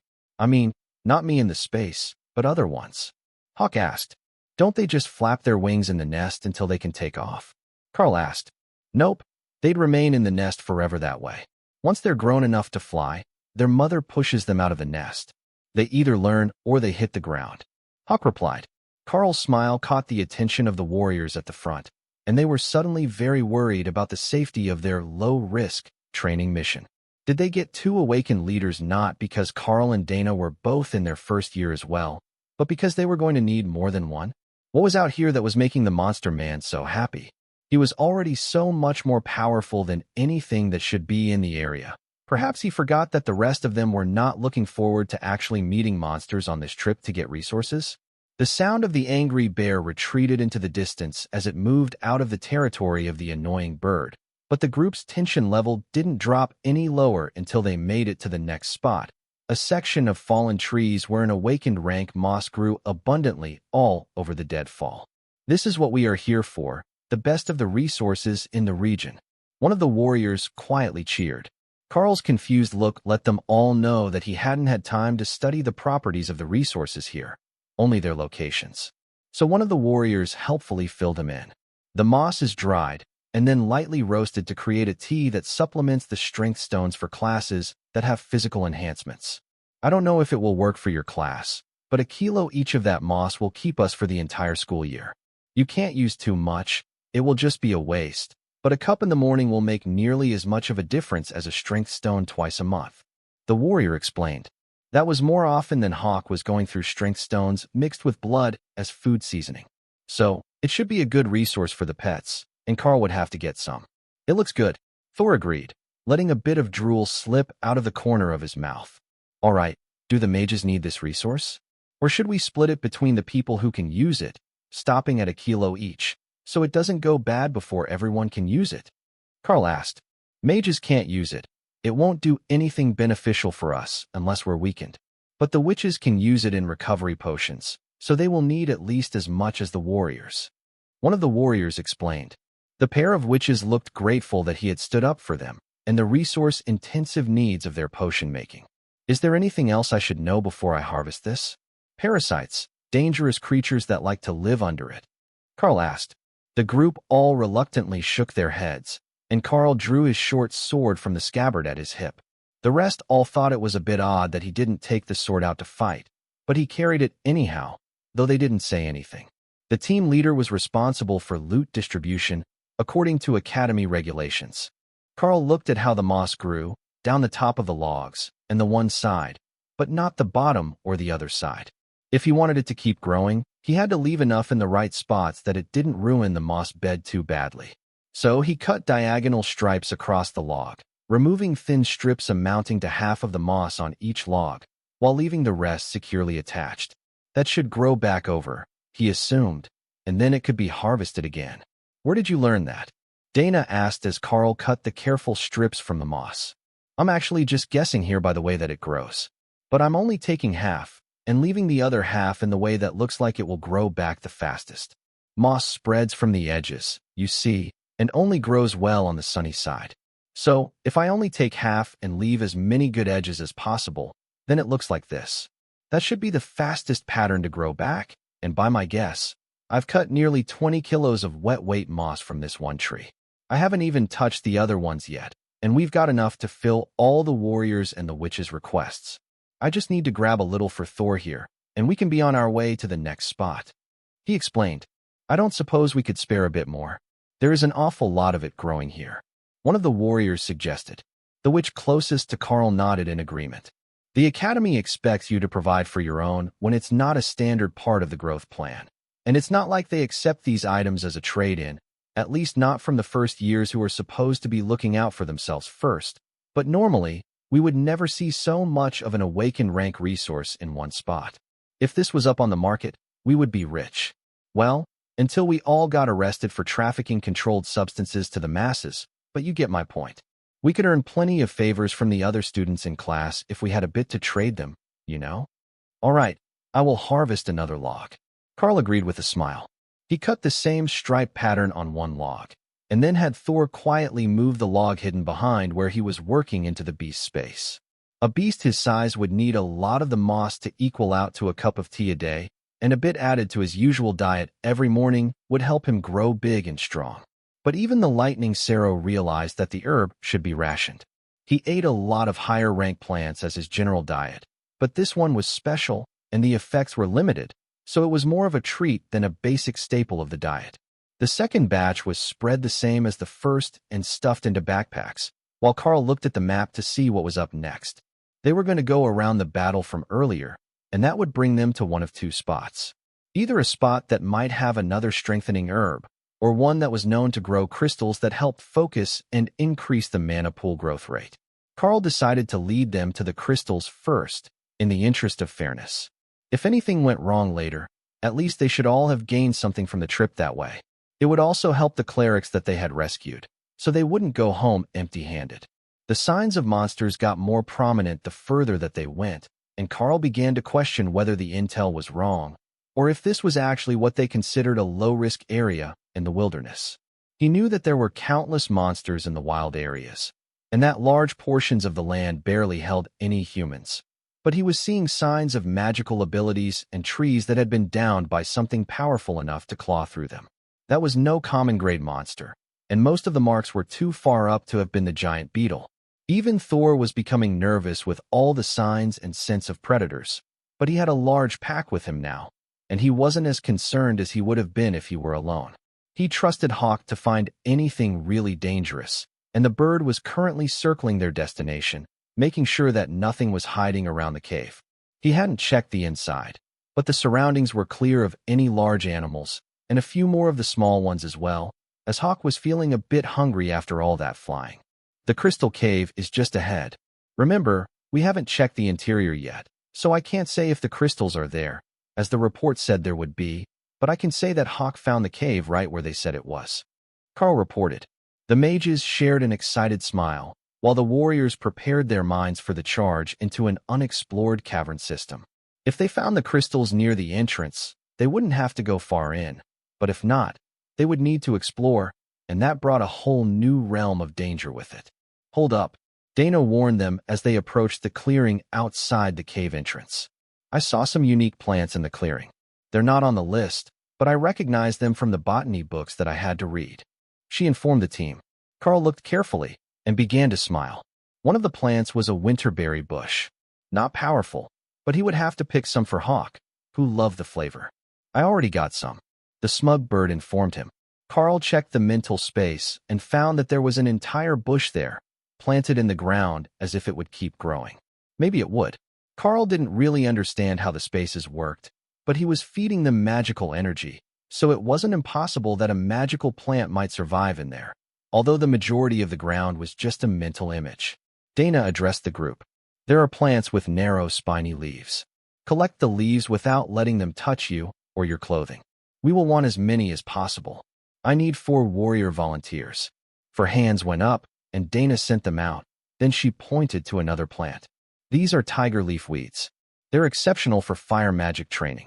All the mages should gather at least a few of them. They are eaten one at a time just before you try to learn fire magic, so dry them and save them. The mages began to move out, so Karl gathered the rest of the warriors.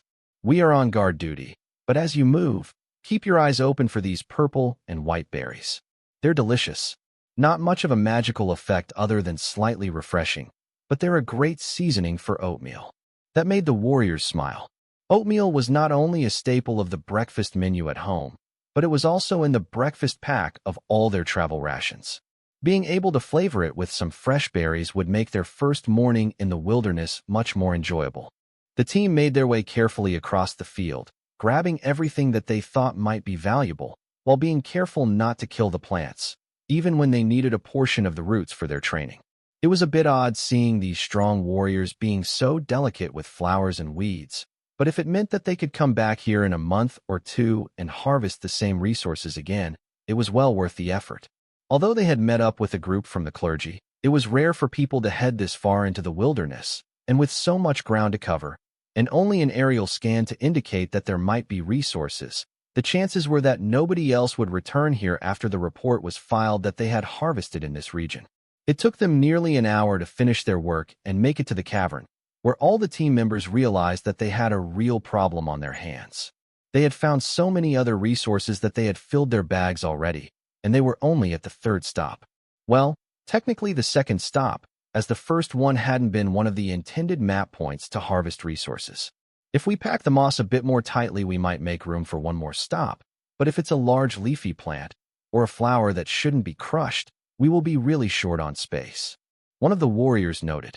They had loaded up with the moss, but the mages had filled their bags with the flowers and leaves here in this field, where they had actually come to gather crystal from the cave. All right, Same formation as before. I will keep Hawk in reserve, but here in the darkness, we will have Thor and Ray. Karl explained. He felt Ray's amusement at the thought of Thor stomping around happily smashing all the crystals that they were here to gather.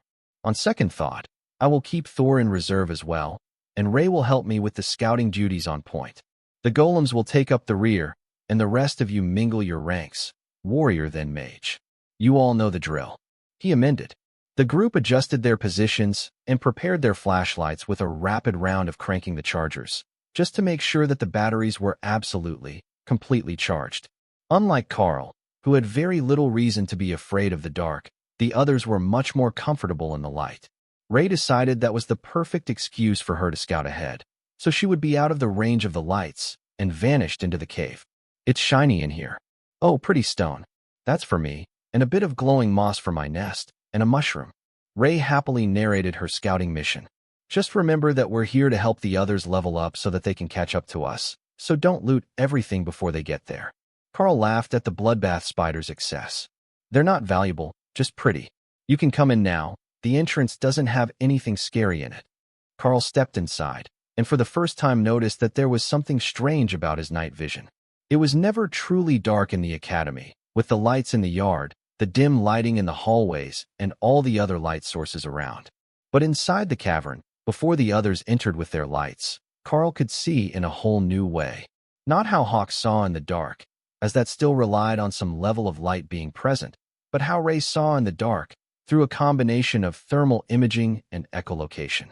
Each footstep made his surroundings seem more vivid, and he could see the difference where there was cold water running over the warmer stones.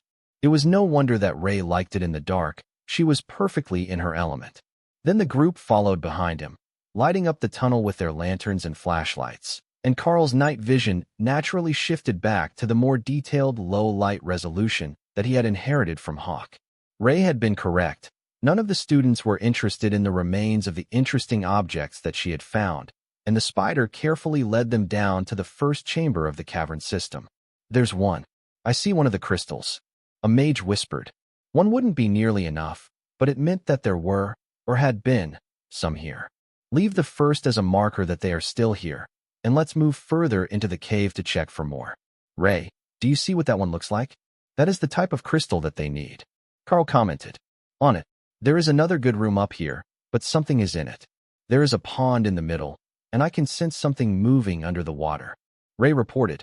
Stay back, and we will approach it as a group. There is a cavern up ahead, with something living in the water.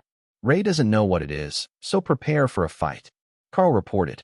He moved slowly to the entrance, where Ray was hiding directly above his head, blended in with the stone of the wall, and followed her gaze to the softly glowing waters of the pond. It was magnificent, giving off a dim glow of magical power, and the bottom was lined with crystals. There were hundreds of them in this room, but something felt off, like taking any of them would bring about a backlash. Wait before you pluck any of the crystals on the walls. I have a feeling that they're related to whatever is in the lake. Karl warned the group, who were about to go into a frenzy at the sight of so many resources. They paused for a moment, but it was obvious that they thought he was being overly cautious on nothing more than the word of a spider. One of the warriors used a stick that he had brought in with him and splashed the surface of the water, waiting for a response, but there was nothing, just ripples in the placid surface. The mages hesitated for a few more seconds. Then one of them used a knife to pop a crystal from the wall. Still no response from anything, and the others smiled in victory.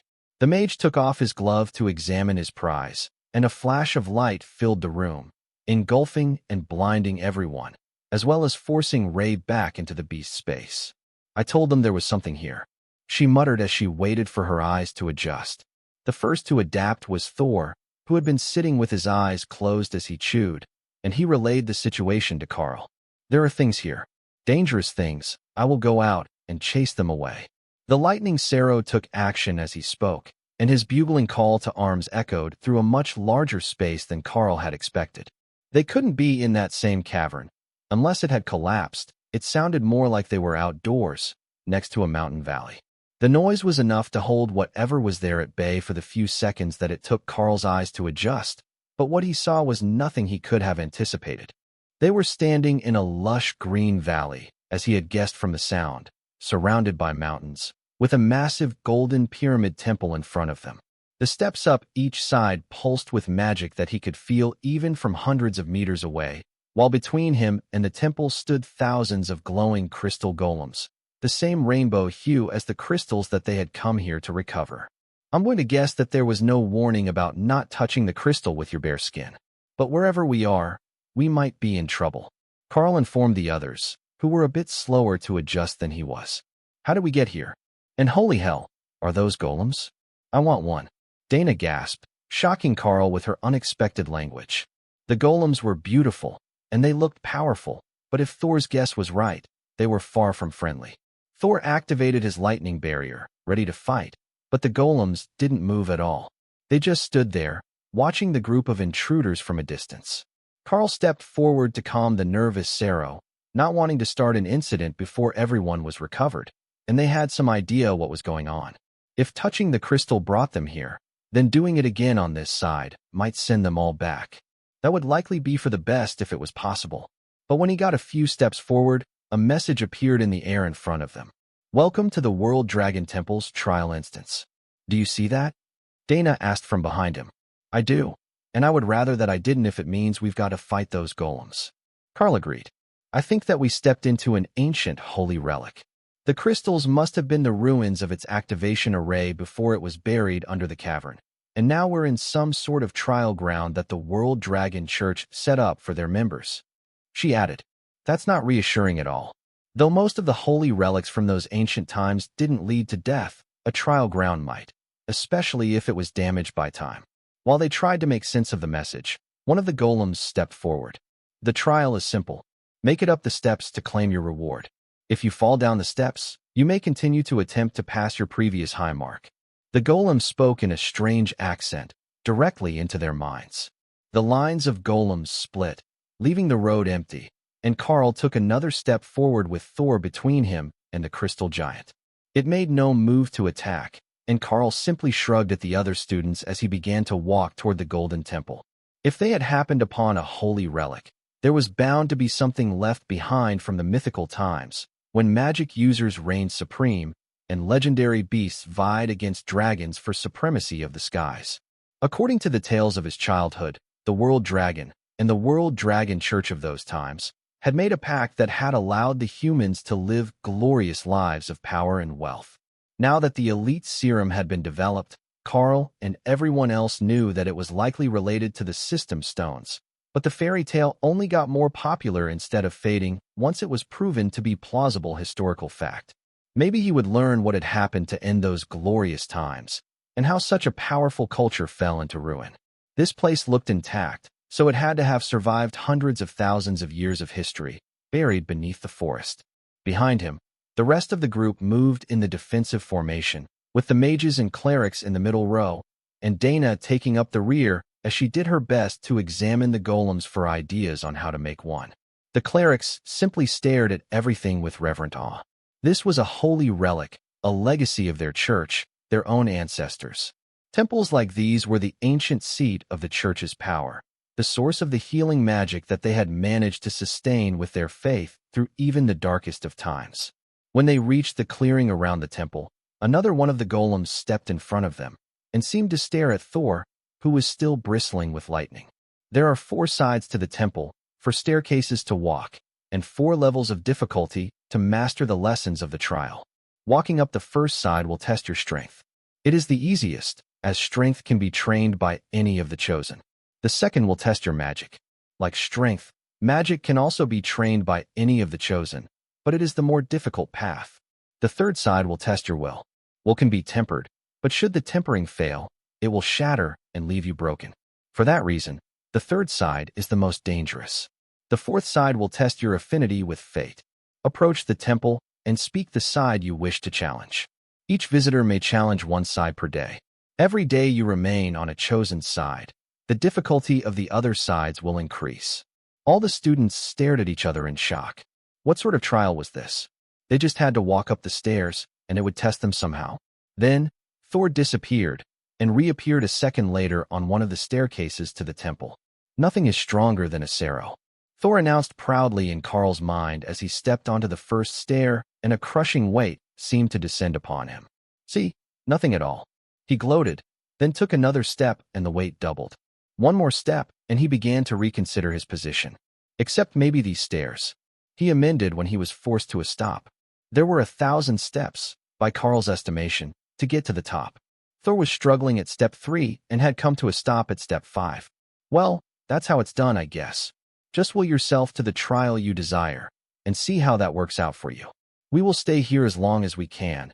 At a very minimum, we will stay 4 days, so we can try all the routes. We have enough resources for that in our packs, and it's only half a day to the train tracks. Karl informed the group. I like the way you think, team leader. Now, let's go do the trial before the clerics start crying in joy. One of the warriors laughed. Have you two taken the divine injection yet? Karl asked the clerics as the rest of the group began to move forward. They shook their heads. Not until next year. We're still trainees at the seminary school. Then this will be quite a day for you. Just do the best that you can, and maybe start with the magic route, since you've got some skill with holy magic already. Karl let Hawk and Ray out of their spaces, and Hawk immediately vanished from sight, going to one of the tests that they couldn't see from their position. The mages and warriors all seemed to still be visible, so it would be willpower and fate that were on the far side of the temple. Ray went to join Thor on the strength training side, as she wasn't confident in her magical abilities, while Karl considered what route he should try first. The golem said 1 route a day, so he would try willpower first, as that was one that he was more confident in. Once you had learned to get past the fear and claustrophobia of the crushing depths of the mines, not many things would bother you. Plus, he had noticed that his will was stronger than most thanks to the beasts, and that might earn him some reward. There were only a few others on the willpower testing stairs when Karl arrived. Hawk, plus the female cleric student and 1 mage. Karl set foot on the first step, and a sense of doubt began to set in. What if the test rewards were only for the first trial? Surely, it would have been better to go to the other stairwells first in that case. But Karl kept to his decision and took another step. The more that he thought about it, the more likely it was that this was also a test of character. Would the temple think that he had nothing else going for him but pure determination? He had met dozens of students like that in the accuracy training sessions. They had remarkable willpower to keep going, keep training and grinding away every single day. But where did that get them? It got them to the bottom of the class, that was where. Because willpower was all that they had. Karl had talent. He had magic, he had strength. If he had tested those first, the temple would still see his determination, his willpower to keep going. Why had he chosen this staircase? Another step and another, as the self-doubt crept in and the world around him faded until Karl could only sense what was around him. He barely noticed as he passed the mage, who was on the 5th step and in the middle of an existential crisis, or when he passed Hawk on the 7th step, who had stopped to have a little snack before he continued. The golem hadn't said anything about being timed. Perhaps Hawk had the right of it, and you should save your strength and keep refreshed. No, if he stopped, it would be that much harder to get going again. Karl made it past the 10th step, and the world completely vanished around him, leaving him in a vision of the mines. He was trapped in a collapse, his legs pinned, but ahead of him was another miner, closer to the emergency bell, and gasping for breath. The man's rebreather was broken, but he could get to the button. Karl took off the miner's mask he was wearing and threw it to his struggling coworker, then held his breath against the toxic fumes as the faceless man scrambled for the button and the emergency supplies locker beside it. 10 more seconds, that was all he needed. 10 seconds, and the man would be coming back to throw him a new mask. 9, 8. Karl struggled to hold on. If he passed out, he would start breathing again, and the toxic fumes would linger in his lungs, adding a bit more permanent damage to the lifetime of injuries that a miner would suffer. In his mind, Karl was still young. He hadn't taken the divine serum yet, and he knew that childhood lung injuries could ruin a man before he even became a man, leaving him useless underground. He would hold on. He had to. Then the miner was back and slapping the mask over his face with a blast of fresh, compressed air, and Karl was back in the real world, looking at the staircase in front of him. What was that? He muttered as he looked at the steps in front of him. The golem had said that it would test his willpower, but it didn't say anything about that. Another step forward, and the reluctance built. This was an impossible task. There was no way that anyone was going to make it to the top with that sort of horror in their minds. No wonder the mage had stopped, and the cleric girl was moving so slowly. This was torture. Worse, it was self-inflicted torture, with no promise of rewards. There was no reason for him to keep going. He could just go back down and relax for the rest of the day. Maybe the warriors would be able to use the strength wall as a training event. He could go there tomorrow and try it as a gym day, building some muscle strength as he tried to move his physique toward ascended. But even with the doubts in his mind, Karl forced himself forward another step. There was definitely a reason he picked this side. He couldn't remember what it was right now, but he was certain that this was the right side for him to test himself on first. That thought got him through 2 more steps before he realized that you were unable to see the other stairs once you were on one. How would anyone even know if he did well? He could just slack off and wait here for hours, and then tell everyone that he did well. It was just the cleric and one mage here, and they were both lost in their own minds already. They wouldn't say anything against him. But another step reminded Karl that he had work to do. He would make it to the top and find out what sort of recognition he could get from the temple. But another step reminded Karl that he had work to do. He would make it to the top and find out what sort of recognition, if it was impressed with his determination, his willpower, maybe it would grant him a boon of some sort, a bit of magic that would help him in his training. Training the beasts.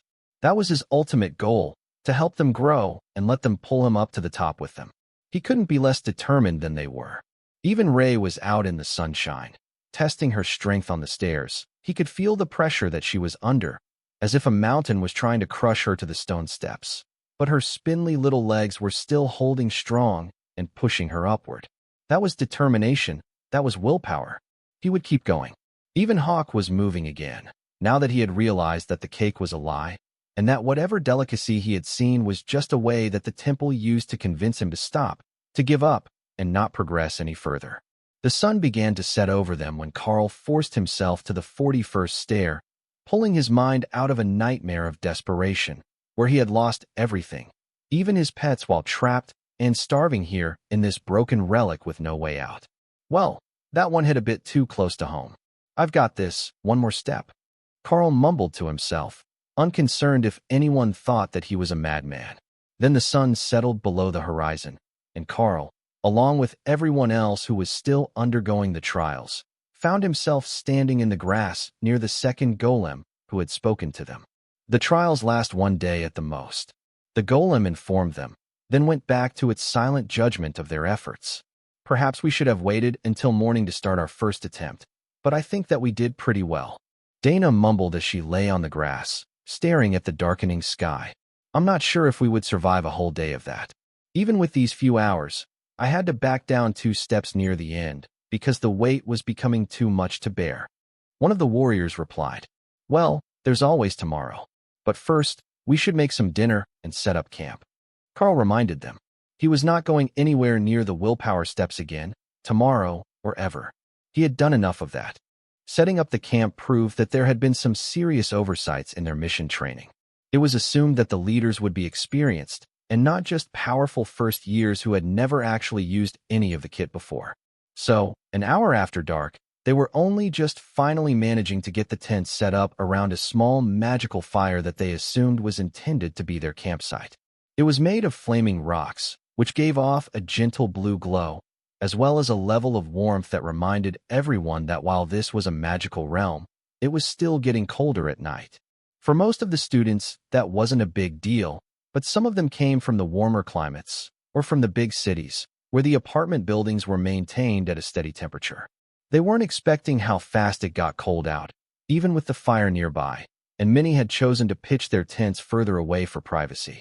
That situation changed quickly, and the students who had camped further from the fire found themselves moving out of their tents and coming forward. Karl and Dana had both chosen spots near the fire, but not because they knew about the temperature.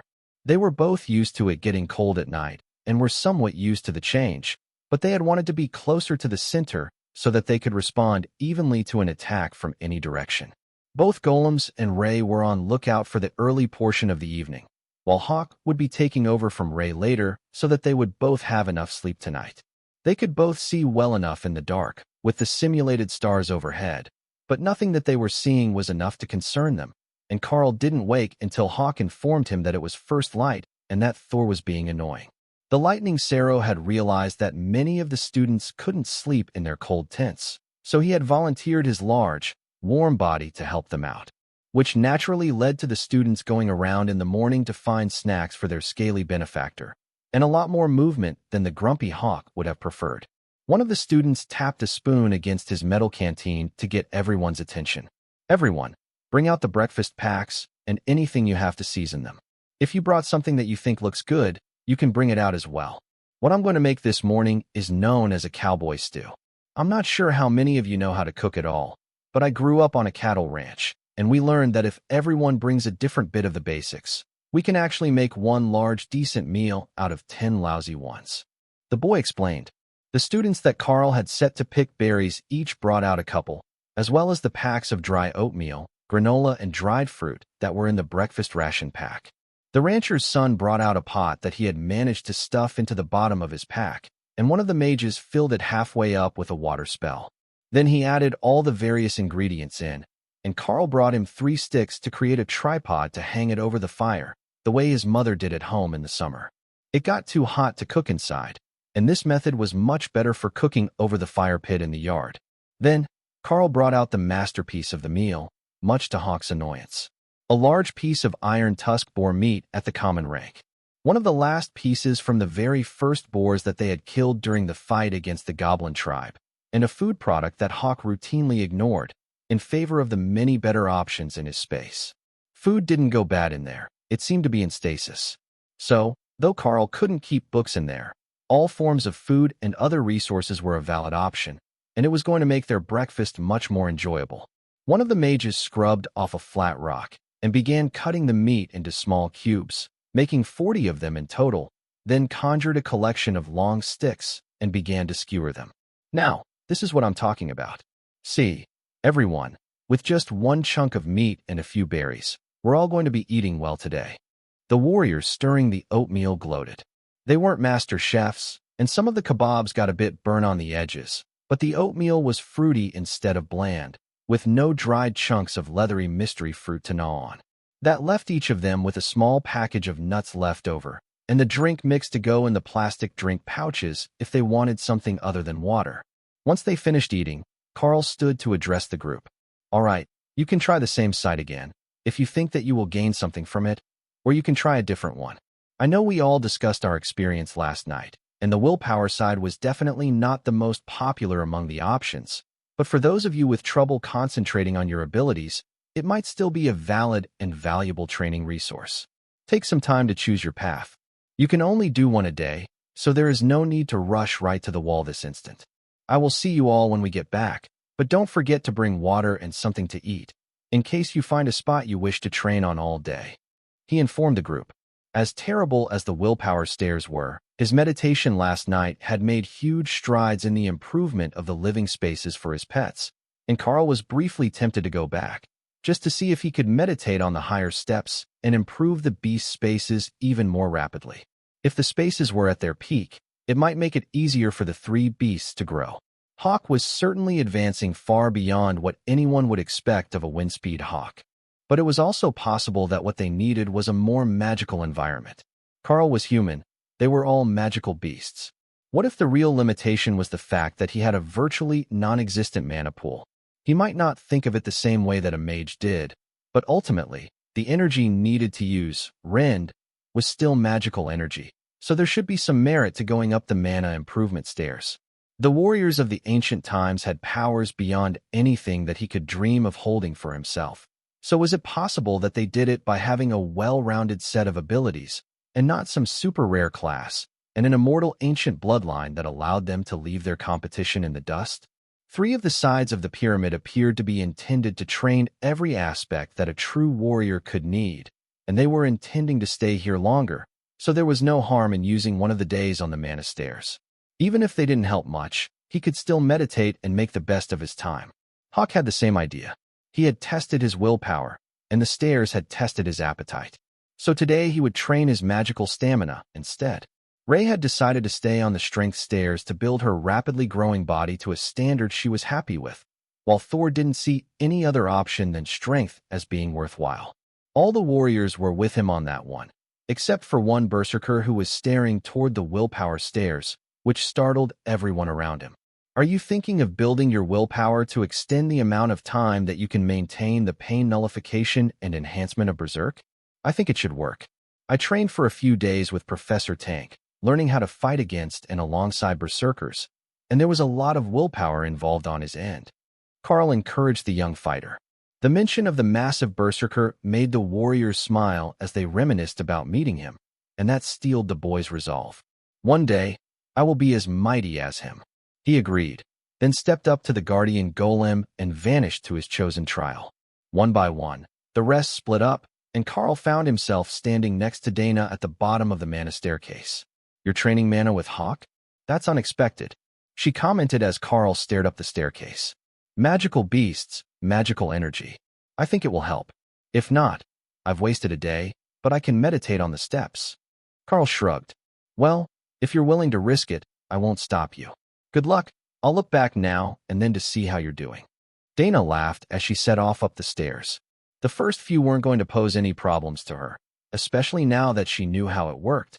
But the moment that Karl put his foot on the first step and felt the overwhelming magical force on his body, he knew that he was not going to be impressing anyone today. Karl managed to make it to the third step before the crushing weight of the mana test forced him to a stop, freezing his body in place and preventing him from taking another step. There was an enormous amount of power around him, and he had very little clue about what to do with it. It wasn't the same as the energy in his beast spaces, but it was similar. It almost felt like an unformed magical attack, power waiting for guidance. That was a concept that he understood a bit better. The energy that he used to form attacks came through the beast space. Normally Hawks, as Karl hadn't tried really using any ability but rend and shred. He could use the lightning shield to a comfortable standard, and offensive optimization was more of a passive ability that worked all the time, so it was the one space where he normally got his power. But if he reversed that path, taking the outside power and pulling it back into the space, would that improve them? There was one way to find out, and this trial hadn't hurt any of the mages who drew the power in, so it should be safe enough. Karl stood motionless on the third step as the mages all walked past him with curious looks. The worst of them had made it to the fifth step yesterday, but Karl, who was much more powerful, was stuck on the third. From their point of view, the test definitely favored mages, and they had made the right choice to keep training their strengths before worrying about their weaknesses. Their strengths were still weak enough that they couldn't be neglected. Karl managed to get a trickle of energy to flow into the three spaces, filling them with sparkling motes of light that slowly integrated themselves with the constructs that Karl had made to flesh the spaces out into their own small worlds. He did his best to meditate as he stood there, frozen in place, and the trickle eventually became, well, it was still a trickle. Karl couldn't lie to himself and call it more than that, but it was a steady one. The plant life was multiplying, improving the lake in Hawk's space, the grasslands in Thor's, and the bushes in Ray's home, while also condensing a stronger energy inside. The expansion rate was still the same as it had been last night, but the quality of the space was actually improving now. That hadn't really been the case before. It would improve a little when Karl focused on adding an element, but mostly he improved the size of it so that it would stabilize and allow the pet's energy to feed back to him. Karl wasn't sure how much time had passed when the burden on him began to lessen, and he managed to move up another step. But he noticed that the sun was no longer overhead, and it was on the side of his face when he moved up to the fifth stair. The team was going to be overjoyed when they got back home tonight. Karl's lake was an actual lake now, with small silver fish made of pure energy flitting about in it. Thor's grasslands had a number of solid stone pillars that he shouldn't be able to break and enough room to get a good run at them, while Ray's dark bushes now had a half-dozen trees, placed so that she could spin a web between them all to create the ultimate nest. The energy level was noticeably higher, and it was beginning to feel closer to the mana-rich atmosphere of the mage training areas than the open training fields where the warriors worked at the academy. Karl continued right until the sun touched the horizon and the golems kicked them all out, then went back to sit around the campfire, where the self-appointed cook was collecting ingredients for the evening meal. We're doing the beef stew packages today. If you could toss me yours.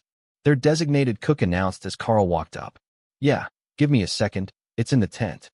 The clerics had collected a number of herbs while they were out, as well as some edible roots when the group stopped outside the cave. So although they didn't have any rations with them, they could still contribute to the pot. The roots weren't very nutritious, but they were large, and they added volume to the meal, making it look even more impressive. The rations were supposed to be lightweight and easy to pack, but that meant calorie-dense, not large and filling. They were just about to settle down with the pot full of rations heating when the cleric girl seemed to have a flash of inspiration, and she began mumbling a spell while glowing with soft golden light. Nobody dared to interrupt her. This was a world dragon temple, and she was a priestess. A trainee priestess without much power to speak of, but still a priestess of sorts. As her spell finished, she spread a cloth out in front of her, and a large golden orb began to form in the air in front of her hands. Then, it solidified, and a large ball of soft white grains fell to the ground, landing on the cloak that she had spread.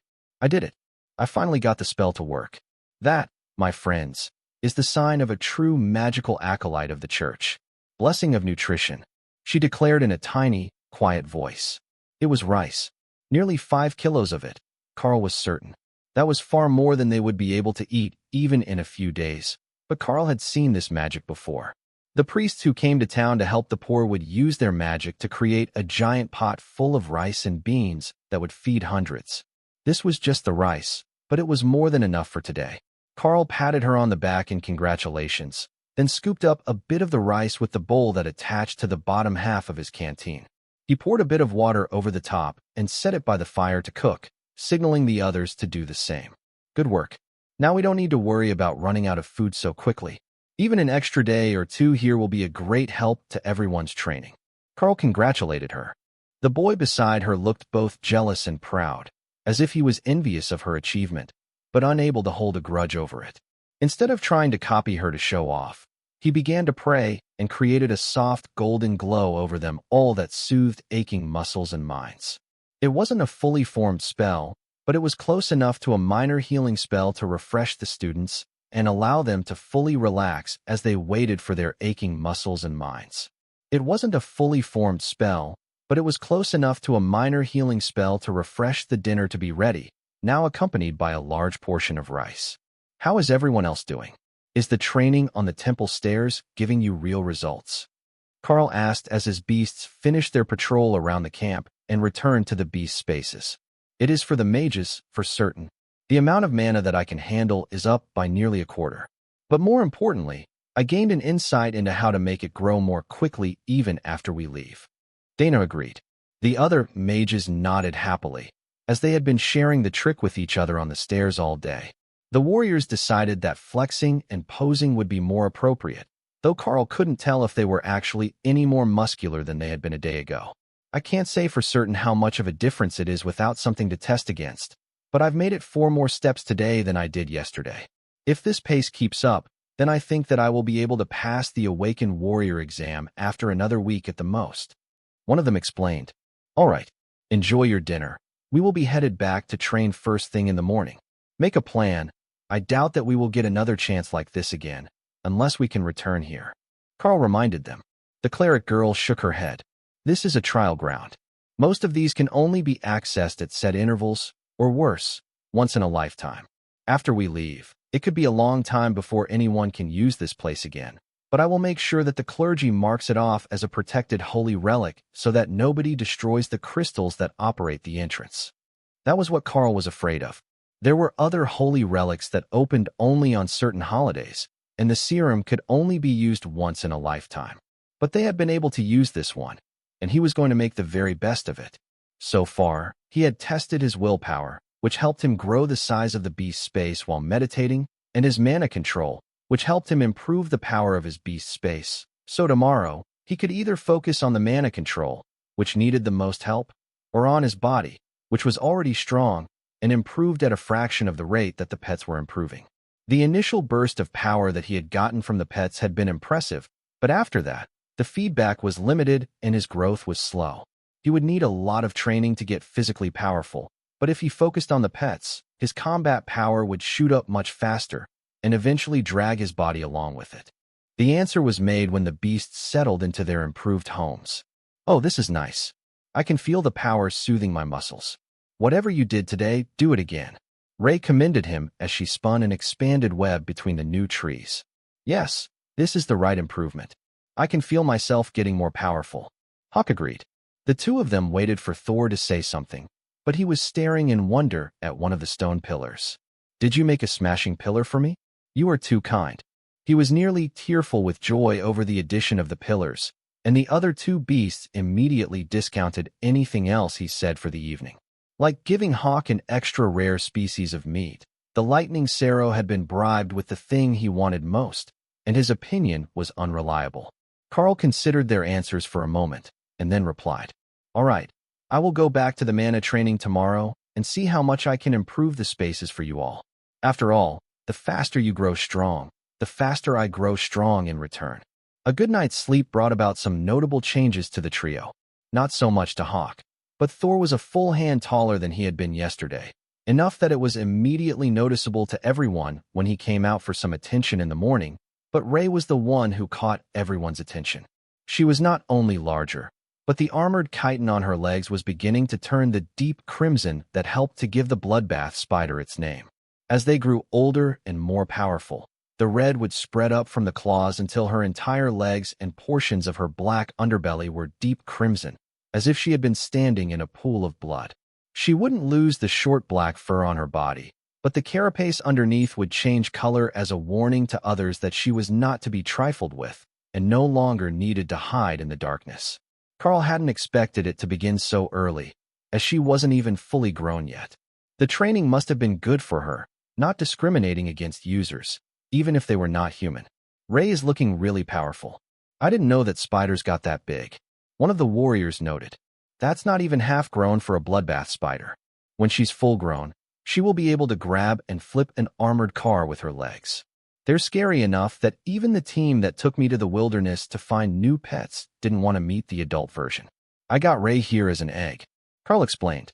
The warrior wasn't quite sure he believed Karl's bragging, but that spider was huge, and if it was still growing, it was going to be nightmare fuel for countless students. All the ones here had met Ray and knew that she was friendly, but if she crept up on them in the dark, they would still freak out. Karl returned to the mana enhancement stairs and slowly made his way to the fourth and then the fifth stair to begin his training. That shocked the mages a little, as they had all expected him to go work with the warriors today to complete the rotation, but with two of the three pets there already, Karl was more concerned about making sure that their homes could keep up with them. That day, the progress up the stairs began to really increase for Karl. He was getting the hang of pulling energy in from the outside to feed the beast space, whereas before he was only converting food to energy to build them. With him starting at rock bottom, he had nowhere to go but up, and by the end of the day, he had moved from the fifth step up to the 10th, where the pressure was immense on him, but he could still effectively channel more power than the step before. That was enough to get ahead of their growth needs, and the beast spaces were actually starting to look like islands in the void. There was no real sky or anything like it, other than a few fake stars Karl had put in Ray's darkened space to simulate nighttime, but they had a fair amount of land after 2 days of training on the stairs. But compared to Karl's internal improvements, the others were beginning to show real signs of the gains that they had made here. Both of the clerics' eyes shone with a faint golden light. The mages were all filled to the brim with power, and the warriors were becoming the toned and muscular elites that they had dreamed of being since they found out that they were compatible with the serum. They were well into the afternoon, and everyone was exhausted and ready to turn in when the golems made an announcement. Speaking in unison, their magical voices reached every one of the students. You now have 24 hours remaining in your trial. Choose your last day's event wisely. Those words sent a wave of panic through the group. They had no idea that there was a 4-day time limit on the trials. Many of them had intended to try to push through to the awakened rank, then spend a few days checking on the other sides, just in case they could gain something important from them. Karl didn't have any particular regrets. His body was already stronger than his mind, so testing his willpower and mana made the most sense. The question was, what would he do for the last day? He could balance it out and go for the willpower side again, but something told him that the neglected stairs, the random gamble that was the fate challenge, was going to be much more entertaining. It might only be good for a story around the campfire, but all of them should have some sort of affinity with fate, since they all passed the trial of the divine serum and proved themselves compatible. That settled it. He had gained what he needed from the stairs. He learned how to more effectively expand the beast spaces, and he could ask Ray and Thor about the effectiveness of the body training. So, he would take a chance on the final day, and he would go for the fate stairs to see what would happen. The next morning, the team realized that they might not have been as prepared as they thought that they were. They had only packed a week worth of rations, which were now over half gone, and they were almost out of the berries for the oatmeal flavoring, which would leave them with just the dehydrated bits that came in the ration pack. They didn't have to worry about starvation anytime soon with the clerics available, but the variety of their diet would soon begin to disappear if they spent too long in the woods before returning to the train tracks. But with the time limit imposed by the trials, they would be outside today, and once the cleric trainees had properly marked the spot on their maps as a holy relic, they could be on their way to give the news of their trip to the church. Before he went to the fate stairs, Karl stopped next to one of the golems, hoping that it would answer a question for him. "Excuse me, do you know how often this trial can be accessed?" He inquired politely, with the assumption that a bit of courtesy might get the magical construct to answer. "The trials open at the will of the world dragon." Karl bowed and stepped away, then focused on being sent to the fate stairs. The answer he got was both informative and useless at the same time. If it opened at the will of the golden dragon god, the world dragon as it was sometimes known, then there was no way that he could predict the next opening date for anyone who asked. But what he could confirm was that it would open again at some point. If the church kept a close watch on this place, they would probably be able to tell when it would open. The fate stairs were different from any of the other sides.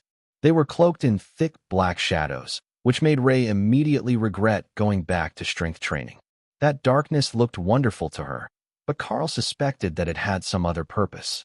It was likely something along the lines of everyone's fate is their own, so you could only see your own path forward, and everything else was shadowed, but it could also be intended to change if you stepped away from the path you were on. Could that be what it was meant to do? Show you ways to change your fate through the decisions that you made. There were oracles among the elites, blind seers of the future, and their visions were uncannily accurate. This could be the same sort of magic, but built into a massive temple to show more than just a glimpse of the possible futures. One step forward brought him onto the first stair, and Karl looked upward, seeing visions of first power and glory, then tragedy in front of him. But to his left, and right on the second step, were misty figures of himself. Instinctively, he knew that he could step up toward one of them and see what changes would be made if he changed the first major event along this timeline. From what he could see, he returned to the academy and claimed credit for leading the team that found a holy relic. It would make him a darling of the church and the media. His fame would rise even faster than his power would.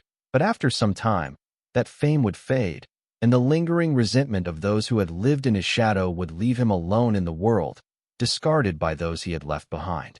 Both of the options would reject that next step, but neither were clear to him. Karl's first thought was to step to the left, but he found that he could only move forward unless some condition was set.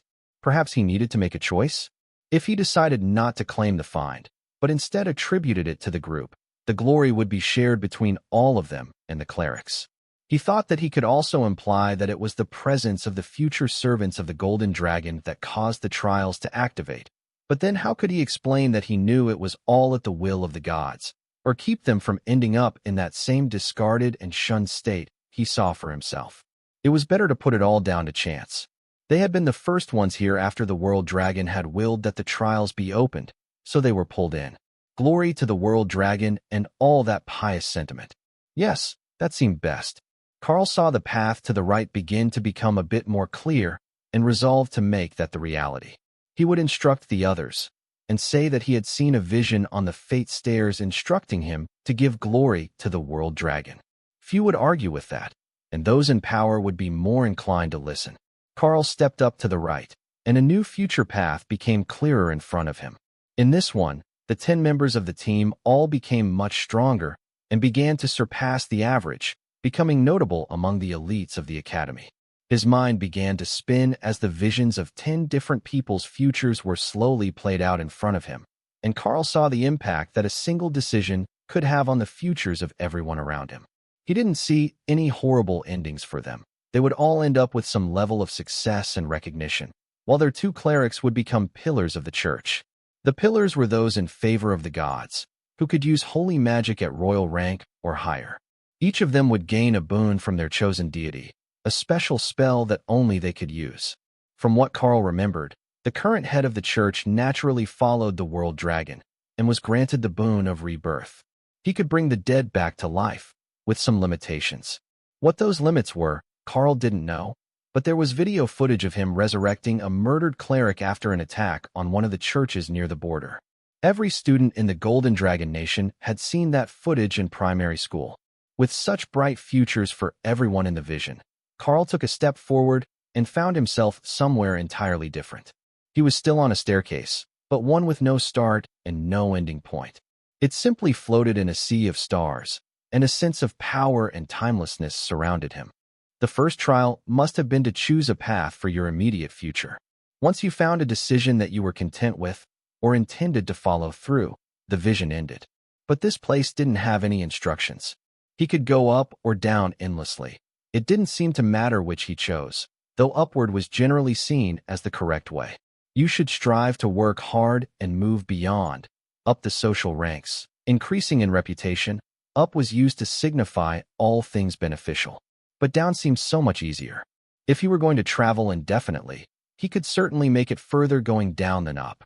His strength and willpower would last longer, and he would see so much more if it were going to give him visions or rewards.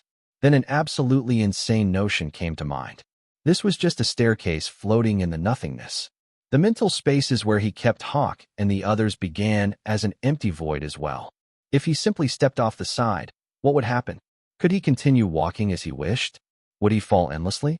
The curiosity was egging him on, encouraging him to do something wild, just because he didn't know and couldn't know what would happen. As he considered it, Karl felt a sense of curiosity and amusement flow into the space.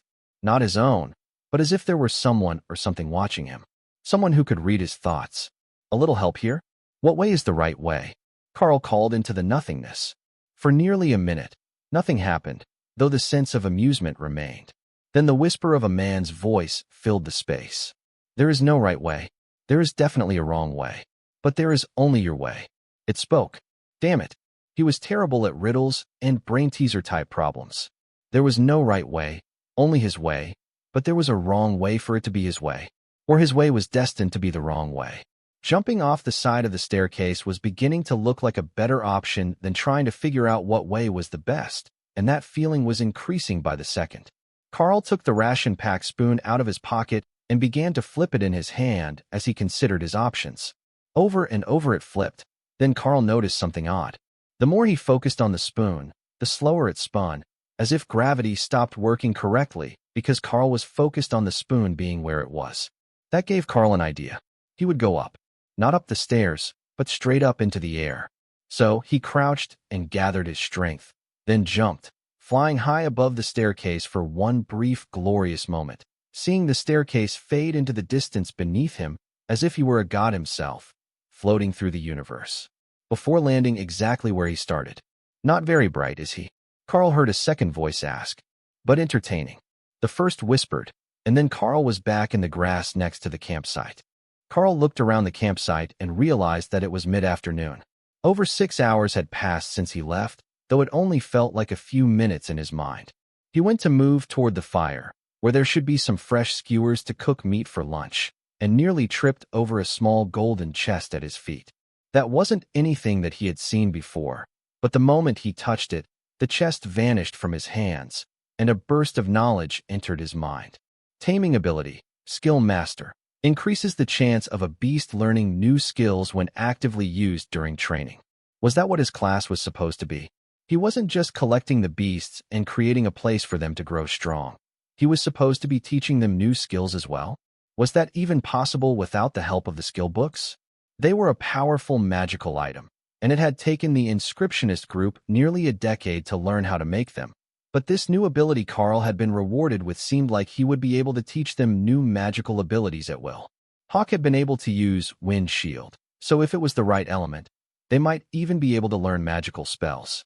There was more to the knowledge than just the title, and as Karl focused on the skill, he began to understand the way that it should be used. With the skill active and the beast watching the ability that you wanted them to learn, as well as some related resources as needed to increase their compatibility, he should be able to teach them to use an incredible variety of new skills. They lived at the academy. There should be all sorts of skills available to watch on any given day. He might even be able to teach his pets some of the skills that the others already knew. Karl brought up Thor's lightning barrier around himself to help clear and focus his mind, as well as recover from the strain of the previous day's trials and 3 nights sleeping on the ground. If he could teach this to Ray, how much more dangerous would she become? Or Shred. If she could learn that ability, she would absolutely annihilate anything that she attacked. The real question was if she would be compatible with either of them. Karl couldn't see Thor being capable of using offensive adaptation or rend without some major attunement, or Hawk using refreshing lightning as he needed the delicate adjustments of airflow over his wings to fly. But Ray might be able to use some new attack abilities, or possibly even fog, or a stealth skill, as her body coloration would naturally adapt to her surroundings. Just thinking about the possibilities was getting Karl excited, and the beasts weren't even finished their daily training for him to try anything. So, he passed some time meditating and improving the beast spaces while he wasn't on the stairs, giving himself a chance to compare the 2 training environments. The difference was depressingly obvious. Though he had learned the technique to improve both the size and quality of the space while he was in the trial, his actual effectiveness at it when he was not partaking in the trial was less than 1/10 as high. It would take him a month to get as much gain as he did in 2 days on the mana training stairs. But compared to before he had learned and refined the techniques here, it was still much faster. That 1 month, which would feel so long after being on the stairs, was still equal to an entire semester or longer before they had gotten this opportunity. So, there was no denying that this holy relic was a massive improvement for anyone lucky enough to have been able to enter, or that the change would have lasting benefits that could help them through their entire life. As the sun got closer to the horizon, the other students began to tire of their training and prepare to head back for the night. They had gotten an incredible amount from the holy relic so far, and most of them were only staying until the day ended out of general principle. So, when the first one to come back early arrived, he wasn't expecting to see Karl sitting by the fire, and he certainly wasn't expecting the small silver box that appeared in his hands. "What is this?" he asked nobody in particular. "Try opening it. I got a gift for mine," Karl replied, eager to find out what the others would be rewarded with. The warrior pressed the latch, and the lid popped open. Then the small chest vanished, and a large flaming sword appeared in his hands. "This is, wow." Karl nodded in agreement. "That is pretty astonishing. I don't know what you're going to do about the safety measures needed to carry a giant flaming sword everywhere, though." The boy smiled, and the sword vanished. "The chest says that it is bonded to me. I can use it at will and dismiss it when it is not in use. That will be so useful later, being able to have a blade in reserve on occasions when carrying a weapon is forbidden." "You've got a point, especially after you graduate and take up a job of some sort. If you're in an office somewhere, you're not going to be able to keep weapons handy all the time. And if you get an emergency call, it would take quite a while to go to your car or run to the nearest armory to get them. Plus, it's a giant flaming sword. How cool is that?" Karl agreed. A few minutes later, another student came back, one of the mages, and she was clearly nursing a sore head. She must have overexerted herself in the rush to get a gain before the trial ended and had to leave early. She tripped over the small silver box in front of her, as Karl nearly had with his golden one, and landed on the ground holding her head. The warrior was only a few steps away, not quite fast enough to catch her, but he was there a split second after. "Are you all right? You tripped over the reward from the trial. Pick it up and open it when your head feels better," the boy told her, eager to see what she would get. If he got a sword, then the mages might get a spell, or a wand, or something equally amazing. It took her a few minutes to recover, but she picked up the box with curious reverence, as if it might crumble in her hands, but she simply had to see what was in it. The box was tiny and nearly fit in the palm of one hand, but when she opened it, a large book appeared in its place. For a few seconds, she was silent, likely listening to the trial inform her of what she had been granted, and then she began to squeal and dance around happily. "I got a spell book. An actual spell book." She cheered as she dismissed the book and pulled the warrior into a swinging, happy dance. That is remarkable. So, you can just cast all those spells by looking at the book? He asked. Even better. I can just cast all those spells because I know them now. But if I hold the book, I get a bonus to my magical damage and mana recovery rate. She explained. Then the influx of students began, as the trial forced them all from the stairs as the sun went down. You will be ejected from this space in 12 hours. The trial is now complete. The crystal golems announced, while all the students were still staring in wonder at the small boxes in their hands. Some looked like jewelry boxes, some were small treasure chests, and a few of them seemed to be poorly wrapped holiday presents. There was likely some method to the madness, Karl assumed. Then he noticed the colors. Almost all of them were silver, but Dana's was a small gold chest as his had been, and the worst wrapped of the lot were all in bronze paper. It might be based on their accomplishment while here in the trial, as Karl and Dana were the most advanced and best prepared to begin with, but Karl suspected that it had something to do with their power levels, or some outstanding student who had been a bit slow at the start of the school year likely would have gotten a gold box as well. The quality of the reward was also directly linked to the quality of the package. Not that any of them were useless or anything less than a priceless treasure, but there was definitely bias being shown in the rewarding process. The items that came from the bronze wrapping paper were mostly trinkets and pieces of jewelry that would help with growth or strength. But the items from the silver category were more practical. They included mostly weapons, the mage's spellbook, and in one case a scroll that would let the user pick one new combat skill from a set list. But Karl had gotten a rather incredible new class skill that would let him easily teach the beasts new skills, and Dana had gotten a new combination attack and defense spell that nobody had ever heard of before. Nullification Barrier simply dispersed anything that touched it. It didn't matter if it was a magical attack or a stick that the warriors swung. It simply lost all energy and stopped when it hit the barrier. The offensive use of the spell, Nullification Blade, surrounded a weapon and would cut through anything that they could find with ease, even the other mage's shields. Nobody was willing to try with a magical item, for fear that it would be disenchanted, but the barrier appeared to be much stronger than the usual ones they trained with. If it had come from a skill book, she would have been fabulously wealthy beyond her wildest dreams. But the golden chest simply taught her the skill the same as it had taught Karl. Both were what the Academy would call Tier 3 skills, not the basics or the advanced versions of the basics, but something that was entirely new and on another power level. They were incredibly rare and often unique in the world, with only one elite having ever learned them. But more than that, they had a growth rate that scaled proportionately to their advantage. If they were twice as deadly as normal skills at Awaken rank, they would be twice as deadly as other spells when you were at Ascended and Commander rank as well. They were simply superior in all ways. Karl's was mostly only relevant to himself, but it didn't specify that the animals had to be bonded to him, and that was something that he wanted to test. Druid, sorry I forgot your name. Do you have a bonded animal? Karl asked. Not yet. Most druids get the ability, but I'm still at level 3, according to the way that druids see their progression, and I don't have that ability yet. My healing got much better while I was here, though, and I learned to use an area heal spell while training on the stairs. The druid replied. What did you get from the box? Karl asked. A staff. It vanishes when I want it to, and it applies its additional magic damage even when I am wild-shaped. He explained. Oh, you're a transformation-type druid. Never mind. I was thinking about trying to teach a druid's spirit animal a new trick when we get back to test out the reward I got. Karl explained. That made the others curious. Karl had returned first, so none of them had seen what he had gotten, and so far, he hadn't spoken of it. But if it was a transferable power, a skill that he could teach others, wouldn't that just be too powerful?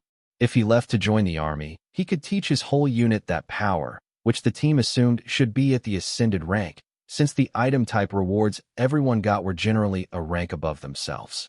The thought that it might be a Tier 3 skill that would scale with his growth, and not simply a more powerful normal skill, never crossed their minds. We have some time before we are ejected, so get some sleep after you eat. We will get up early to pack our gear before we are pushed out, and then we can finish the mission and find the other plants that we came here for. Karl decided. Wait, we're still doing the mission? Even after we found a holy relic and got all these rewards, we are still going to get the plants. One of the warriors asked, do you not need them anymore? Will they not be effective on you now that you've gained some power? Karl asked. The warrior looked sheepish, and his friends consoled him. Technically, it looked more like mockery, but what were friends for? See, we will finish the mission, and then make sure that our new friends from the church make it safely to the train with us. Now that we've found the holy relic, it is not just about getting them back safely, but they need to properly relay to their superiors the information that we have gathered about this place so that it is protected and not disturbed before the next time that it decides to let a group in. Karl explained. The cleric students nodded rapidly. They will likely want this to be kept all hush-hush. You know how it is with holy relics. If we talk about finding it, then any elite could look up our mission information and find the general area that it is in, to come here and try to exploit or destroy it. That was something that Karl hadn't considered. The church did good things for the poor, and they had the best healing magic, but not everyone was a big fan of theirs, partially because of the power that they had. Karl didn't watch the news often, but there was always someone mad about something that someone else did. It was an undeniable fact, and the church inevitably got caught up in arguments when their programs conflicted with someone else's. The students all seemed to be in agreement, and as Karl brought out a bit more of the awakened rankboar meat for their final dinner here, the talk turned to what they might find at the other herb sites. So far, they had found 2 spots that weren't on the map, an ascended beetle, a holy relic, and 2 refugee clerics. If they kept up at this rate, they might find the lost city of knowledge, one of the students suggested. The thought of that was hilarious. The city of knowledge was just a legend from mythology, and it was supposed to be where the young world dragon learned the power to travel between worlds to find a new home to protect. But the world dragon and its offspring were immortal, and given the nature of the legend, the city of knowledge probably wasn't even on this planet. Not that it had stopped generations of treasure hunters from going looking for it. The final meal was a larger one than usual, as everyone who had gathered food donated a bit extra for the celebration, and they made a massive pitcher of punch out of all the energy drink pouches that they hadn't been using. The plans to sleep early had gone right out of everyone's mind, and when the ever-vigilant golems warned them that they had 1 hour left before being ejected, they were all still sound asleep. Everyone up and get packed. We don't want to end up leaving half our gear here, unless you all fancy sharing tents for the rest of the journey. Karl warned them all. That got them up and moving. The boys all knew that the girls wouldn't want to share with them, and Karl was right about them not wanting to cuddle with each other in a tiny tent with a single sleeping bag. Breakfast was delayed, but they all got their gear packed in the next half hour, though it was quite disorganized, and most of it would need to be repacked before they went anywhere. Everyone, shoulder your packs and make sure there is nothing left on the ground. No signs that we were here at all. Karl added. That took a few more minutes, while they adjusted their packs enough that they could be worn properly without gear falling out. But once they were settled, Karl called out to the golem. Sir Golem, we are finished and packed. Will you please send us back out? He requested. Instantly, he was standing outside the entrance to the cave, along with the other 11 members of their team. All right, clerics, take 2 warriors and one of the golems as an escort and mark the entrance of the holy relic. Then we can get going. The clerics returned a minute later with concerned looks. The end of the tunnel is gone. Everything past the first chamber looks like solid rock. The whole tunnel is hidden. We marked it as the entrance of a holy relic, but I'm not sure that anyone will believe us if they can't see the crystals. The male cleric informed Karl. That's fine. When it opens again, there will be no doubt that it leads to the holy relic. Perhaps it's better this way. Anyone else who stumbles across it will be trying to get a portal to open on the wall, while only those who should know will understand that the tunnel will appear when it is ready. Karl replied. The students started to repack their gear into the best approximation of its original state, helping those who just weren't getting it, until they were all ready to move again. Having been in the same spot for a few days gave them some backpack space again, thanks to the rations that were used up. That would give them a bit more space for more resources to bring back, but they had already gained far more than they expected, even just measuring by the actual plants that the team had harvested. Normally, you would only find a few flowers or a small patch of moss, not entire trees and fields worth of them. That led to many arguments in the student groups if they hadn't worked out a proper rotation for who got the resources, instead of having enough for everyone to split what was available. The next one is straight east of here by 10 kilometers. I will send Hawk up to scout, but be prepared for a long walk. Karl warned the group as they set off. Through the woods, 10 kilometers was going to take them half the day, but there was always the chance that Hawk would find something along the way. Do you think that the abundance of resources we found was because the holy relic was about to open? I mean, it should give off lots of power, right? So it might be the reason that there are so many resources in this area. Dana suggested. So, you're saying to forget the map and look around the cave for more good stuff? Everyone, what do you think of that? Do you mind staying in the area for a day or two, in case there are more plants for us to find? Karl asked. They were the leaders, but the other 8 were the ones who had actually planned the mission. The resources were mostly for them, and had been expected to be a level below what Karl and Dana would need. Most team leaders would add a mission point of their own to the trip if possible. If not, they would do it just for the academy credits and the time away from the regular training schedule. That was the important part to a lot of them. Getting to go out and explore on their own was much more relaxing than being in class, and the missions picked by the first-year students were rarely dangerous. Even the ascended rank beetle, which had been mauled by their team, was an outlier. The mission report hadn't expected anything that dangerous in the area. Hawk, circle the area. Any magical plants or other interesting things you see, let me know and we will go explore it. Even if it doesn't seem too useful, it's still a resource. Hawk turned to circle around the cave in increasingly large circles for the next 10 minutes until he found something of interest. There are shiny rocks over here. The mages like shiny rocks. Hawk offered, as if he wasn't quite sure what to look for if it wasn't food or a resource he had seen a picture of. That is good. I have shown you all the resources on the list, and if there are any that you have seen on the balcony or in the botany books, you can tell me about those too. Karl suggested. He focused on Hawk's location for a moment, and then turned to face it. Hawk has found a possible magical crystal source. We will go there and see what it is. He informed the others. Dana smirked at the other mages. 10 minutes outside the cave, and they were already on their way to even more resources. It was a short walk, with everyone keeping their eyes open for more hidden magical plants and any signs of threats that might have come looking for them. After the incident with the beetle, and then the holy relic, they had realized that they wouldn't be the only ones drawn to the magical resources in the area. Monsters would be as well, and that meant they would have to compete for what they could get. As they walked, Ray darted out and grabbed a small vine from up in a tree to bring back into her beast space. Karl wondered just what the limitations were on that. Vines, meat, branches, leaves. Those could all be brought in, but he couldn't put his backpack or textbooks in there.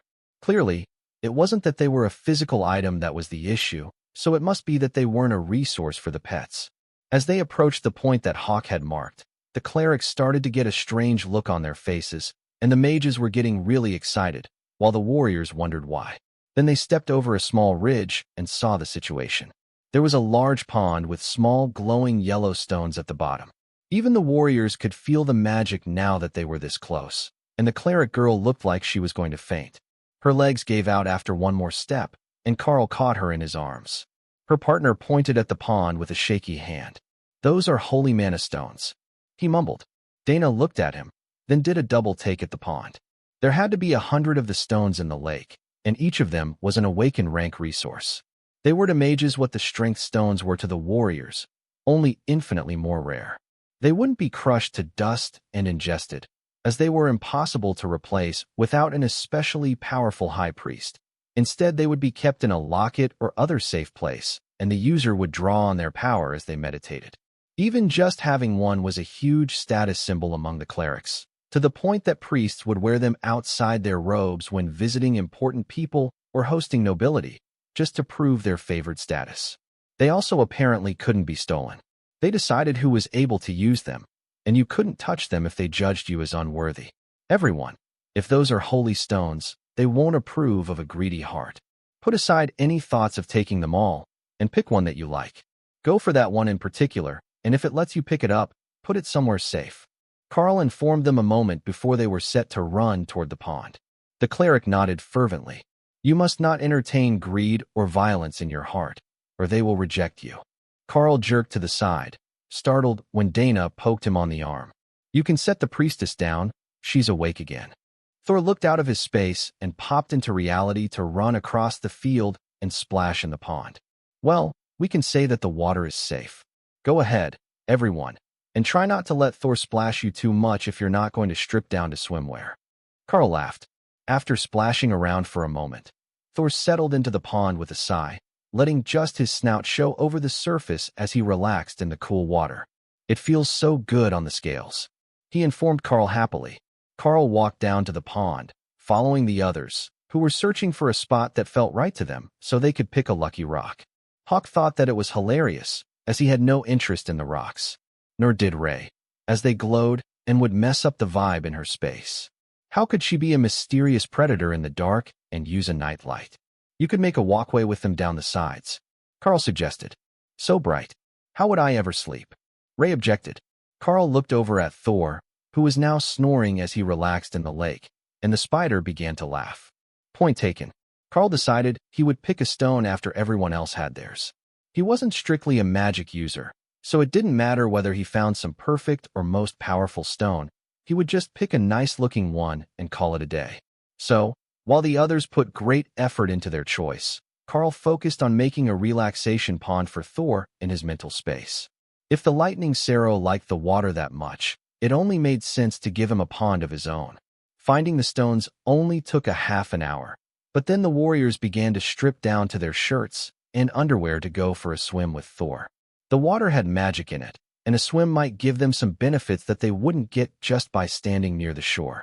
Most of the mages were more reluctant, as they weren't as physically toned as the warriors were, but eventually, they caved and ran back into the bushes to change into swimsuits from their bags. Having to recover a resource from the water was an anticipated scenario, and the suits didn't take much space, so they were standard kit. They were also useful on rainy days in hot environments, when it was easier to just get wet and keep your kit dry than to try to dry your clothes later. Karl finished the small pond for Thor, which he could expand later, and changed before he came out of the trees to join the fun. The combination of the lightning serum, whose refreshing lightning made the water mildly charged and refreshing as he slept, and the natural magic of the pond combined to make an outdoor spa. They likely wouldn't get much more done today unless they left soon. But Karl let everyone soak for an hour and play in the pond before Hawk reported that he had seen some strange ferns that were definitely magic. "Hawk has found another resource. Has everyone found what they need here?" Karl asked. "Yeah, give us a bit to change clothes, and we will be ready to go," Dana replied, giving the water a longing look. They couldn't take it with them, but there were still plenty of magical stones in it, so they could come back on another mission to the area and play in the water again. The holy stones that they had gathered wouldn't wear out if they just used them as a meditation focus to improve their growth, so they wouldn't need to take any more of them. Just relax in the water. Once everyone was changed and shouldered their packs again, Karl called Ray and Thor back into the space. Thor was still half asleep, but Ray had only been splashing at the edge of the water, unwilling to go into water deeper than her lower torso. Like a cat, she cleaned herself. There was no need for her to bathe in a pool of water, and she didn't see the appeal. It was only when they were halfway to the next resource when Karl realized that the bottom of the pond in Thor's mental space was now lined with very real gravel and a large number of holy stones. He had taken them with him when he transferred back in, and it seemed that the holy stones didn't prevent their transfer. "How does he do that anyhow?" Ray asked, meaning how he let his head float with his nostrils out of the water as he slept. "His nose and mouth are fully separate. He fills his mouth with air and closes it. Then it makes his head naturally float while he breathes through his nose." Karl informed the confused spider. "Make him stop, it's freaky." Thor snorted in amusement and moved a little, so his head was on the shore and not floating in the water. Better. The ferns that Hawk had found were a primary ingredient for healing potions, a thick stem filled with numbing gel that could be used alone as a painkiller ointment. But when combined into the potions by witches or other healing classes with alchemy skills, they would be able to heal major injuries almost as well as the expensive medicines that the doctor in the frontier town had provided to Karl. "These aren't easy to store. Does anyone have extra glass jars for the gel?" one of the witches asked, hopefully. Each of the warriors dug in their bag and took out one of the specimen jars, then realized just how inadequate they were for the task. The jar held half a liter, which seemed like a lot, until they realized that the stem of the fern branch she wanted to drain was taller than they were, and as thick as their leg. Karl thought about the issue for a moment, then unpacked one of his jars and went to a smaller fern branch. A slice of rind cut it off past the first branches, where it should likely regrow, and then he stuffed the bottom of the thin stem into the jar, holding all the gel inside. There, problem solved, he announced. I never thought of that. We will look silly with fern branch flagpoles on our backs, but it will give us so much. I mean, so much. The witch cheered. Karl passed the jar of fern to Thor, who looked at it for a second before realizing it was medicine and not food. That was interesting. He couldn't put the jar in the space empty, but with medicine in it, he could. The witch was staring at him now, so Karl shrugged. I can store food and medicine in the same mental space where the pets rest. Just food and medicine so far, but that's where I put the fern. The witch made a pleading look, then looked down at the pile of jars. It would be a nightmare to try to carry 10 of the meter-tall smaller fern plants, but sitting in Thor's space, it wasn't an issue. All right, I will give them back when we're done the mission. Karl agreed. They stuffed ferns into the jars that had been donated to the witch, and then cut down one extra fern and portioned the gel between everyone, including the clerics, who had leather pouches instead of jars. They didn't seal as well, but they folded flat and didn't take up as much space when empty. Now, we've all got medicine rubs, so let's look for more resources before we go home. Not too much more, though. We're all out of space. The students laughed. There was no better problem to have during a resource-gathering mission than finding so much that you couldn't carry it all. I'd love to hear from you. Thanks so much for watching. Did you enjoy this video? If you did, make sure to hit that notification bell so you never miss an update. And don't forget to subscribe and give this video a big thumbs up.